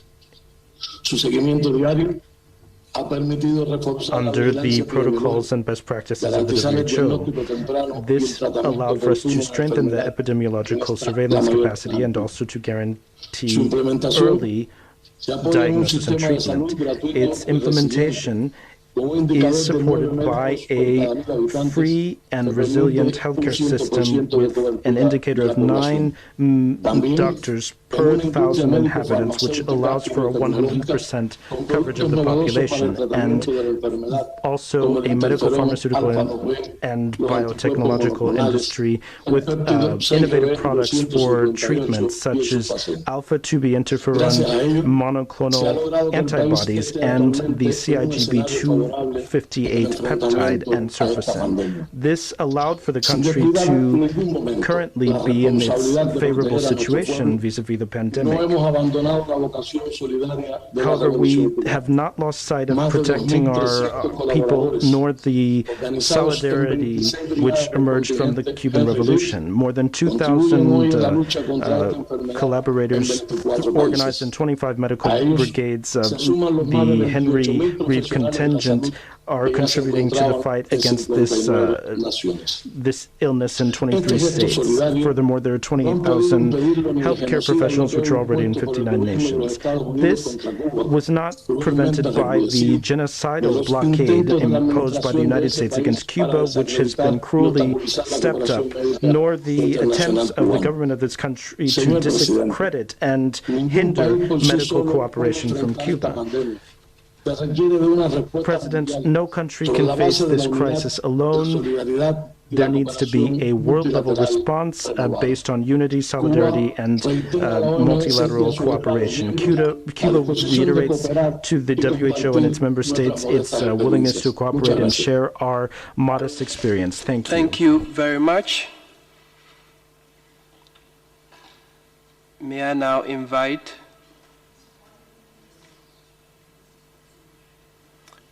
Brazil to be followed by Peru.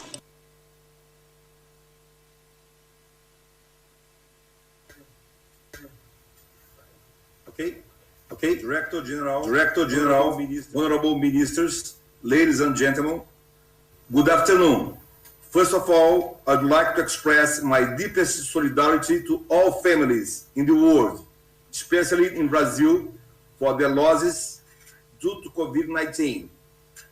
The coronavirus pandemic brought a challenging reality for the entire world. Brazil has organized its response within two macro structures, the Crisis Committee, coordinated by the Presidency, and the Emergency Operational Committee, coordinated by the Ministry of Health. The mission of the first one is monitoring and coordinating inter-ministry measures. And the mission of the second one is defining health strategies and actions related to this public health emergency. As we know, Brazil has a continental dimensions, and important regional differences that require appropriate strategies to respond to each of them. Through dialogue with the three levels of governance, having focus on the North and Northeast regions of the country that has some particular challenges. The federal government daily assess the risk situation, supports states and cities with the necessary resources to mitigate the effects of the pandemic. In addition, the Ministry of Health has been adjusting its protocols based on evidence and on the needs of most affected places. I would like to express my deep respect and thanks to all health professionals and people involved in the frontline response. Finally, I'd like to reinforce Brazil's commitment to support and to participate in international initiatives, such as the Solidarity Trial, which reinforces international cooperation and seeks to guarantee universal access to diagnosis, treatment, and vaccines, allowing us to save lives and safely return to normal, leaving no one behind. Thank you. Thank you very much, Minister. May we now invite Peru to be followed by Panama and Costa Rica. Peru, you have the floor.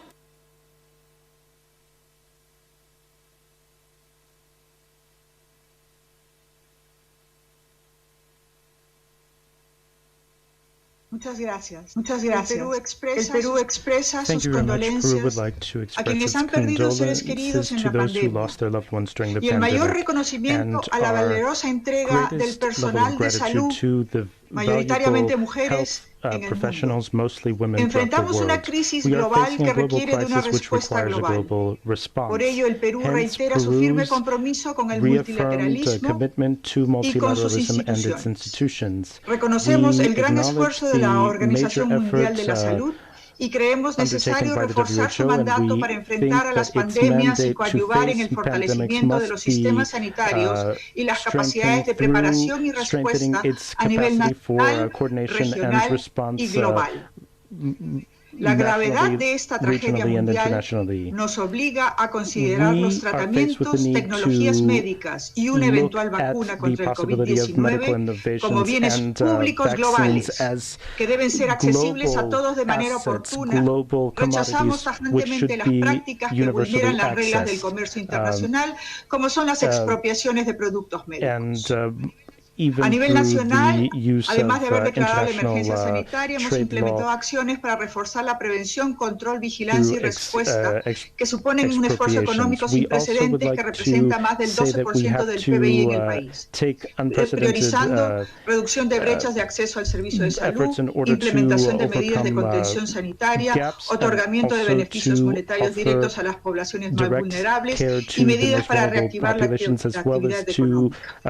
Los desafíos para lograr la cobertura sanitaria universal y alcanzar los objetivos de desarrollo sostenible se incrementan y la cooperación internacional sigue siendo necesaria para complementar los esfuerzos nacionales, incluidos aquellos de los países de renta media alta como el Perú, teniendo presente la promesa de no dejar a nadie atrás. Better situations such as Peru in order to meet our commitment to leave no one behind. Thank you. Thank you, Honorable Minister. We would invite Panama and then followed by Costa Rica. Panama, you have the floor.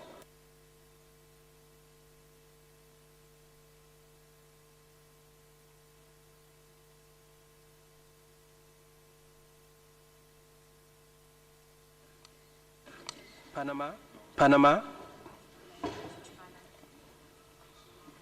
Okay. We would invite Costa Rica to take the floor. Costa Rica, you have the floor.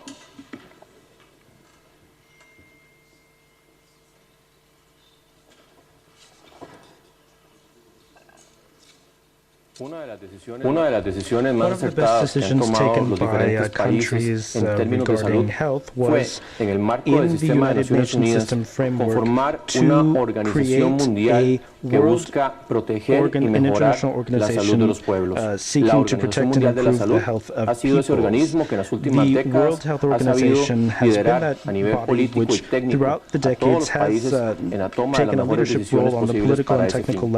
En medio de la coyuntura, tan difícil lo que representa la pandemia del COVID-19, se hace necesario que demos un paso más y que logremos concentrar toda la tecnología, todos los conocimientos, todos los insumos posibles en un repositorio universal de patentes para que todos los países podamos hacer uso de todos esos conocimientos. Esta pandemia va a durar muchos meses más y este mecanismo que permite una actitud altruista para que todos podamos salir adelante en medio del COVID-19 se hace sumamente necesario y no solamente por un tema de salud, sino incluso por un tema humanitario. Nosotros esperamos y confiamos en que la OMS seguirá fungiendo en ese liderazgo tan importante para todos los países como ese faro en salud, que va dando todas esas políticas y lineamientos para salir adelante en ese tema tan importante.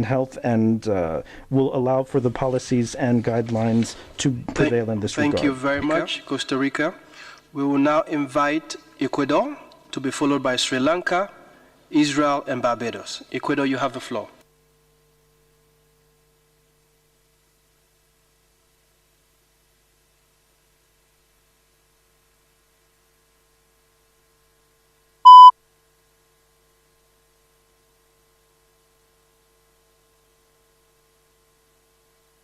To have Ecuador, we would invite Sri Lanka, followed by Israel.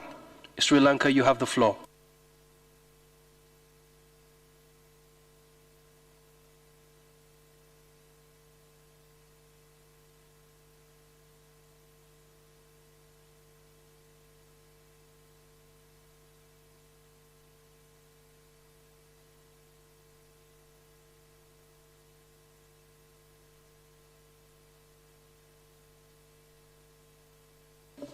Sri Lanka, you have the floor, please.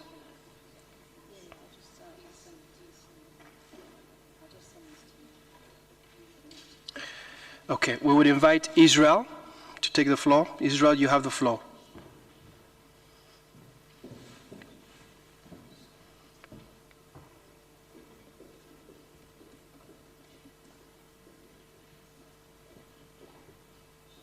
Member States, Israel would like to express a sincere appreciation for the tireless effort of all frontline workers, including medical teams, and to the WHO supporting and coordinating the response to COVID-19.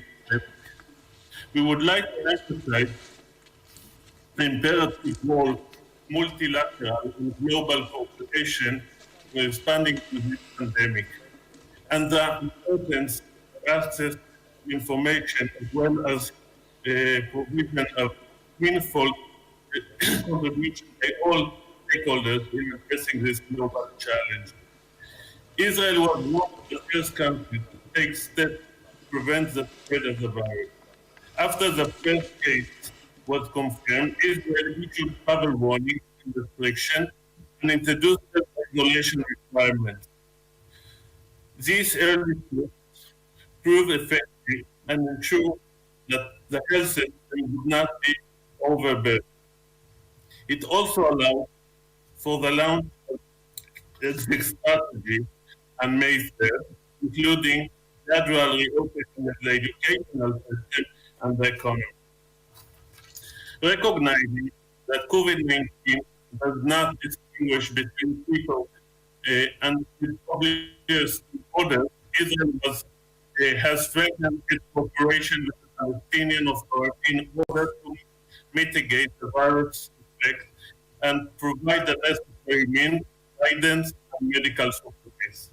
This fruitful collaboration was reaffirmed and commended by the UN Secretary General as a positive example of fighting the virus together.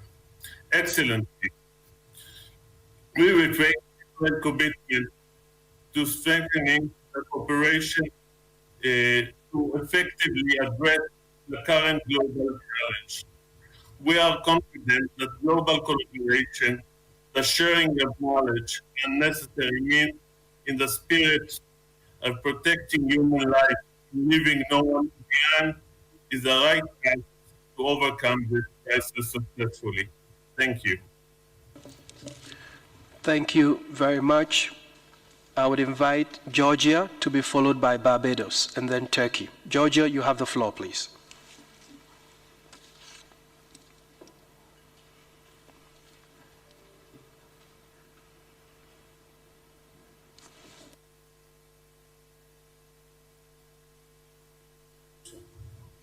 Sehr geehrter Frau Präsidentin, sehr geehrter Nachrichtendirektor, sehr geehrter ich möchte mich die Möglichkeit nutzen und mich vor allem mit großer Mühe im Kampf gegen Covid-19 Solidarität bedanken. Ab Januar die georgische Regierung strenge Maßnahmen gegen die Verbreitung von Covid-19 durch die Nutzung der Maßnahmen soziale Distanzierung, Mobilisierung medizinischer Behörden und Gründung der Programme und auf dem Niveau der primären Gesundheitsschutz eingeleitet. Eine der Hauptfaktoren unserer Erfolgs bestand in raschen Reaktionen und Präventionsmaßnahmen, wobei die zielgemäße Testung, Isolierung und Behandlung aller möglichen Fälle im Fokus stand. Die technologischen Mittel ermöglichen uns die Fortführung des Lernprozesses an der Schulen und Hochschulen. Wir unterstützen auch Online-Arbeitsplattformen. Wir gründeten besondere Applikationen Stop Covid zum Schutz der Gesundheit unserer Bürgerinnen und Bürger. 20% unserer Territoriums. Daher hatte die zentrale georgische Regierung leider keine vollständige Information über die Epidemiesituation der besetzten Regionen, Abchasien und Trinvali. Die Information seitens der Okkupationsregimes entspricht nicht der Realität. Die zentrale Regierung we don't have interpretation for the language you're using. Auf dem besetzten Territorium durch die Unterstützung von UNO und weiteren internationalen Partnern zu unterstützen. Einheitliche und koordinierte Handlung der Regierung sowie die entsprechenden Behörden ermöglichten uns, die Infektion einzudämmen und Virusfälle zu minimieren. Die Pandemie zeigte uns noch einmal, wie wichtig die primäre medizinische Hilfe, Entwicklung regulierenden Rahmen der Infektionskontrolle sowie unseren Programmen für die Verwaltung der Immunisierung und chronischer Krankheiten ist, um die Anzahl chronischer Krankheiten zu minimieren. Thank you, Honorable Minister. We would give the floor to Barbados, and I understand Sri Lanka is back online, so we'll give the floor to Sri Lanka after Barbados. Barbados, you have the floor, please.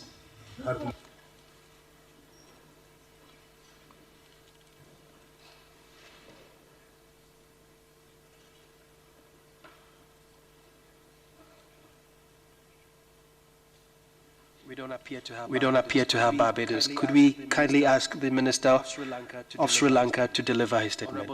Honorable Minister, you have the floor. At the outset, on behalf of the government of Sri Lanka, let me appreciate the leadership of Dr. Tedros, Director General of WHO, excellent guided during this time COVID-19. Excellency, distinguished delegates. Sri Lanka is few countries in the world with free healthcare and education, both of which have been national priorities decades. Sri Lanka has established private health infrastructure. With this infrastructure, we were able to make milestones such as universal vaccination, exclusive breastfeeding, elimination of to mention among many.